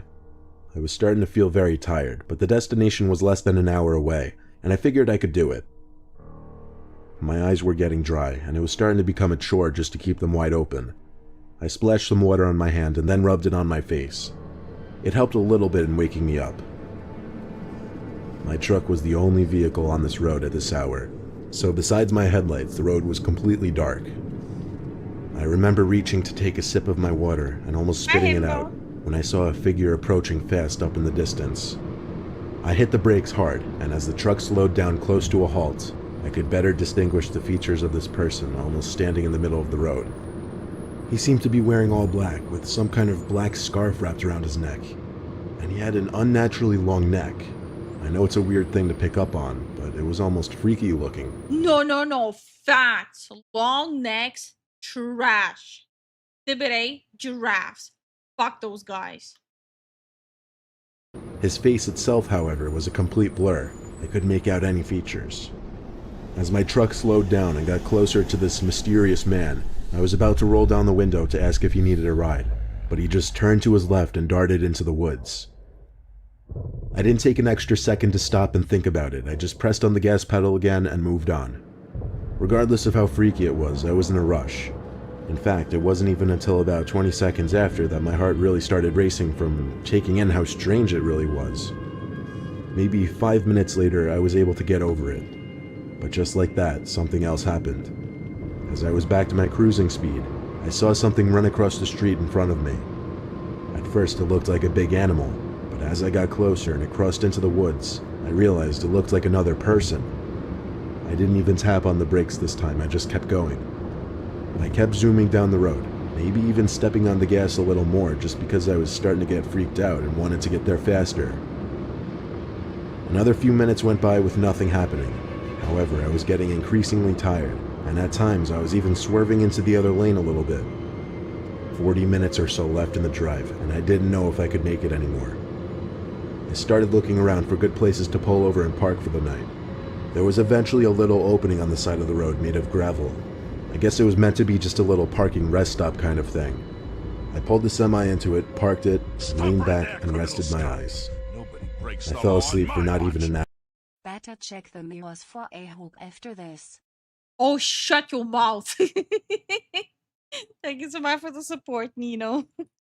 Scared me with the notification. Just to wake up out of nowhere to the darkness. I still don't know what woke me up, but as I looked outside through the windshield, something in my gut was telling me to turn on the headlights, and so I flicked the knob and lights lit up the surrounding area in front of my truck. There was something in front of the truck though. A man. That same man with the black scarf I'd seen earlier standing on the side of the road. Now I could see his face much clearer. He had a very wide smile and his eyes were open as wide as possible, and he looked right at me through the windshield. I turned the truck on and pulled it out of that little clearing as fast as possible. I didn't know what to think. How could he have walked 10 miles from where I'd seen him last? I didn't stop again that night until I made it to my destination. From there, I fell asleep in the parking lot and woke up early the next morning. Now, the only logical explanation I could think of is that my mind was playing tricks on me, because I had been seeing strange things all night. I've never heard of a hallucination being so vivid and terrifying though, and that's the part that still really confuses and scares me.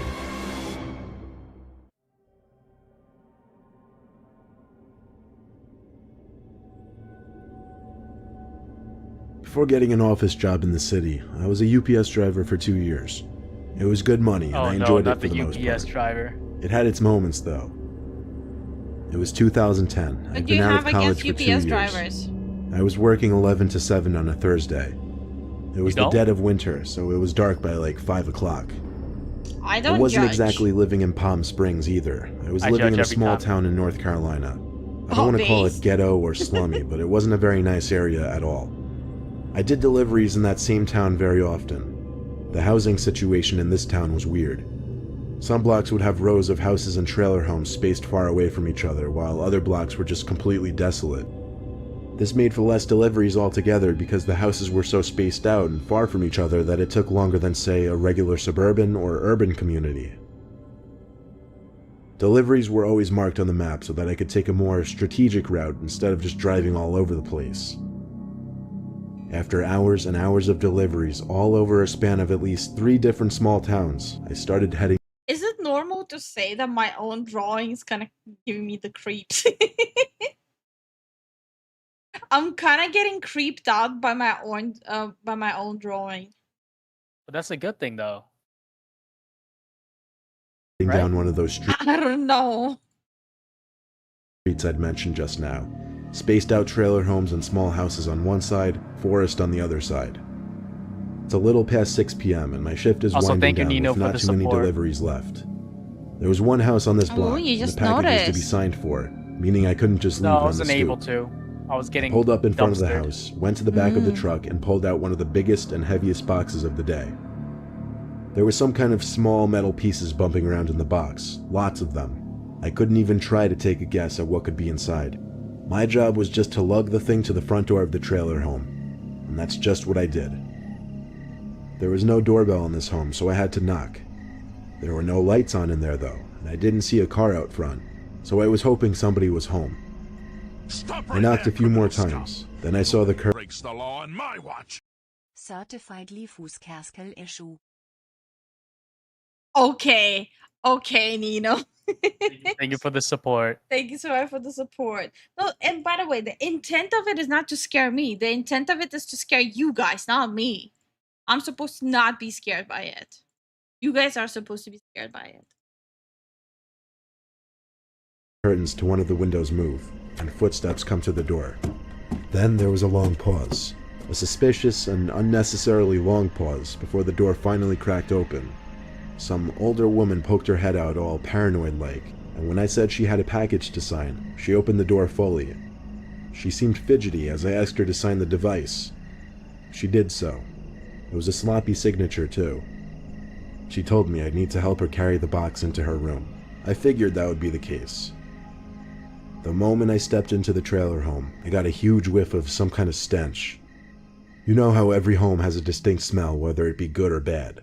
Well, this home smelled awful. I don't know what it was. She was leading me to a back section behind the tiny living room space. She took me to a narrow hallway where I struggled. If you guys wondering why I'm not doing anything, it's processing a layer. To carry the box, and then brought me to a door. She opened the door and told me to maneuver the box into the closet in the back of the room. I asked her to flick on the light. She said the light didn't work. It was next to pitch black in there, with the only source of light being the lamp from the living room seeping down the hall into this room.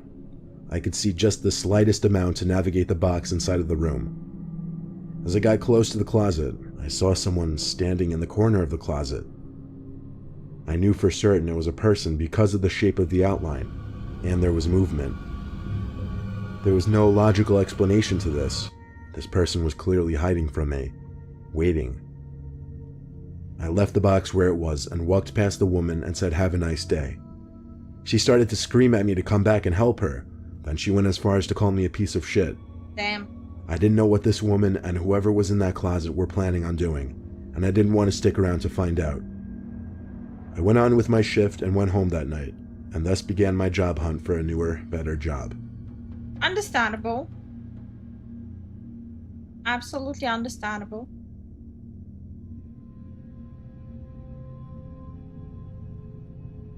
I've been a truck driver since I was 25, and I've done a lot of night drives and of course had my fair share of odd experiences. I did deliveries for a number of different types of companies. Often I'd have to drive across state to make shipments to the receiving companies or stores. Hi, Roland.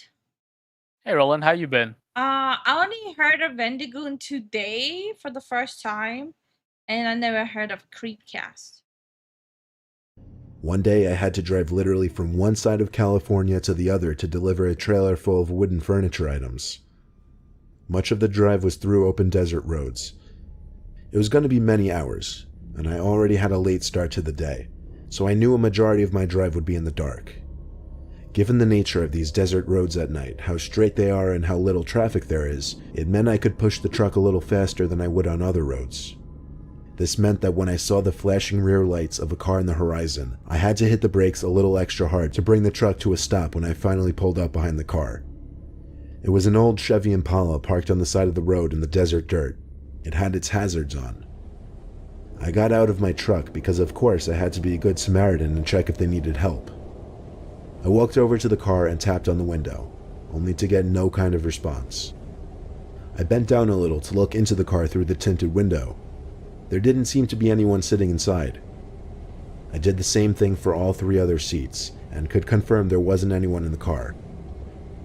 So I looked out into the cool, dark desert that the road ran through, though I couldn't see any further than maybe 20 yards in front of me. I was feeling especially hopeful this night for some reason, so I went back to my truck and got a flashlight from the toolbox that sat underneath the passenger seat. It was a heavy-duty tactical flashlight that was so bright it would hurt your eyes to look directly at it. As soon as I turned it on, it revealed what appeared to be an abandoned gas station on the side of the road. Apparently I hadn't noticed it before. Nope. I guess the reason I didn't realize it before was because the whole fill-up or parking area was basically dirt. There wasn't any concrete. There were also only 2 gas pumps. Behind them was a small building, probably an old quick-stop store at one point. It would make the most sense that whoever's car was over there would be in that building. I went to the front door, which was permanently jammed open, and the flashlight lit up a decent portion of the room inside. It was what I thought, a big convenience store you'd find at many gas stations, or at least it used to be. It was no wonder it didn't last on a road like this, though. I called out to let anybody know of my presence, and that I was there to help. There was the slightest bit of echo in the room, which gave me chills for some reason.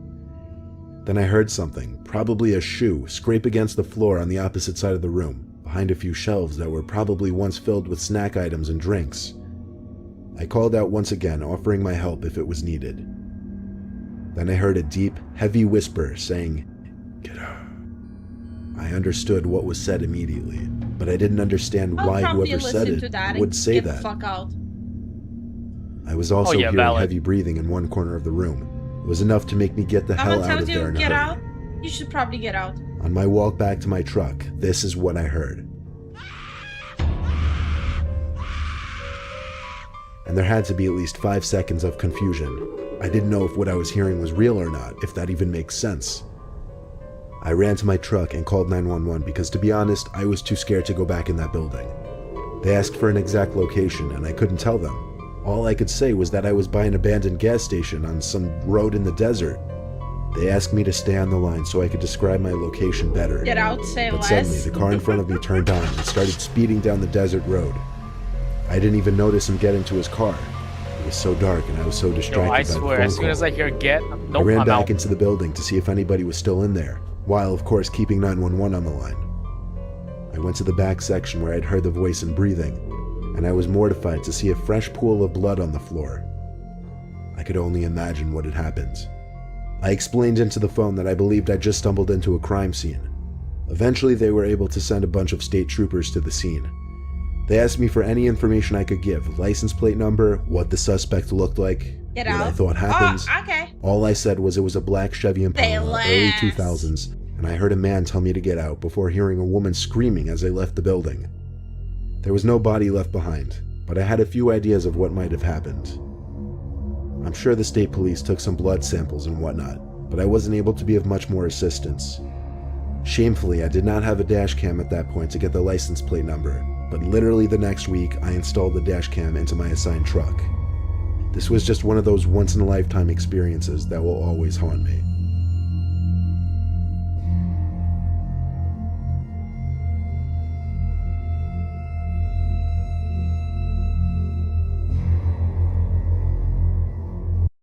Alright, now time to freak out everyone who's home alone.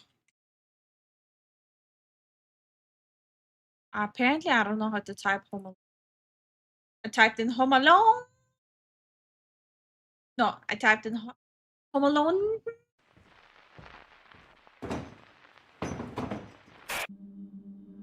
I don't know how to type. Same. When I was 22, Mood? I started renting the down. Nobody breaks the law on my watch. With Lifu gone we can stare at the car recent working idle movements. The what? I don't know. I don't know. You know, you're being weird again. Moose, get him.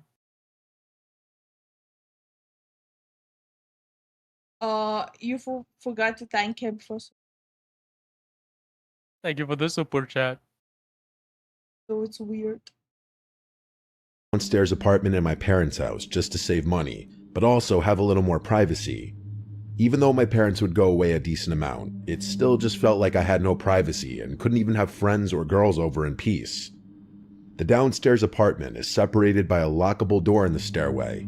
It was an open layout down there, with the mini kitchen being a part of the living room area.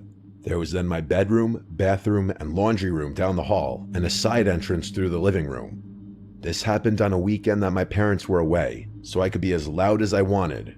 I had my friends Anthony and Jay over just to shoot the shit and have a couple drinks on the couch watching the hockey game. Since my parents weren't home, we were blasting music as we chilled. I wouldn't say I got drunk, but I definitely got a buzz going by the end of the game. I would keep the door between my apartment and the upstairs unlocked when my parents were gone, since I didn't have to worry about them randomly coming down. I kept the drinks in the fridge upstairs since it was bigger and quite literally just worked better. Since my friends drove and had been drinking, both of them decided to crash at my place for the night. The couch down there was massive. It could easily sleep 3 people if they laid down the correct way. So after a pretty long night of drinking, I said goodnight and went to my room to go to sleep. I found myself waking up in my bed a few hours later. It was still the middle of the night, or early morning hours. I immediately heard what most likely woke me up. I heard footsteps from upstairs. Someone was walking around up there. It was a pretty natural assumption that it was Anthony or Jay going upstairs to check my parents' fridge for cold water or something, so I didn't let it bother me. I closed my eyes again, only to hear something else just a couple minutes later. The sound of my bedroom doorknob. Someone tried twisting it, but it was locked. I always lock my bedroom door, it's just a force of habit. I wondered why either of them were trying to come in, but I was tired and figured if I just didn't say anything and pretended to be asleep, they'd go back to sleep themselves. Maybe it sounds weird, but I just didn't have the energy to be bothered at all, and it worked. I fell asleep shortly after that. When I woke up the next morning, Anthony was already gone, but Jay was still asleep on the couch. When he heard me open the fridge door, he slowly started moving around and rubbing his eyes. I asked him if he was trying to come into my room last night, and he said no, he didn't think so, but that he didn't remember because he got pretty drunk. He and I went to a nearby deli to get some bacon, egg, and cheeses and coffee, and then we ate them in my backyard. He left not long after that, and I pretty much went about my day as usual. I didn't ask Anthony if he tried coming into my room because honestly I didn't care that much about it. It really wasn't a huge deal. I think I spent most of that Saturday out of the house doing stuff with other friends. I got back home pretty late at night, but not really intoxicated because that day was more of a marathon, and by then I'd sobered up. I was beat though, so I had a snack, washed up, and went straight to bed. When I say went to bed, I actually mean I crawled into bed and watched like an hour of something on TV. After I turned off the TV, right away, I heard it. Creaks and thumps from above, almost sounding like footsteps similar to the night before, directly overhead in the kitchen upstairs. I had to really focus and listen, but the sound stopped. I felt my heart start beating a bit faster. I felt a slight nervous feeling in my gut for a few minutes as I was sitting up and waiting to hear something else. Eventually, I laid back down and relaxed, realizing it was most likely just some normal house settling noises, and my paranoid thoughts were making them out to be louder than they were. I couldn't have been more wrong. I should have trusted my initial feeling. When I heard the doorknob to my bedroom door move again, I sprang up so quickly that you'd think I was about to get hit by a bus. The doorknob only moved for a couple seconds like it did the night before, but tonight, there was a light knock at the door followed by the doorknob. I didn't say a word. I reached for my phone, which was on the bed, and started texting my family along with Anthony and Jay. I knew the chances of it being one of my friends were next to zero, but deep down I was hoping one of them would by some chance respond back saying, "Yes, it's me." My parents didn't answer the phone, they must have been asleep. They were not supposed to be back until Monday. There was no way I was about to say, "Who's there?" I quietly got out of my bed and hid behind the corner dresser, grabbing a blunt object in the scary chance that whoever was out there would kick the door down and rush the bed. I'm not kidding, I think 10 minutes went by and I didn't move from the spot, but there wasn't another set of knocks. I called 911 finally and whispered as quietly as I could while still being loud enough to hear. I waited on the line with a 911 operator until the police arrived. Since I didn't feel safe exiting the room, I asked the operator if she could tell the police to meet me at my bedroom window. Once an officer was outside my window, they gave it a tap and I went to open it. Thank God I was on the first floor. I handed him the key to the side door, and moments later I heard the entrance to my apartment open. It was only then that I left my bedroom and was greeted by 2 officers. I turned on all the lights. My apartment was small with not many places to hide, so the search down there was quick. Then we went up to the main floor of the house and searched it. Nothing. And then we got upstairs. Ooh, creepy. I told the officers what each room was before they'd enter. It was when they entered my parents' room that I heard a commotion about 30 seconds later. I was outside in the hallway when I heard it. I took one peek into the room and saw 2 officers yelling at someone under my parents' bed. Oh, God. I felt a knot in my stomach. I was told to wait downstairs. It was minutes later that they were walking down a tall, dirty, scary-looking man in a sweatshirt and shorts. They asked me if I knew this man, and I said of course not. The look of hate that man gave me was haunting. He looked like he could have been homeless, crazy, or both. Once he was out of the house, I felt a million times better. The police told me that if I or my parents wanted to follow up with this, to call the precinct. After they left, the first thing I did was text every family and friends group chat I had. Being that it was so late, only a few people responded. I called my parents first thing in the morning to explain what happened. They were of course in awe, as anyone would be, but because the man was homeless and nothing was apparently stolen, my parents didn't pursue any legal action. I feel like it's possible I left the front door unlocked that night Jay and Anthony came over, and he simply walked right in when we were blasting music. Or, a scarier thought, he could have been in the house for much longer than that, and we just never knew. That was kind of creepy, though.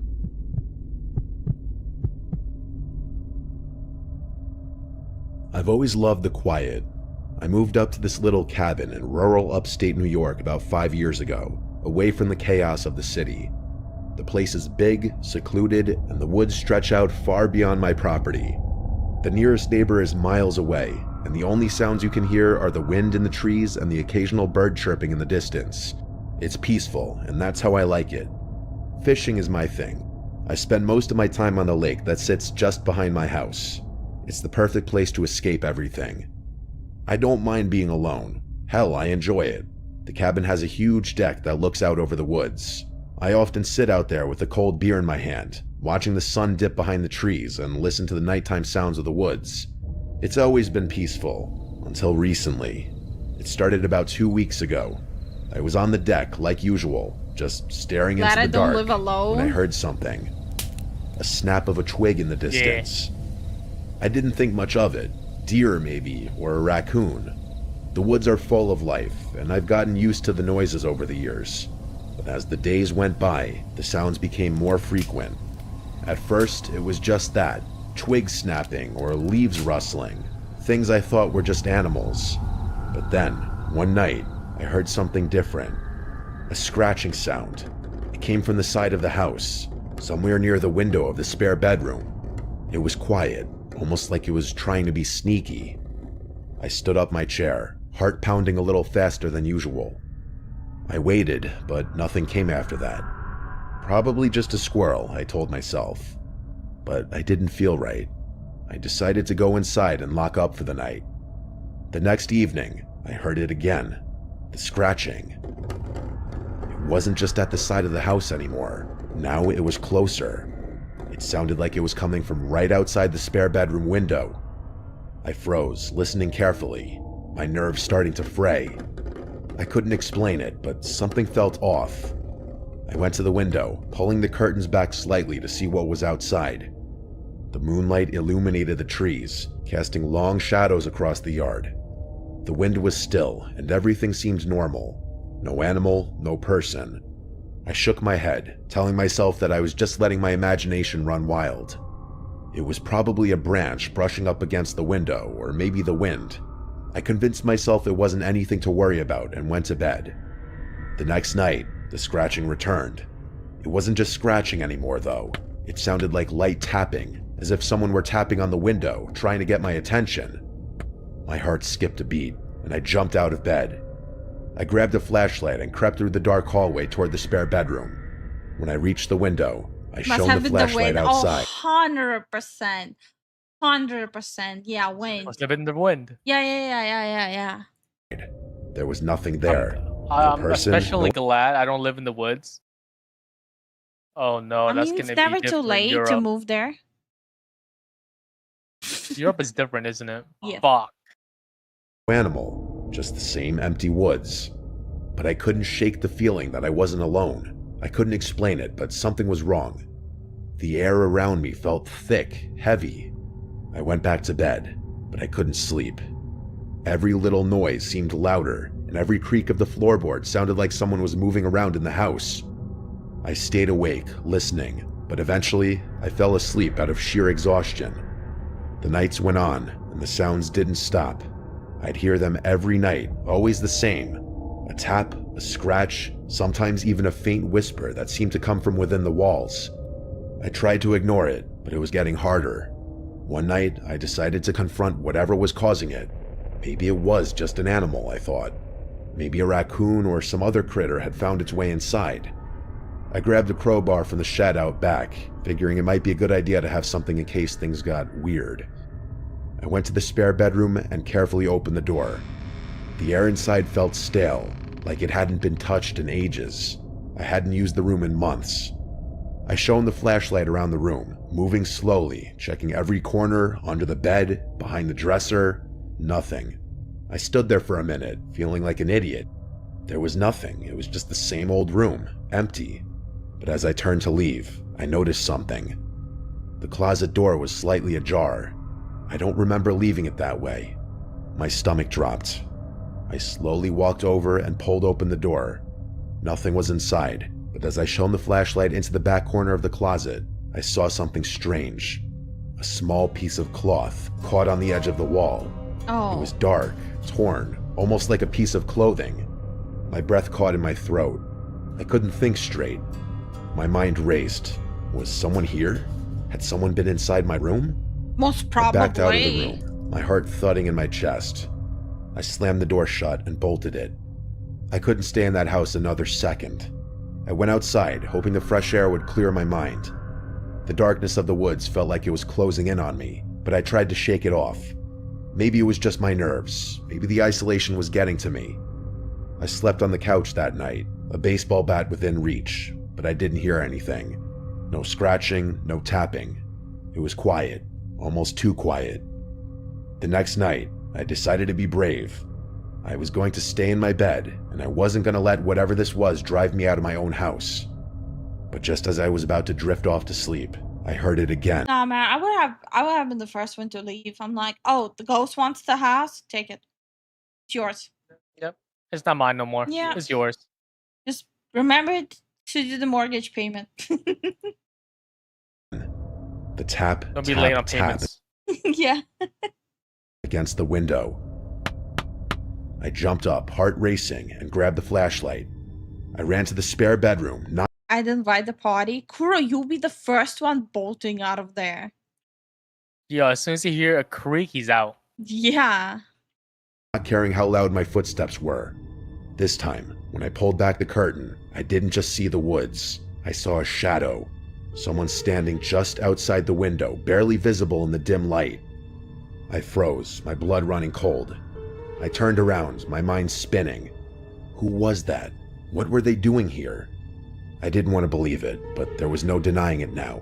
Someone had been outside my house, and they had been watching me. I ran to the phone and called 911, my hand shaking so much that I could barely dial. The operator answered, and I could barely speak through the panic in my voice. "Someone's been outside my house," I said, "and I think they're still here." I gave them my address, and they said they'd send someone out right away. I hung up and looked around the room. I needed to leave. I couldn't stay here anymore. But as I turned to grab my jacket, I heard something from the hallway, a slow creak. Someone was moving through the house. I didn't hesitate. I ran for the back door, flinging it open and tearing through the woods. I ran as fast as I could, not stopping to look back, my lungs burning with every step. By the time I made it to the edge of the property, I could see the flashing lights of the police cars in the distance. I slowed down, my body trembling, and I hid behind a tree, watching. The officers arrived at the house, guns drawn, searching the place. But I didn't stick around to find out what happened. I couldn't. I knew that whatever or whoever had been in that house, it was. Why is there no supernatural stories? Where are the supernatural stories? What happened to them? Was that him or Mr. Nightmare? Wait, that is What we were Mr. watching? Nightmare. Yeah. I'm talking I about. think he Was that him or Mr. Creeps? might be creepy.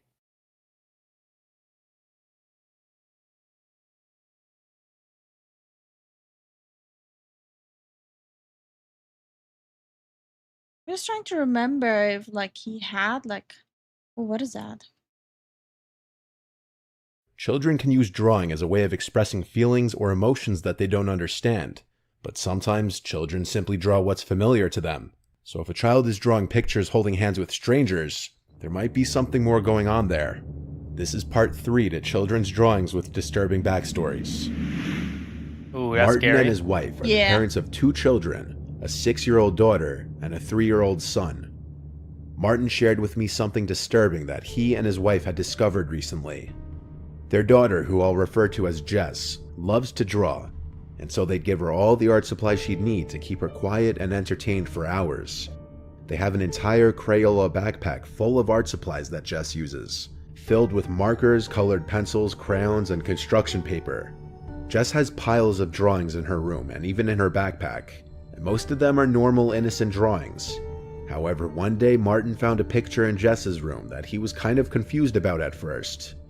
It was a picture of some random looking woman holding Jess's hand, but it didn't look like Martin's wife, who was blonde. It was a brunette woman. Martin asked Jess who the woman was, and she said it was the woman who would visit her sometimes. Sounds like something a 6-year-old with an imaginary friend would say. No. When Martin asked what her friend's name was, Jess said Lucia. This was immediately cause for alarm to Martin, so he went to show his wife the picture and asked his wife if it looked like her sister. At first, his wife said it looks like it could be anybody, but when Martin said it's literally like a circle, 2 dots, a squiggly, and a... Yeah. her daughter said her name was Lucia, she gave Martin this telling look as if she immediately understood. Lucia was the name of Martin's wife's deceased sister, Oh, who hell died no. before either of the couple's Call the priest. Nope. Call the priest. children were born. Like, dunk the child in holy water. The couple went to the daughter's room and asked Jess who exactly Lucia was. Jess again said, "She visits me sometimes." Trying to get more details, the couple asked what time she usually visits, and what do they talk about. She responded something along the lines of, "She visits at night sometimes when I'm drawing." Martin's wife asked Jess to draw another picture of her the next time she sees Lucia, this time with more details, and Jess agreed to do so. From now on, Martin and his wife would keep Jess's door ajar just so they could hear if Jess was talking to someone. It wasn't until a few nights later that while in the kitchen, the couple both heard Jess talking to someone in her room all of a sudden. So the two went towards the room quietly to listen to what she was saying. There were long gaps in between what Jess was saying, but she was clearly talking to someone or something that didn't appear to be there, because she seemed to be answering questions that the parents couldn't hear being asked. At one point, Jess said, "They asked about you when they saw my picture of you. They want me to draw you again." Then Jess stopped talking completely, and that was when Martin and his wife entered the room and asked if she were talking to Lucia again. She nodded her head, and they asked where in the room Lucia was. Jess turned and looked around the room, then focused on the corner and said, "She's standing right there."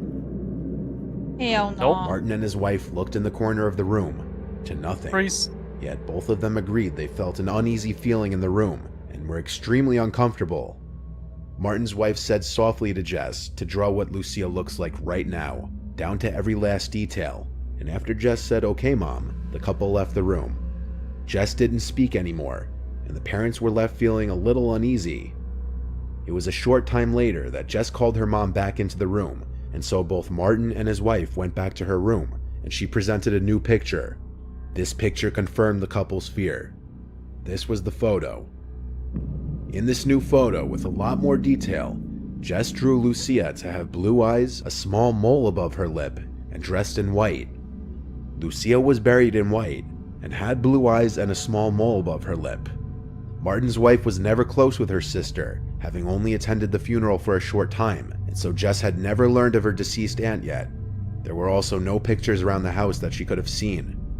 Martin and his wife told Jess that they didn't want her talking to Lucia anymore. This was not because Lucia did anything particularly horrible in her life per se, but rather that it was genuinely scaring the couple. The couple had a priest come bless the house and ask any spirits to There we please go, leave in finally. peace. According to Martin, Man, they that took a haven't bit had to deal longer with than any further you would. instances. This was submitted by an art teacher from an elementary school. Twice a year with each class, the teacher would hold what she called draw and tell, which would have the children draw anything that meant something to them and then tell the story behind it. Haven't we learned anything? Don't let kids draw. Honey, what do you mean? It's like always something creepy. Like, don't let kids draw.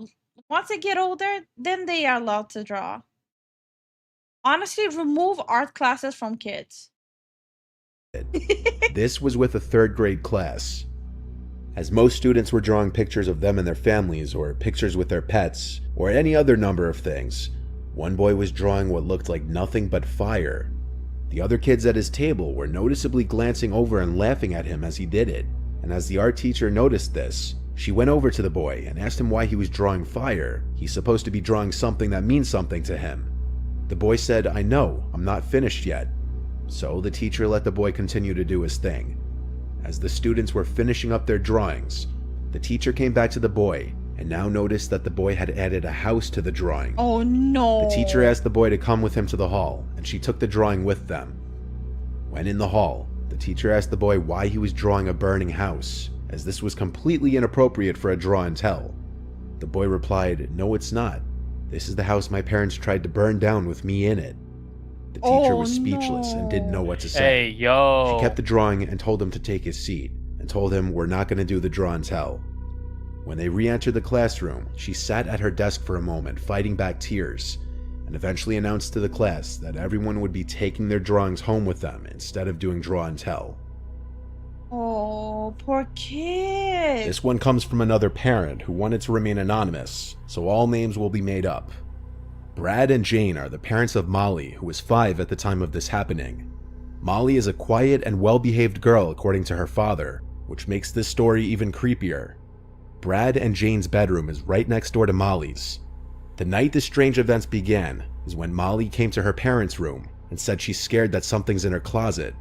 Brad walked her back to her room and showed her the inside of her closet to assure her that no monsters were in there. The next night, Molly returned to her parents' room, saying there's a monster inside her closet again.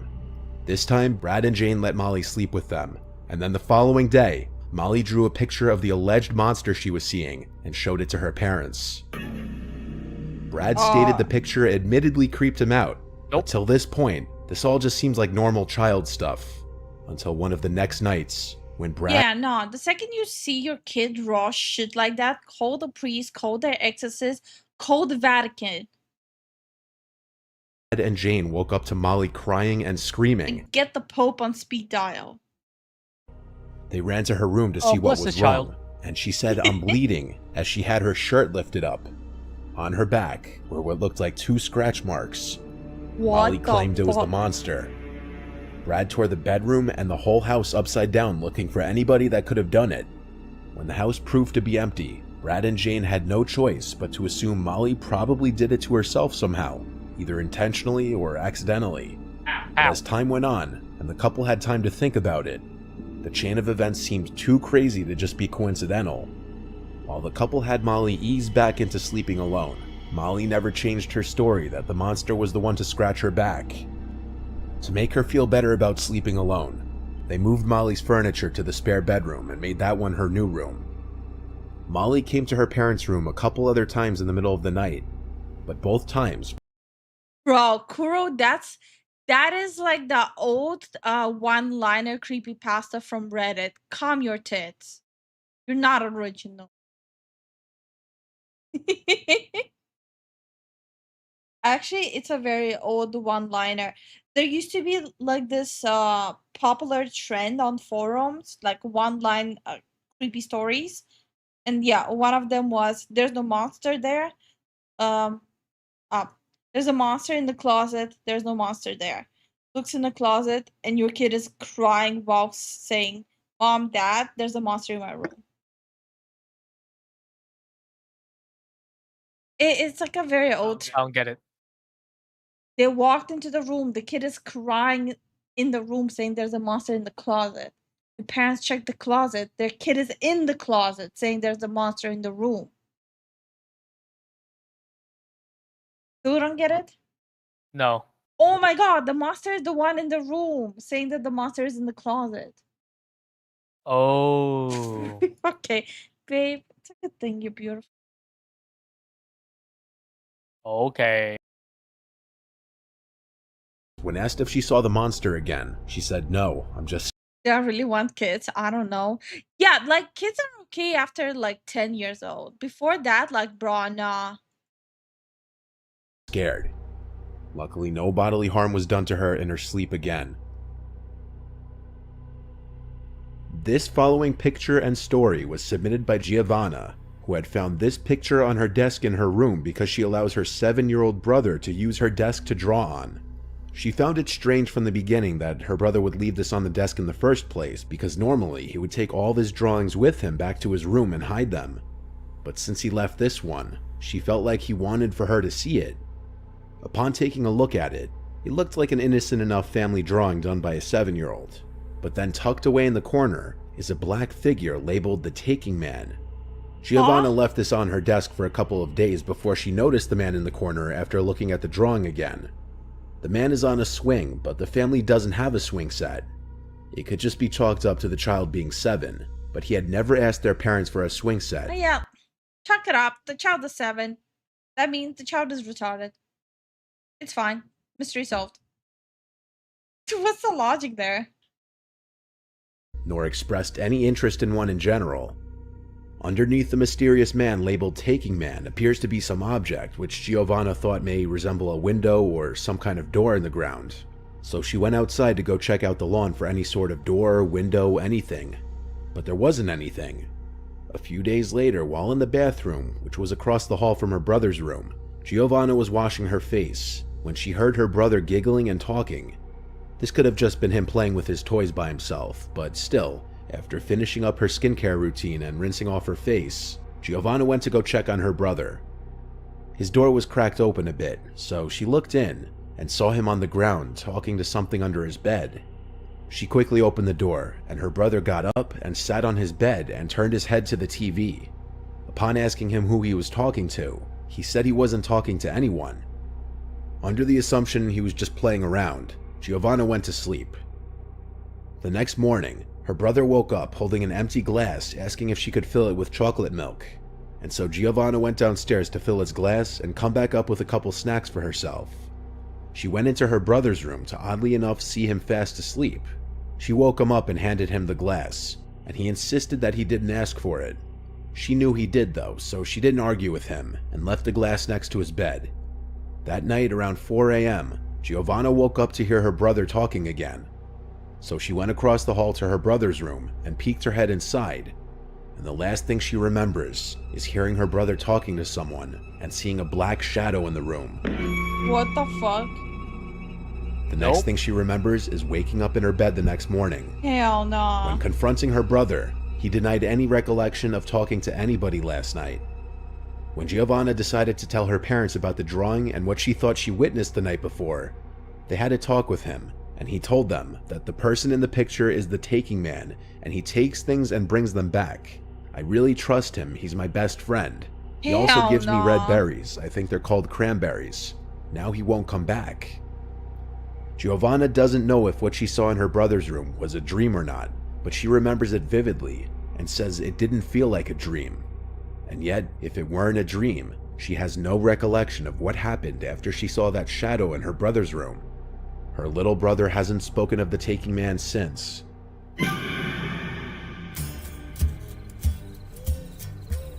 Just hell. Nah, bruh.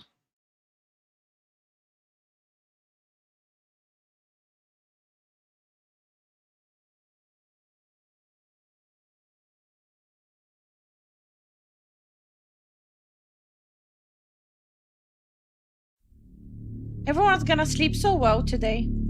I'll never forget the time me and my brother 100%. snuck out past our bedtimes to explore an allegedly haunted house down the block. Yes, I said bedtime, as I was only 10 and my brother Luke was only 12. When our parents said goodnight to us, I went to Luke's room. I always have soft spot for scary stories. I blame the Goosebumps series from my childhood. I heard about it, but like never actually read it, even as a kid. I don't think it was really available in Estonia. It was okay. Hmm. Could we all conspire and put a spooky ghost or skinwalker on the opposite side of Koro's door so when he closes it, he sees it? maybe make it glow in the dark, he'll flip. Bro, you tap Kuro on the shoulder, he'll flip. If you're trying really hard on making me not want to drive in the early morning, bro, it's early Dude, morning. Everyone yeah. knows the ghosts go to bed at 5. Relax. Everyone knows that. And we took a couple hand-powered flashlights with us. It's like an unspoken rule. It's like the blanket theory. If you tuck your toes under the blanket, you know they won't grab you. True. Yeah.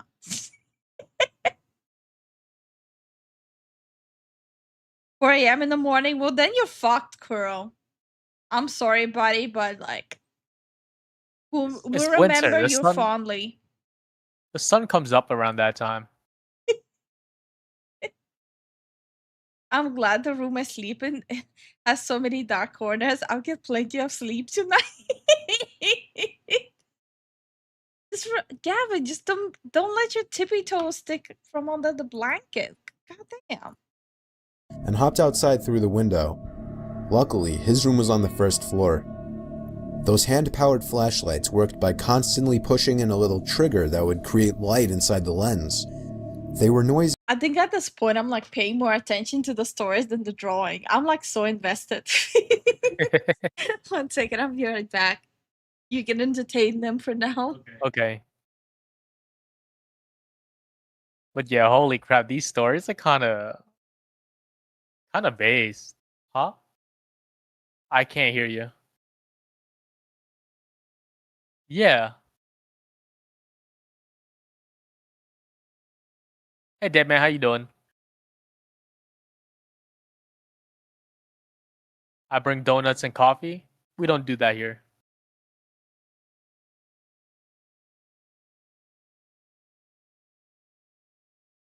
Like, I don't know. Like, what's the most craziest thing that you guys ever encountered? That was kind of a little suspicious, you know? Like on the supernatural side.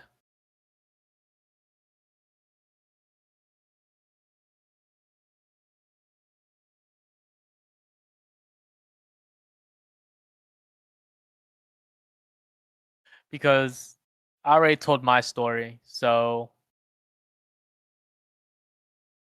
it's you guys' turn.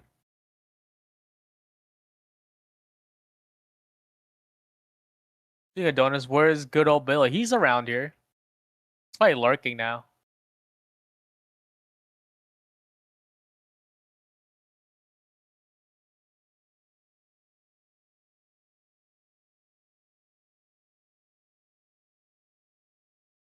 Probably restocking. True.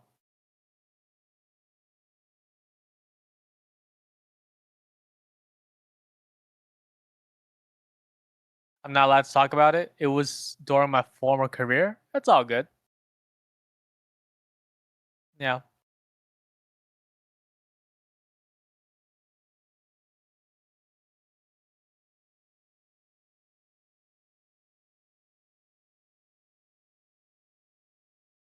Huh? It was Nino. He had a job. You do have one. Okay. I'm heading out to the gym soon, so hope you guys have a good night. Good night, Benji. Thanks for the lurk.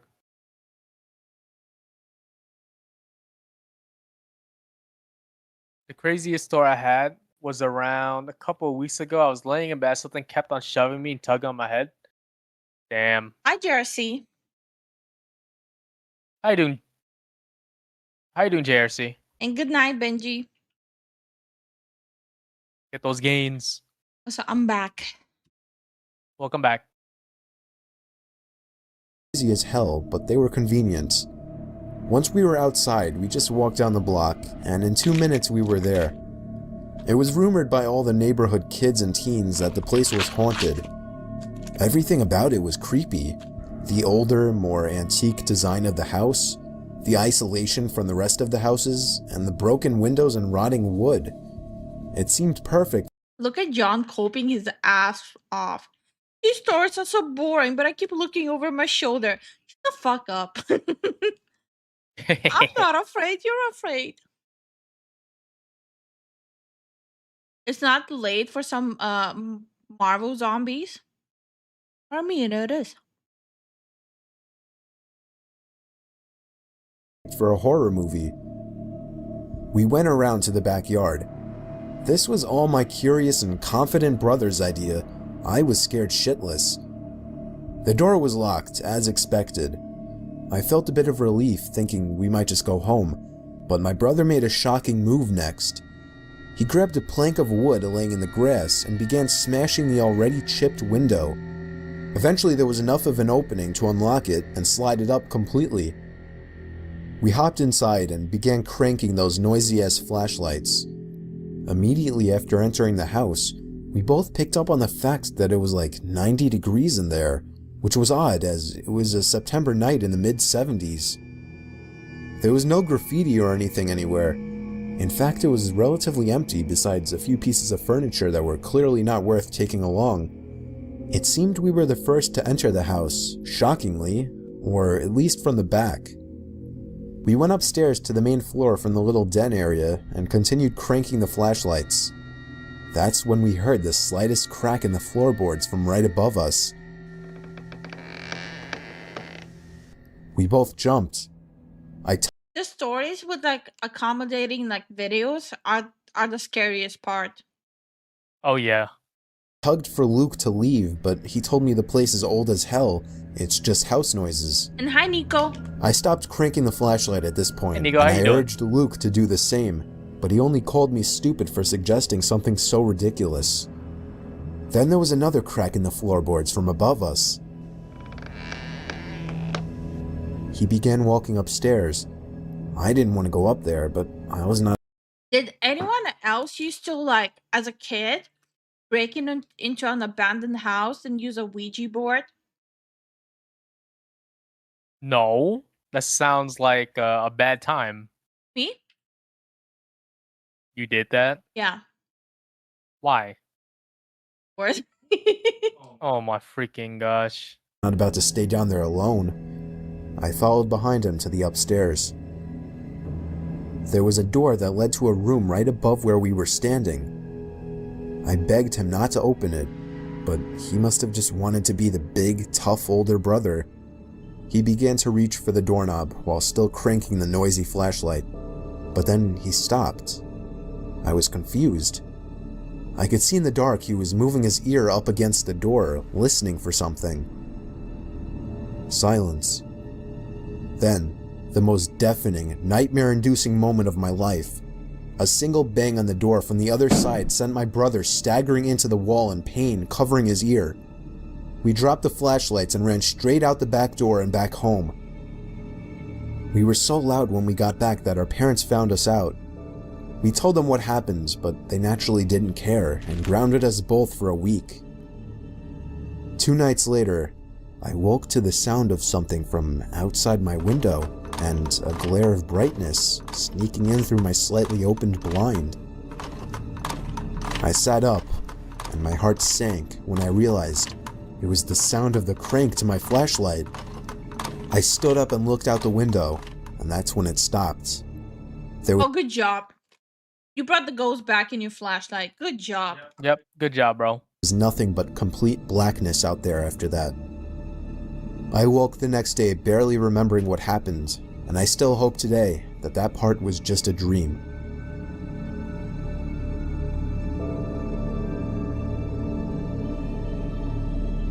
This is a story that happened to me recently. I was still in my first year of university, and I've only just made friends with a few other students. Albeit an old and notorious university for its Good night, Ivan. Good night, Ivan. ghostly figures and paranormal activity, the campus janitors and security were all too familiar with unusual reports. The art and design faculty was subjected to the oldest campus of the 4 separate buildings, and the block my class happened to progress in was the allegedly haunted section as well.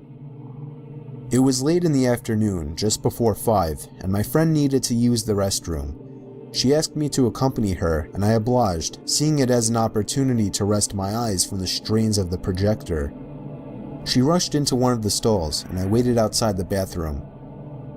Feeling that she would take longer than I initially anticipated, I decided to walk back to class without telling her. As soon as I sat down, she barged into the class, calling out for me. According to her claim, she heard the sink's tap turn on and thought it was me playing a prank. As she opened the door, she saw no one else in the restroom besides herself, yet the other stall next to her was locked from the inside. Thinking it was someone else on the toilet, she asked if it was me. No answer. Curious, she looked down the gap but saw no shoes or legs, yet heard feminine whispers and humming from that particular stall. Frightened, she left without saying another word. Class ended and we went home, but the thought of the occurrence remained. We later learned from one of the janitors that no one should ever be in the restroom after 5 in the evening, as there is a known ghost of a woman who resides in the stalls. Really? Needless to say, as juniors in the university, my friends and I decided to never use the bathrooms after the designated time. I'm not in any way saying these claims are true, but everything I told you is true in regards to what I was told. Whether these things I was told by my friend and the janitor are true or not remains a mystery to me. Art looks really good, Lifu. Oh, thank you so much, Kieran. Yeah. This happened a few months ago while I was serving in Japan as a missionary for the Mormon Church. I was in the country for 2 years, and my time to return home was approaching. I was in my last area, Kyoto, a bustling tourist attraction, an ancient Japanese city I've wanted to visit all my life. Anyway, it was late at night, and my companion and I were knocking on doors to see if anyone had interest in learning about Christ. Oh, God. We came across this one apartment building and decided to give it a shot. In Japan, there are 3 kinds of apartments: super luxurious suites, decent apartments with 4 to 5 rooms total, or ghetto as crap. This apartment was the latter. We were on the 2nd floor of this building and knocked on this one door. A middle-aged man in worn-out clothes answered with an awkward smile on his face. Being the kind missionaries we were, we introduced ourselves and asked him if he would like to learn about what we believe. Instead of giving us a direct answer, he invited us in.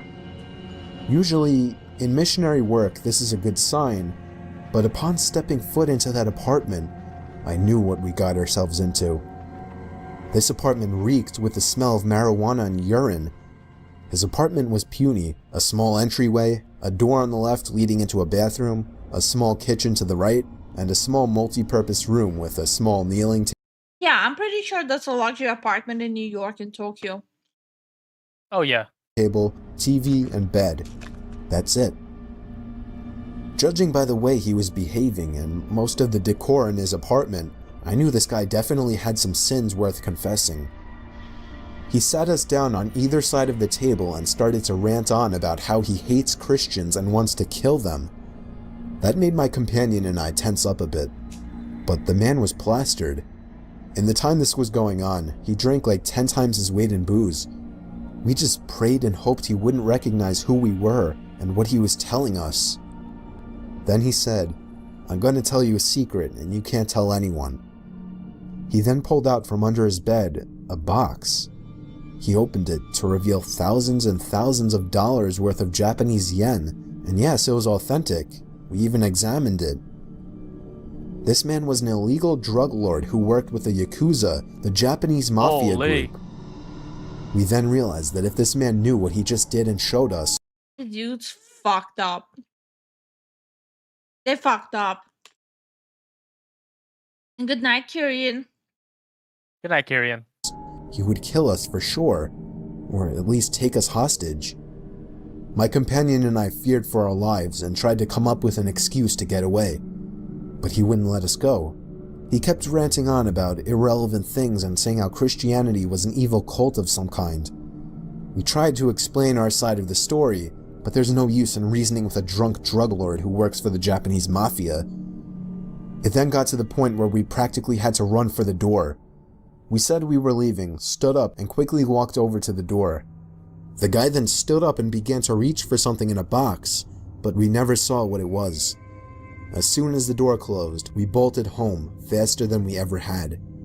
The last thing we wanted was him sobering up to find out he had revealed his deepest, darkest secrets to 2 Christian missionaries from America. Had this man not been drunk, he probably would have killed us. For all we know, he was reaching for a gun as we were leaving.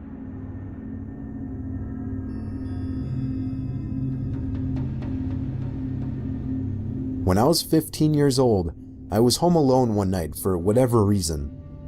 My bedroom was on the first floor, right next to the living room. It's a strange setup. I had the door shut and was playing video games when I heard a strange sound come out from in the living room. It took me a few moments to figure out that it was a tap on the window. I stepped through the dark living room and out the front door and checked the bushes by the window. Nobody was there.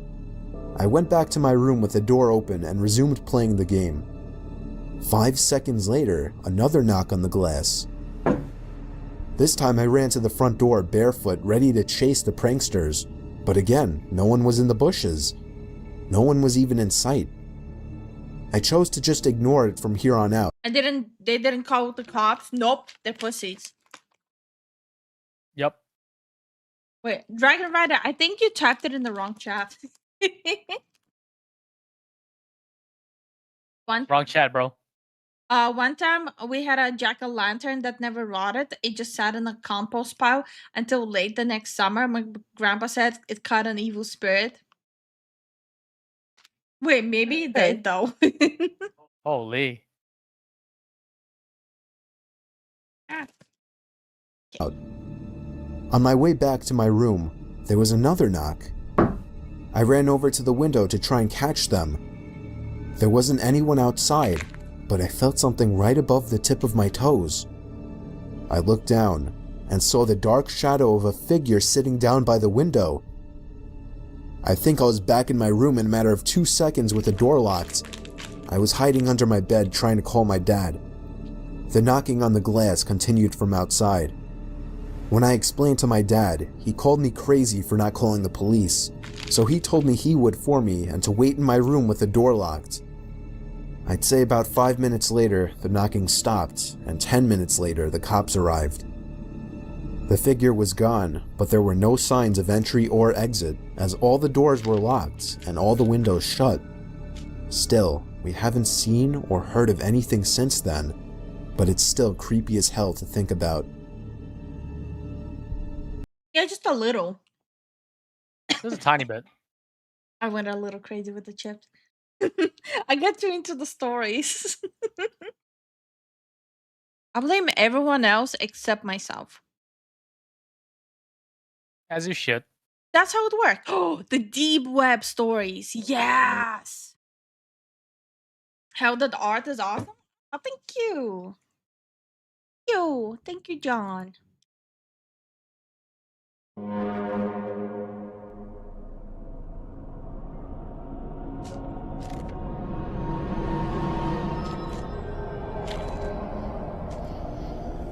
I made the mistake ew, of the searching the picture. deep web one time. I saw on Reddit some people were talking about this thing called Tor that allows you to search the deep web, and it was basically a post asking for the strangest things people have come across on the deep web.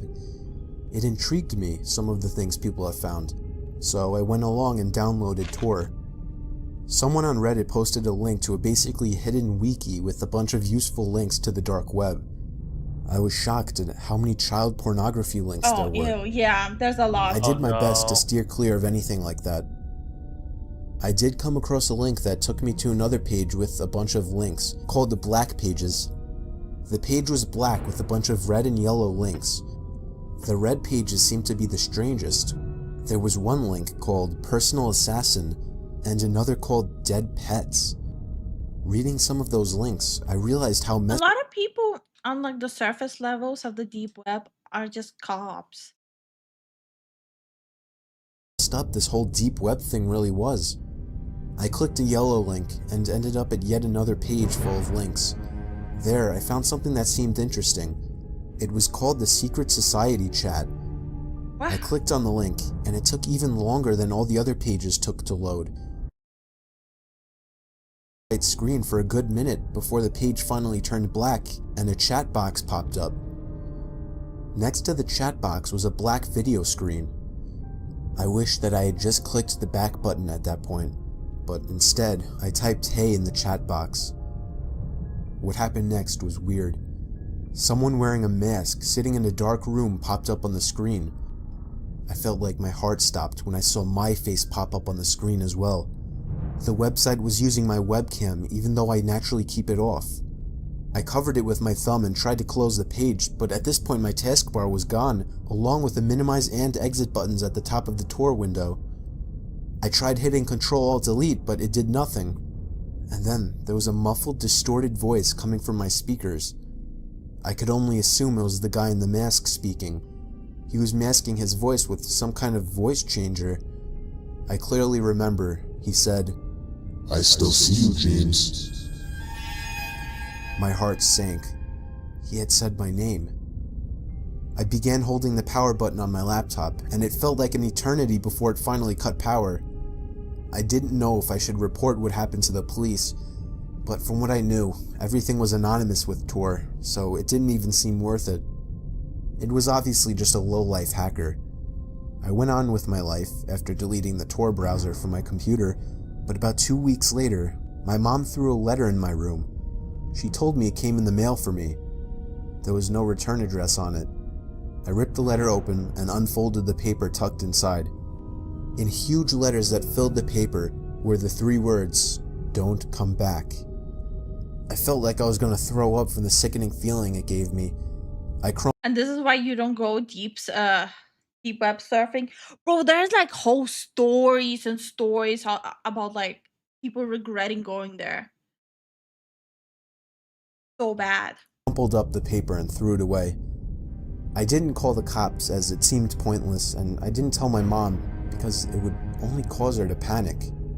But I have no idea how or why they got my address.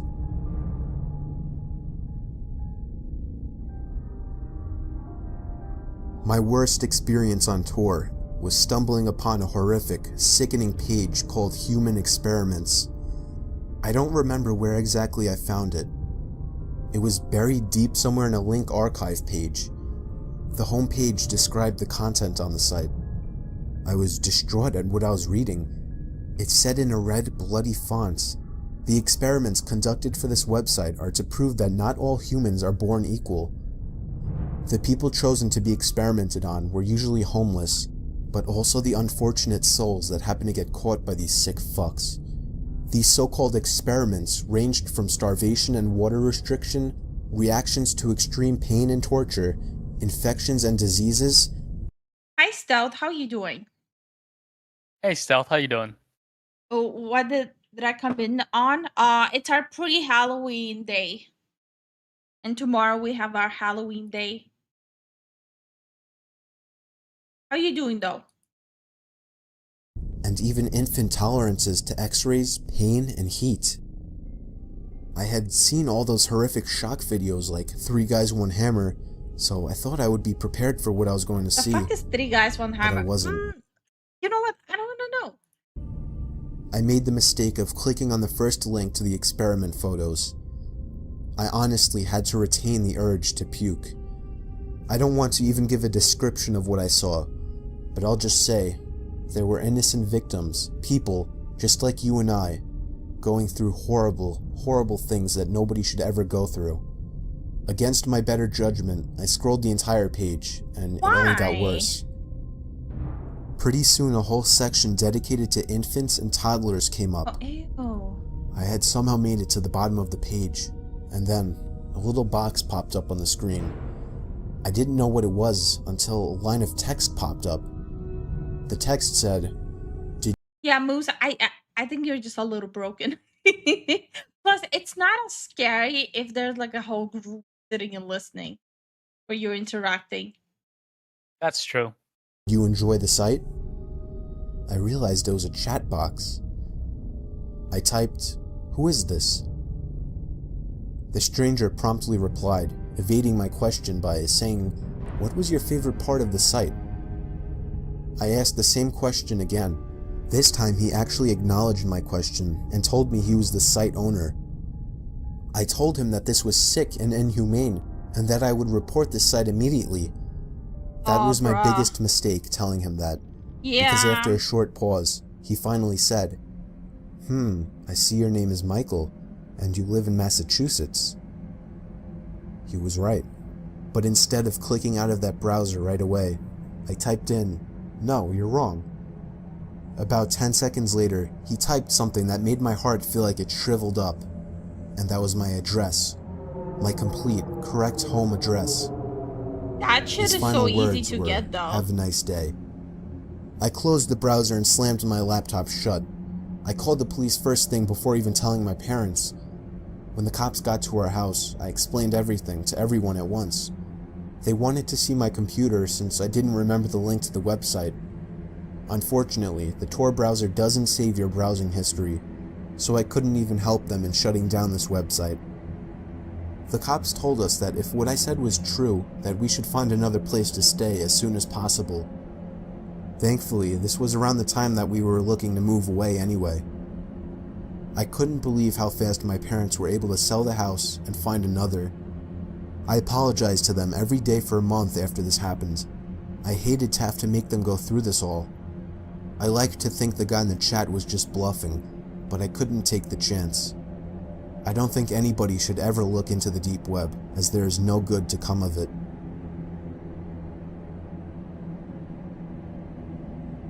There used to be a website on the dark web called the Silk Road. It was an underground illegal drug marketplace. I had heard about it through friends that had used it. Our weed dealer was moving out of state and he was our only connection, so my friends started using this website and claimed that it was legit. The timing couldn't be better to score some pot since my parents were in Atlantic City for the weekend. I downloaded the Tor browser and checked it out. The biggest seller on the site was cannabis, of course. I left a comment on one of the newer listings asking for anybody to tell me if the listing was legit. I came back to the site about an hour later and I had one new message. It was from a user named Illy B.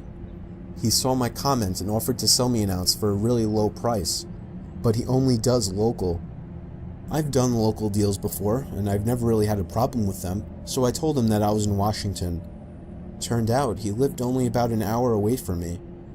I suggested we meet halfway, but shockingly... Let me guess, the dumbass mentioned what neighborhood he lives in. He said he would just meet me in my hometown. I couldn't turn down that offer.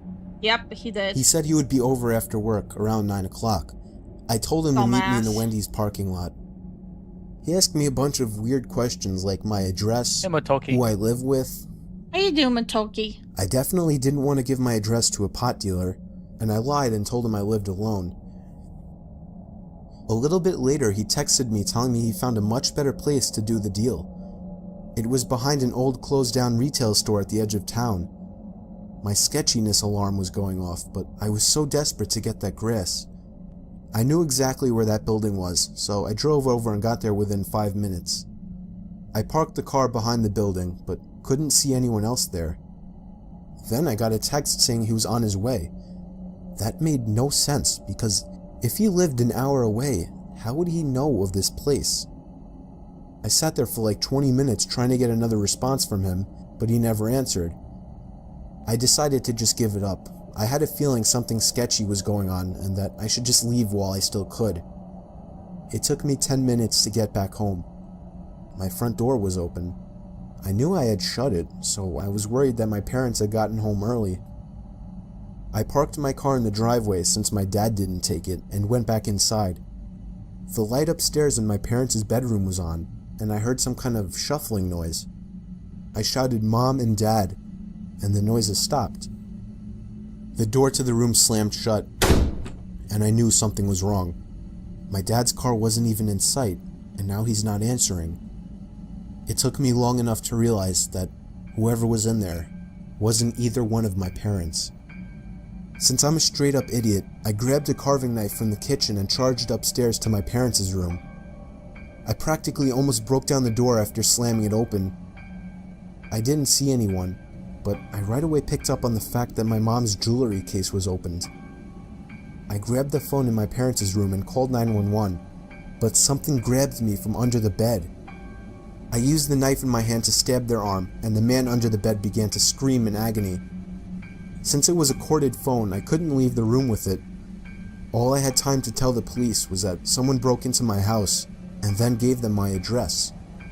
The man crawled out from under the bed with the knife still in his arm. He didn't even look at me. He just ran straight for the front door into his car. The best I could describe him was that he was a black man with a backwards hat and raggy clothing, and he drove a black Honda Accord. Of course, I couldn't tell the police much. I couldn't bring up the website as it was illegal to use it. All I could do was describe him to the best of my ability. So he's still out there home free. I can only guess he got my address by hacking me somehow.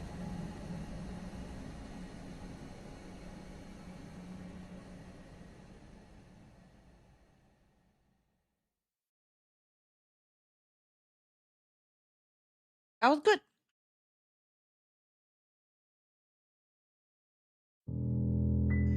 Everything we don't want usually gets thrown into the garbage for the local sanitation workers, or as we like to call them, garbage men, to pick up. Usually, whatever you have stuffed in trash cans or bags gets dumped into a truck without a second glance, which is why some people feel the garbage truck could be the best place to get rid of some of the skeletons in their closets. Maybe even literally. Garbage men all around the world, as expected, find horrific, disturbing things being dumped into their trucks every day. These are 5 short examples of this with downright creepy backstories. This experience was shared to me by a New York State sanitation worker named Ricky. Ricky had a set group of coworkers on his truck: the driver, Norm, and the other trash collector who would ride on the back of the truck along with Ricky, named Al. Al was always a rough and tough kind of guy. He had the long grayish beard, bald head, stocky build, tattoo-covered arms, and the deep trucker's voice. He was the kind of guy who you wouldn't want to get on their bad side. Long story short, Ricky and Norm were as close with Al as his aggressive and demeaning personality could allow. There really wasn't much fun between the three, and it was mostly a show-up, do-the-work kind of relationship. One particular day, Ricky noticed Al was acting really strange, quieter, noticeably unhappy. When he attempted to approach Al and get him to open up to be friendly, Al responded with a lot of hostility, saying things like, "Mind your own business, I'm not unhappy, focus on the job." Clearly something was going on in his personal life, and he wasn't the type to be open about things, so Ricky just left it alone. Now on the route they were assigned to, the truck passed both Norm and Al's house at some point. On this particular day, when they stopped at Al's house, he told Rick firmly to run down to the next house over and grab the plastic table that was sitting by the curb. Ricky said, "No, I'll just wait until we get over there." In response, Al yelled at him to just do it. Confused and a bit afraid, Ricky conformed and started walking over to the next house. As Ricky picked up the table and started heading back to the truck, after responding to Norm's confused hand motions behind the wheel, Ricky noticed Al hurriedly throwing a bag into the back of the truck. When Ricky threw the table into the truck, he saw the long black bag sitting over the rest of the waste, and imagined the worst. But knowing Al's aggressive and defensive nature, he kept quiet. By the end of the shift, when Al had left, Ricky stopped Norm and told him what happened. The two reported what happened to one of their superiors, and the waste that was dumped from the truck was thoroughly searched. Eventually, they found the black bag that Al had dumped into the truck, and the now squishy red contents that had been oozing from the bag. Oh no. Robert Calvin was temporarily a garbage man for a city department in Los Angeles one summer because a guy quit. Originally, his job was only to consist of mowing grass and whatnot around town. However, he and his temporary team received a call from the mayor one day requesting that they go pick up the remaining stuff in an evicted tenant's apartment. The collectors arrived and found that there were clothes everywhere, a bed, some other furniture, and a couch. The place was absolutely disgusting. Along with the clothes, garbage was scattered everywhere, the rugs were stained, there were even holes in the wooden living room floor. When going to help a few guys lift the bed and couch, Robert had noticed empty vials laying around the floor. He told his co-workers to be cautious as he knew there was a possibility of needles having been stuffed in the furniture. After taking a closer look, Robert and his co-workers realized that this guy had shoved dirty needles down his couch and bed in hopes of someone picking it up and getting stabbed. Tucked further beneath the couch cushion was a small crumpled up note saying, "You're not getting off this easy." The fuck? What was found in the trash can in the backyard was even more disturbing. Filled to the brim was a trash can full of worn-out children's dolls, and in most of the dolls' tiny plastic arms were tiny holes assumed to have come from the needles. It was safe for the workers to assume that the man who had been evicted from the house had his fair share of illegal drugs. A sanitation worker named Sarah shared one of her experiences as a garbage collector with the internet. You want to get him? Sarah Yeah, I guess explained so. that while it's not seen on cop shows, police enlist the help God, of that garbage scared the collectors shit to out of me. Oh boy. Boo. Fufu donation jump scare. Thank you for the support. I could so go for some ice cream cake right now. Maybe top it with some bacon. Oh, ew. Oh. And thank you so much for the support, Moose. Also, you scared the shit out of me. Holy fuck.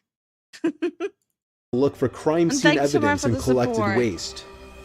Near Sarah's trash route is a known meth haven, and from time to time the cops would ask Sarah and her co-workers if they had found certain types of items in the trash, like certain kinds of containers or chemicals. Interestingly, she and her co-workers would also be asked to look for burglary-type objects such as weapons if there were to be a local robbery. On a more notable occasion, Sarah was asked to keep an eye out for cash registers in the trash because robbers could tend to steal entire registers, bring them home, and then toss them in the garbage when they empty them, assuming like everyone else that whatever ends up in the garbage is out of sight and out of mind of anyone. One more disturbing experience, however, was when Sarah and co-workers found a leg stuffed in a garbage bag in somebody's trash can.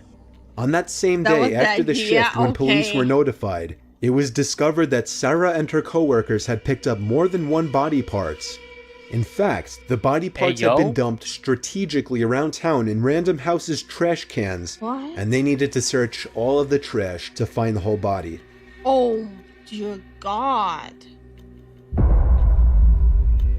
That's a Reddit disturbing. user named Georgie P, who happens to be a garbage man, who has a number of posts relating to sanitation work, shared his story in a Reddit post asking garbage men what was the most disturbing things they found in people's garbage. Georgie works in North Carolina, and he explained that despite what people may think, garbage men are nosy and do like to peek a bit through people's garbage bins before dumping them into the trucks.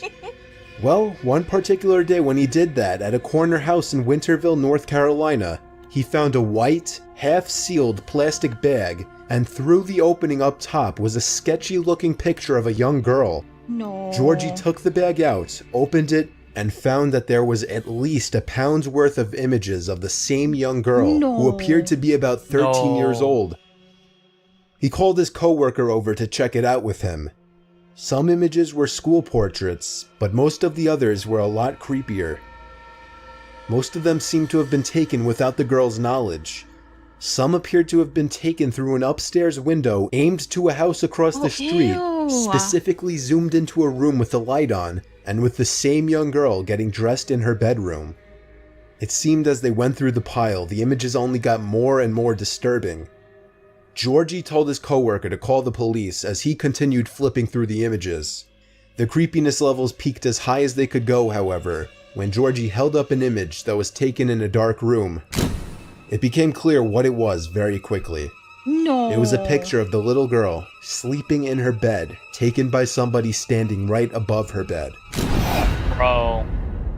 The owner of the house was home, and he was arrested that same day and possibly charged with stalking of a child, child pornography since some of the images captured the young girl while she was nude, and breaking and entering. Oh, he rots This in last mention prison. on this list is told in first-person point of view by a current sanitation worker named Hugo. I work as a garbage man in Manchester. I've been doing this for 11 years, so I've seen all of the weird shit that gets thrown out. Or at least I thought I did, before this. It was a day like any other. The shift was going as quick as could be expected, and there wasn't a cloud in the sky. The truck emitted its ear-piercing shriek as it came to a stop. The sound I'm beyond used to, which signaled when I needed to hop off the truck and chuck the unwanted waste inside yet another plastic container into the giant pungent truck that has become a part of my life. However, at this one particular house, in this one particular container, was a Lenovo laptop.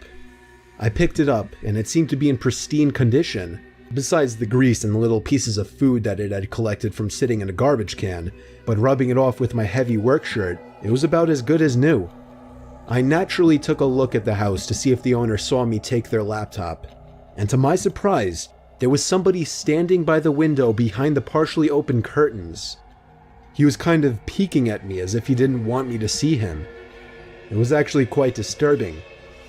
Now I felt weird taking the laptop, so while still holding it, I took the garbage can and dumped it into the truck while pretending to do the same with the laptop. Instead, however, I placed the laptop on the back platform of the truck, returned the plastic pail to the curb, knocked on the side of the truck, and we moved along to the next house. That was where I handed my driver the laptop to hold onto. As I picked up the can at the next house, I noticed the guy from the previous house coming out to check his empty pail, and then turning to me and walking over to me. I returned the favor and met him halfway, and he just cut straight to the chase and asked me if I took his laptop. I felt my heart drop a bit for some reason, and stuttered at first, telling him I threw it in the back of the truck. What he asked me next shocked me. He asked if he could check the back of the truck to look for the laptop. Now I felt really awkward, but recovered by telling him firmly I have no time to play games, we are on a tight schedule. I simply walked back to the truck, dumped the contents of the pail into the truck, and we moved on. Luckily that block ended with that house, and we were able to sail away from that creep. The wind in my face had never felt so good. His reaction to my possibly taking his laptop only made me grow even more curious as to what was on it, which is why I lied and told him I threw it out in the first place. When my shift ended, I took the laptop to my car and drove home. On the way, I couldn't stop staring at that laptop. I just had to know what was on it.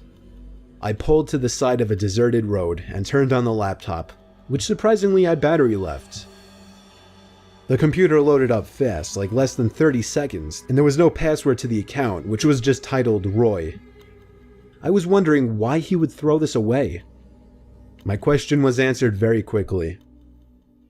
Scattered across the messy desktop were folders on top of folders, all titled very ambiguously. For example, one titled Fun Powder, another titled V288, and another titled Fruit Patch Boys. Inside all of the folders I clicked on were hundreds of videos and pictures of underage porn. I could only open about 4 before I started to feel sick to my stomach. I ended up dialing 911 and reporting this guy for child pornography possession. Now, the guy had pictures of himself on the computer, so I was not digging my own grave here by calling 911. However, as I should have guessed, the guy skipped town. I found a lot of messed up shit during my career, but never anything as bad as this. Maybe this guy would have gotten away with it had he just been smart and tucked the laptop underneath another bag. If it wouldn't have been for the pesky garbage man. They're the last line of defense.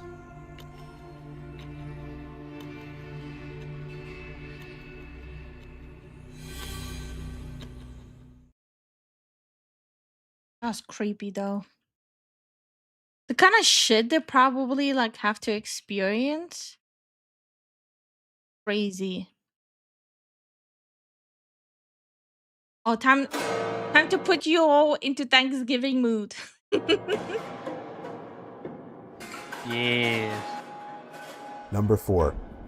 Me and the girlfriend were on our way to her parents' house. I was invited to Thanksgiving dinner with them, which was a huge honor for me since I'd only met her parents 3 times. I was also nervous since her grandparents and aunts and uncles would also be there who I had never met. We had a long trek from my house to her parents' house. It would be a good hour-long drive. About 45 minutes into the drive, we had to stop for gas. We pulled up into a literally dead Gulf station right off the highway, and I decided to fill up with premium for once to do my car a favor. Of course, it was cheaper to pay with cash, so I went inside with not switch gas? It doesn't really do that much damage to it. You'd be surprised. Okay. my head down as I dug my hand inside my wallet searching for a 10 and a 20, and when I pulled the bills out, I instinctively looked up and said, 30 on 2 please. But I stopped mid-sentence. There was no one there. I looked for a bell on the counter. None. I simply called out, anyone there? There wasn't even a back door behind the counter that you would assume would lead to some kind of employees-only room. No, it was just completely empty. The only other door in this little gas station besides the entrance was the single bathroom, and that door was open, exposing the blackness from within the bathroom. I figured maybe whoever was manning the cash register may have just gone outside for something. I walked back outside and shrugged my shoulders at my girlfriend out of confusion. I looked around for maybe a porta potty or an ice machine or something that could be distracting a potential cashier. These stories keep getting more disturbing by the minute. You guys been listening to these for like 4 hours now. I'm just saying.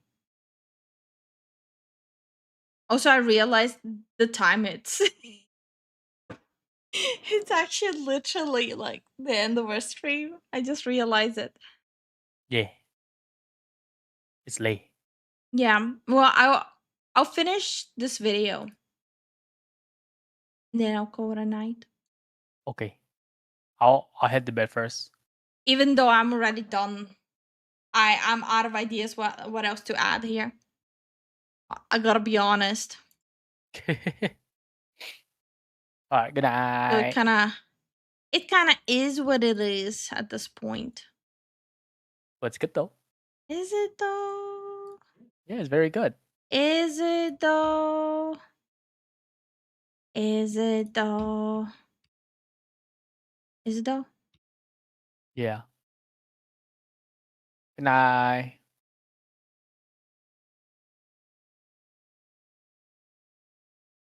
Is it bad to say that horror stories is the best way for me to doze off? Yeah, I mean, you probably should get it checked. No There was munching on nothing. Lifu. It was a relatively small little station with foliage surrounding it in almost all directions. I figured maybe somebody could be behind the building smoking a bogey or a doobie, so I went back there as a final attempt. Nope, just a dumpster sitting under a dimly lit roof light. Ugh, I figured I'd just pay credit at this point and turned back. But as I did, somebody from out in the woods called over to me in a kind of whispery yell. My heart skipped a beat when I heard this. Hey! Hey! I kept hearing it from the woods. I took out my phone and flipped on the flashlight just to skim the outer tree line for anybody who could be hiding in there. As my now shaking hand rotated the phone slowly, the light momentarily revealed somebody from behind a tree. I took off back to the car and stepped on it out of there.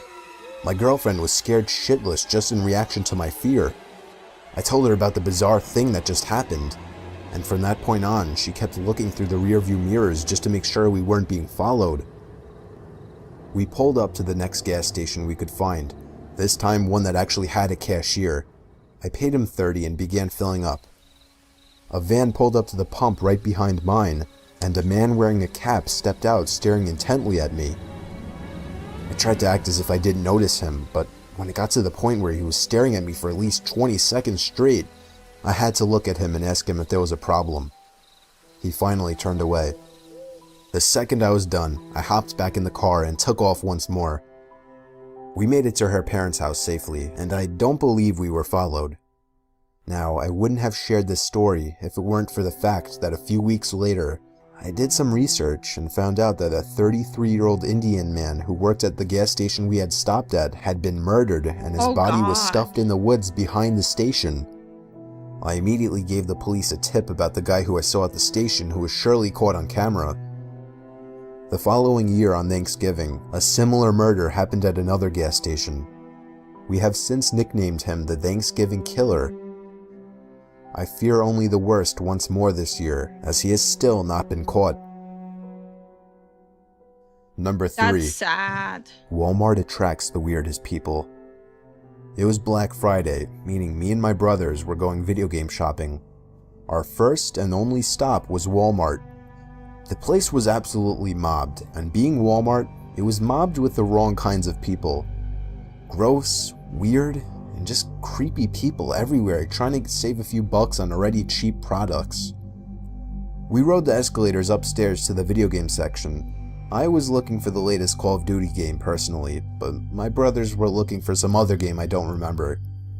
Then, out of nowhere, some creepy, heavy, oldish man who smelled like vomit walked up to me and said, "You like video games, huh?"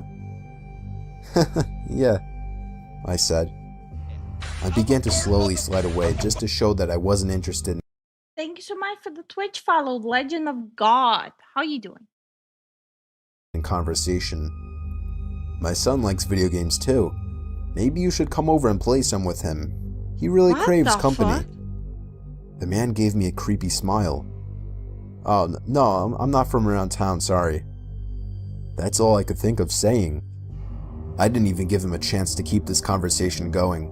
Hell, I wasn't obligated to stand there and talk to this guy.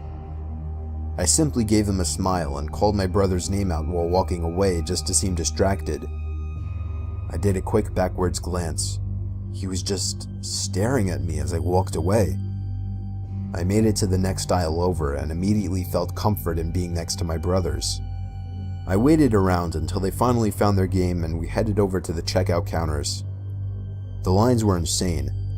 I knew it would probably take 10 to 15 minutes just to make it to the counters, so I took that opportunity to check out some of the jeans and t-shirt sales. At one point, I found myself in probably the most secluded corner of the store checking out some t-shirts when someone grabbed my arm hard. I thought it was my brother messing with me, so I turned around and told him to fuck off. But it wasn't him. It was the man. I started calling for help. It's past your bedtime. Now school to bed you go. Well, I have to finish the video. Come on. Just 6 more minutes.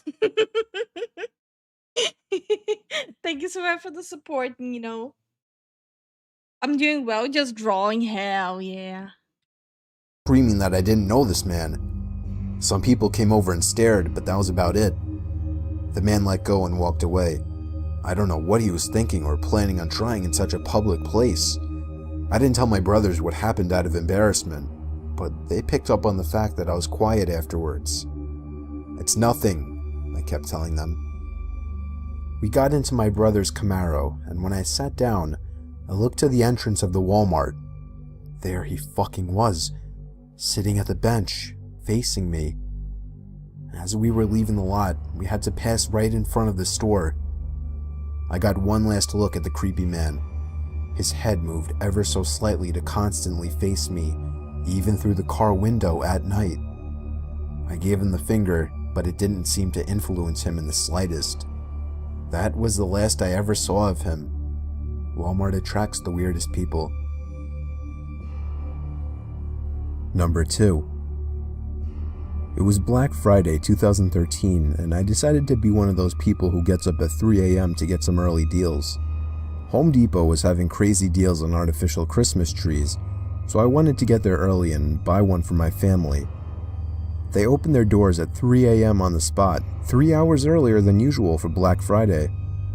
Surprisingly, only me and one other guy were waiting to get in. I guess everyone else was at Best Buy or the mall. I found a nice 9-foot-tall artificial Christmas tree, originally for $200, but at that moment half off for only $100. I asked one of the few employees working at that hour to help me carry the box to the checkout and then to my car. The parking lot was still surprisingly empty for Black Friday. I figured maybe I didn't have to come so early. I tipped the guy and got in my car ready to leave when someone knocked on my window. I lowered the window, and some guy, mid-20s, beanie, black, and tall, leaned into my window asking if I had change. Oh, hell no. I Omar, how are you doing? Am I ready for Halloween? Yeah, tomorrow we're doing our actual Halloween stream. Today is just like the pre-Halloween stream. How are you doing though? Opened the little compartment in between seats where I normally keep change, and it was actually empty. I didn't want to have to hand him a 10, so I said, "Nah, man, sorry." He looked disappointed, and I actually felt bad. He then asked me if I could give him a lift to the nearest gas station. I was a bit nervous about letting a stranger in my car, but guess what? I let him in. He did not thank me, which kind of hurt, I guess because I'm a little sensitive. I asked him if he knew of any close-by gas stations. He just said, "Nah." A few seconds later, I asked him why he needed to go to a gas station, and I swear to God, he didn't answer. It's not like he didn't hear me. He just flat out ignored me. I stopped looking at him at that point because I was feeling a bit uncomfortable now. I kept driving down main and side roads, but there was no goddamn gas stations anywhere. I was trying not to look in his direction, but I could tell he was staring at me. Every turn I made, every stop sign I stopped at, he was staring at me. I was sweating now. This guy was freaking me out. I felt like at any moment he could just grab my throat and I'd be done for. At last, I could see a gas station just beyond a light which had just turned red. Why did it have to turn red just now? I thought to myself. I could still feel his stare, even as I looked the other way. I finally decided to sum up the balls and looked at him. I felt his cold, emotionless stare run straight through my eyes into my soul. Are you okay? I asked him. He ever so slightly nodded his head, almost not even noticeable. The light turned green, and I pulled into the gas station. He stepped out and stood by the sidewalk and watched me as I pulled away. When I got past the intersection, I laughed out of joy and the ridiculousness of the situation. But then I realized something. I patted myself down and then began to panic. I was missing something. My phone. I was only a few blocks away, so I made a U-turn and headed back to the gas station. He was gone already. I drove home and confirmed that my phone was missing. I knew I had left it in the cup holder of my car. My phone had all of my info on it.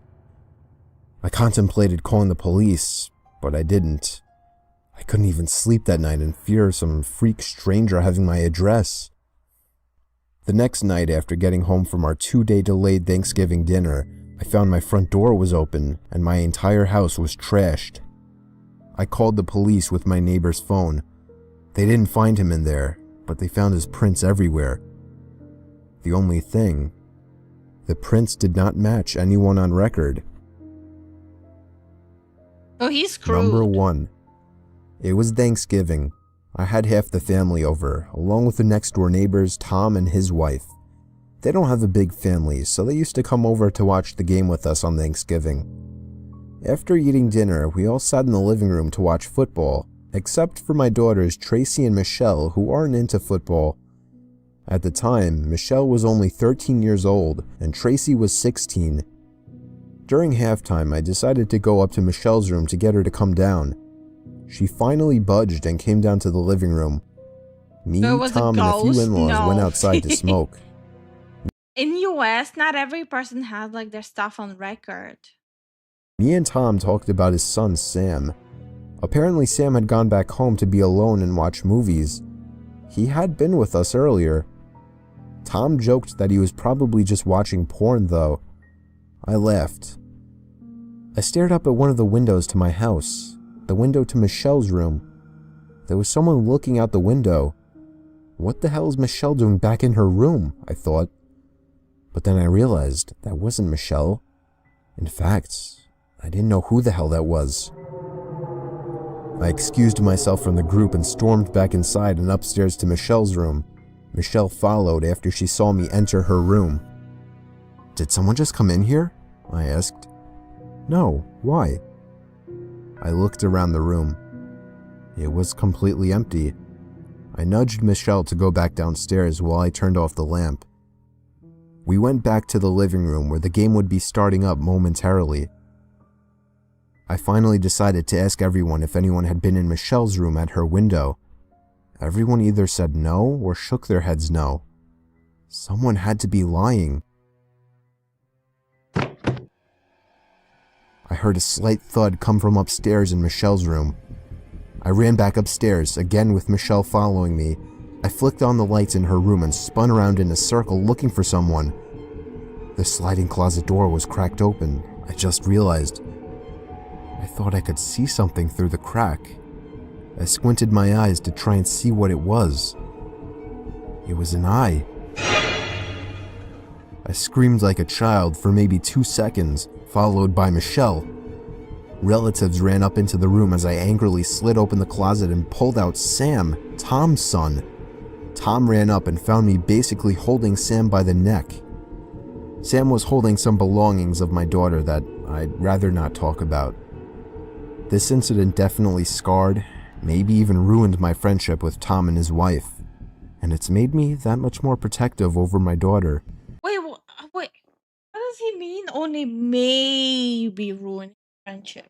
What does he mean by that? What does he mean by maybe ruin the friendship? I'm pretty sure like that's like the. There's a good reason to call the cops. I don't know. Okay, but yeah, that was the last video we're gonna listen to.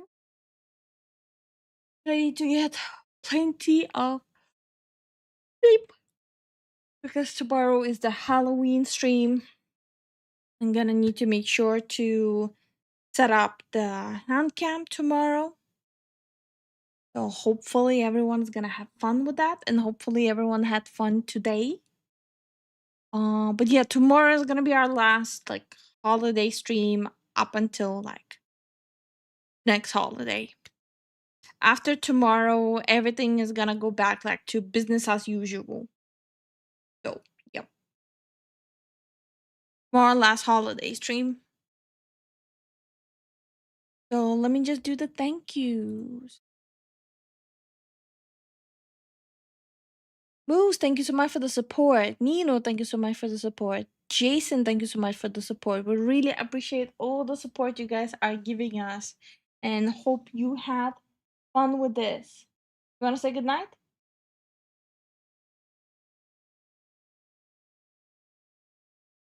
Good night. Okay.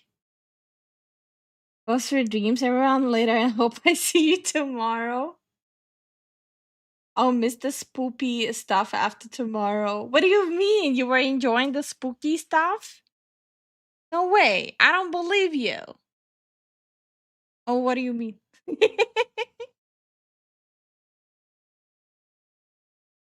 my shoulder. Thank you for love you too.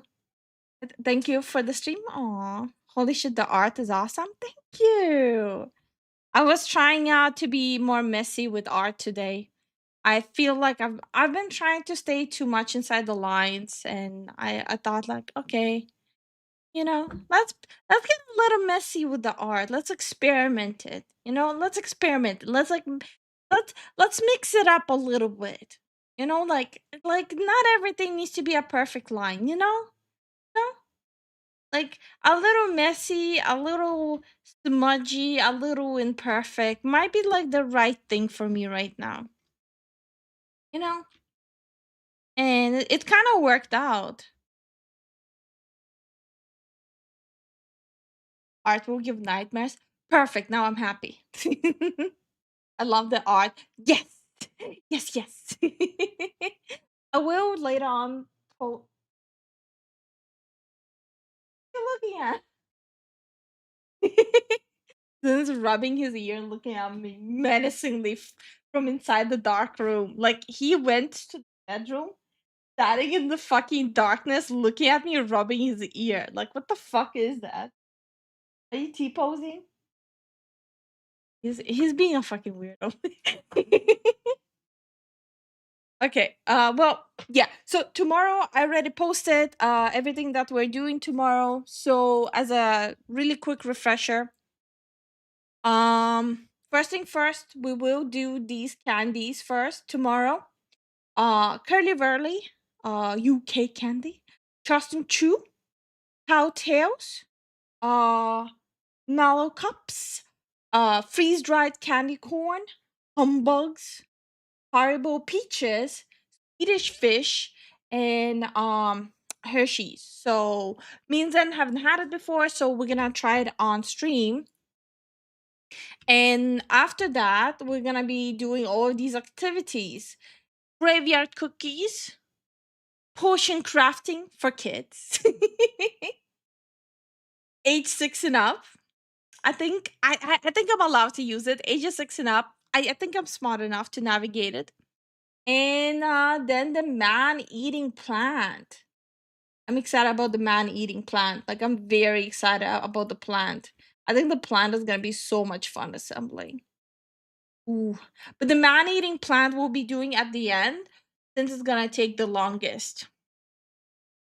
Zen did say he like every holiday stream, he wants to hang out, but he doesn't want to do the work. And yeah, after tomorrow's stream, the only upcoming thing is gonna be like the Gremlin Chibi redebut. And a couple surprise events. Unscheduled surprise events. I think you guys gonna like it. Okay, good night, everyone, and see you all tomorrow for Halloween. And check under the bed, check in the closet. Don't let the ghost touch your bum bum. Spinning in circles like a crooked thread, dance with the chaos inside my head. I'm bouncing off walls, can't find my feet, stumbling round in a world so sweet. The world's a carnival, a funny parade. I'm laughing through tears in a bright masquerade. Strange colors blur, but I'm still in the game, juggling dreams, but none feel the same.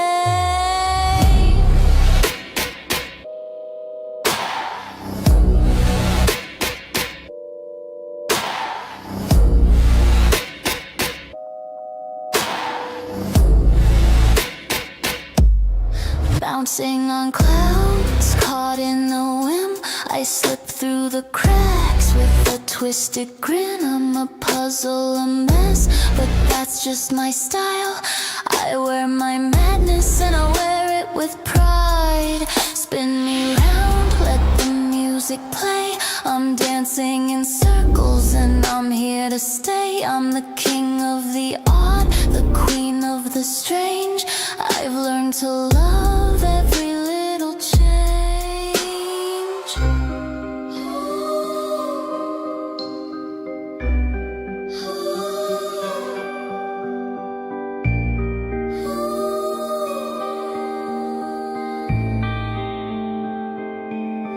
Tangled in my threads, but I'm feeling fine. Chasing the lightning as it zigzags the line. Bouncing off ceilings, I don't care where I go. Life's a funny show and I'm stealing the glow. I'm wrapped up in ribbons, but they're mine to keep.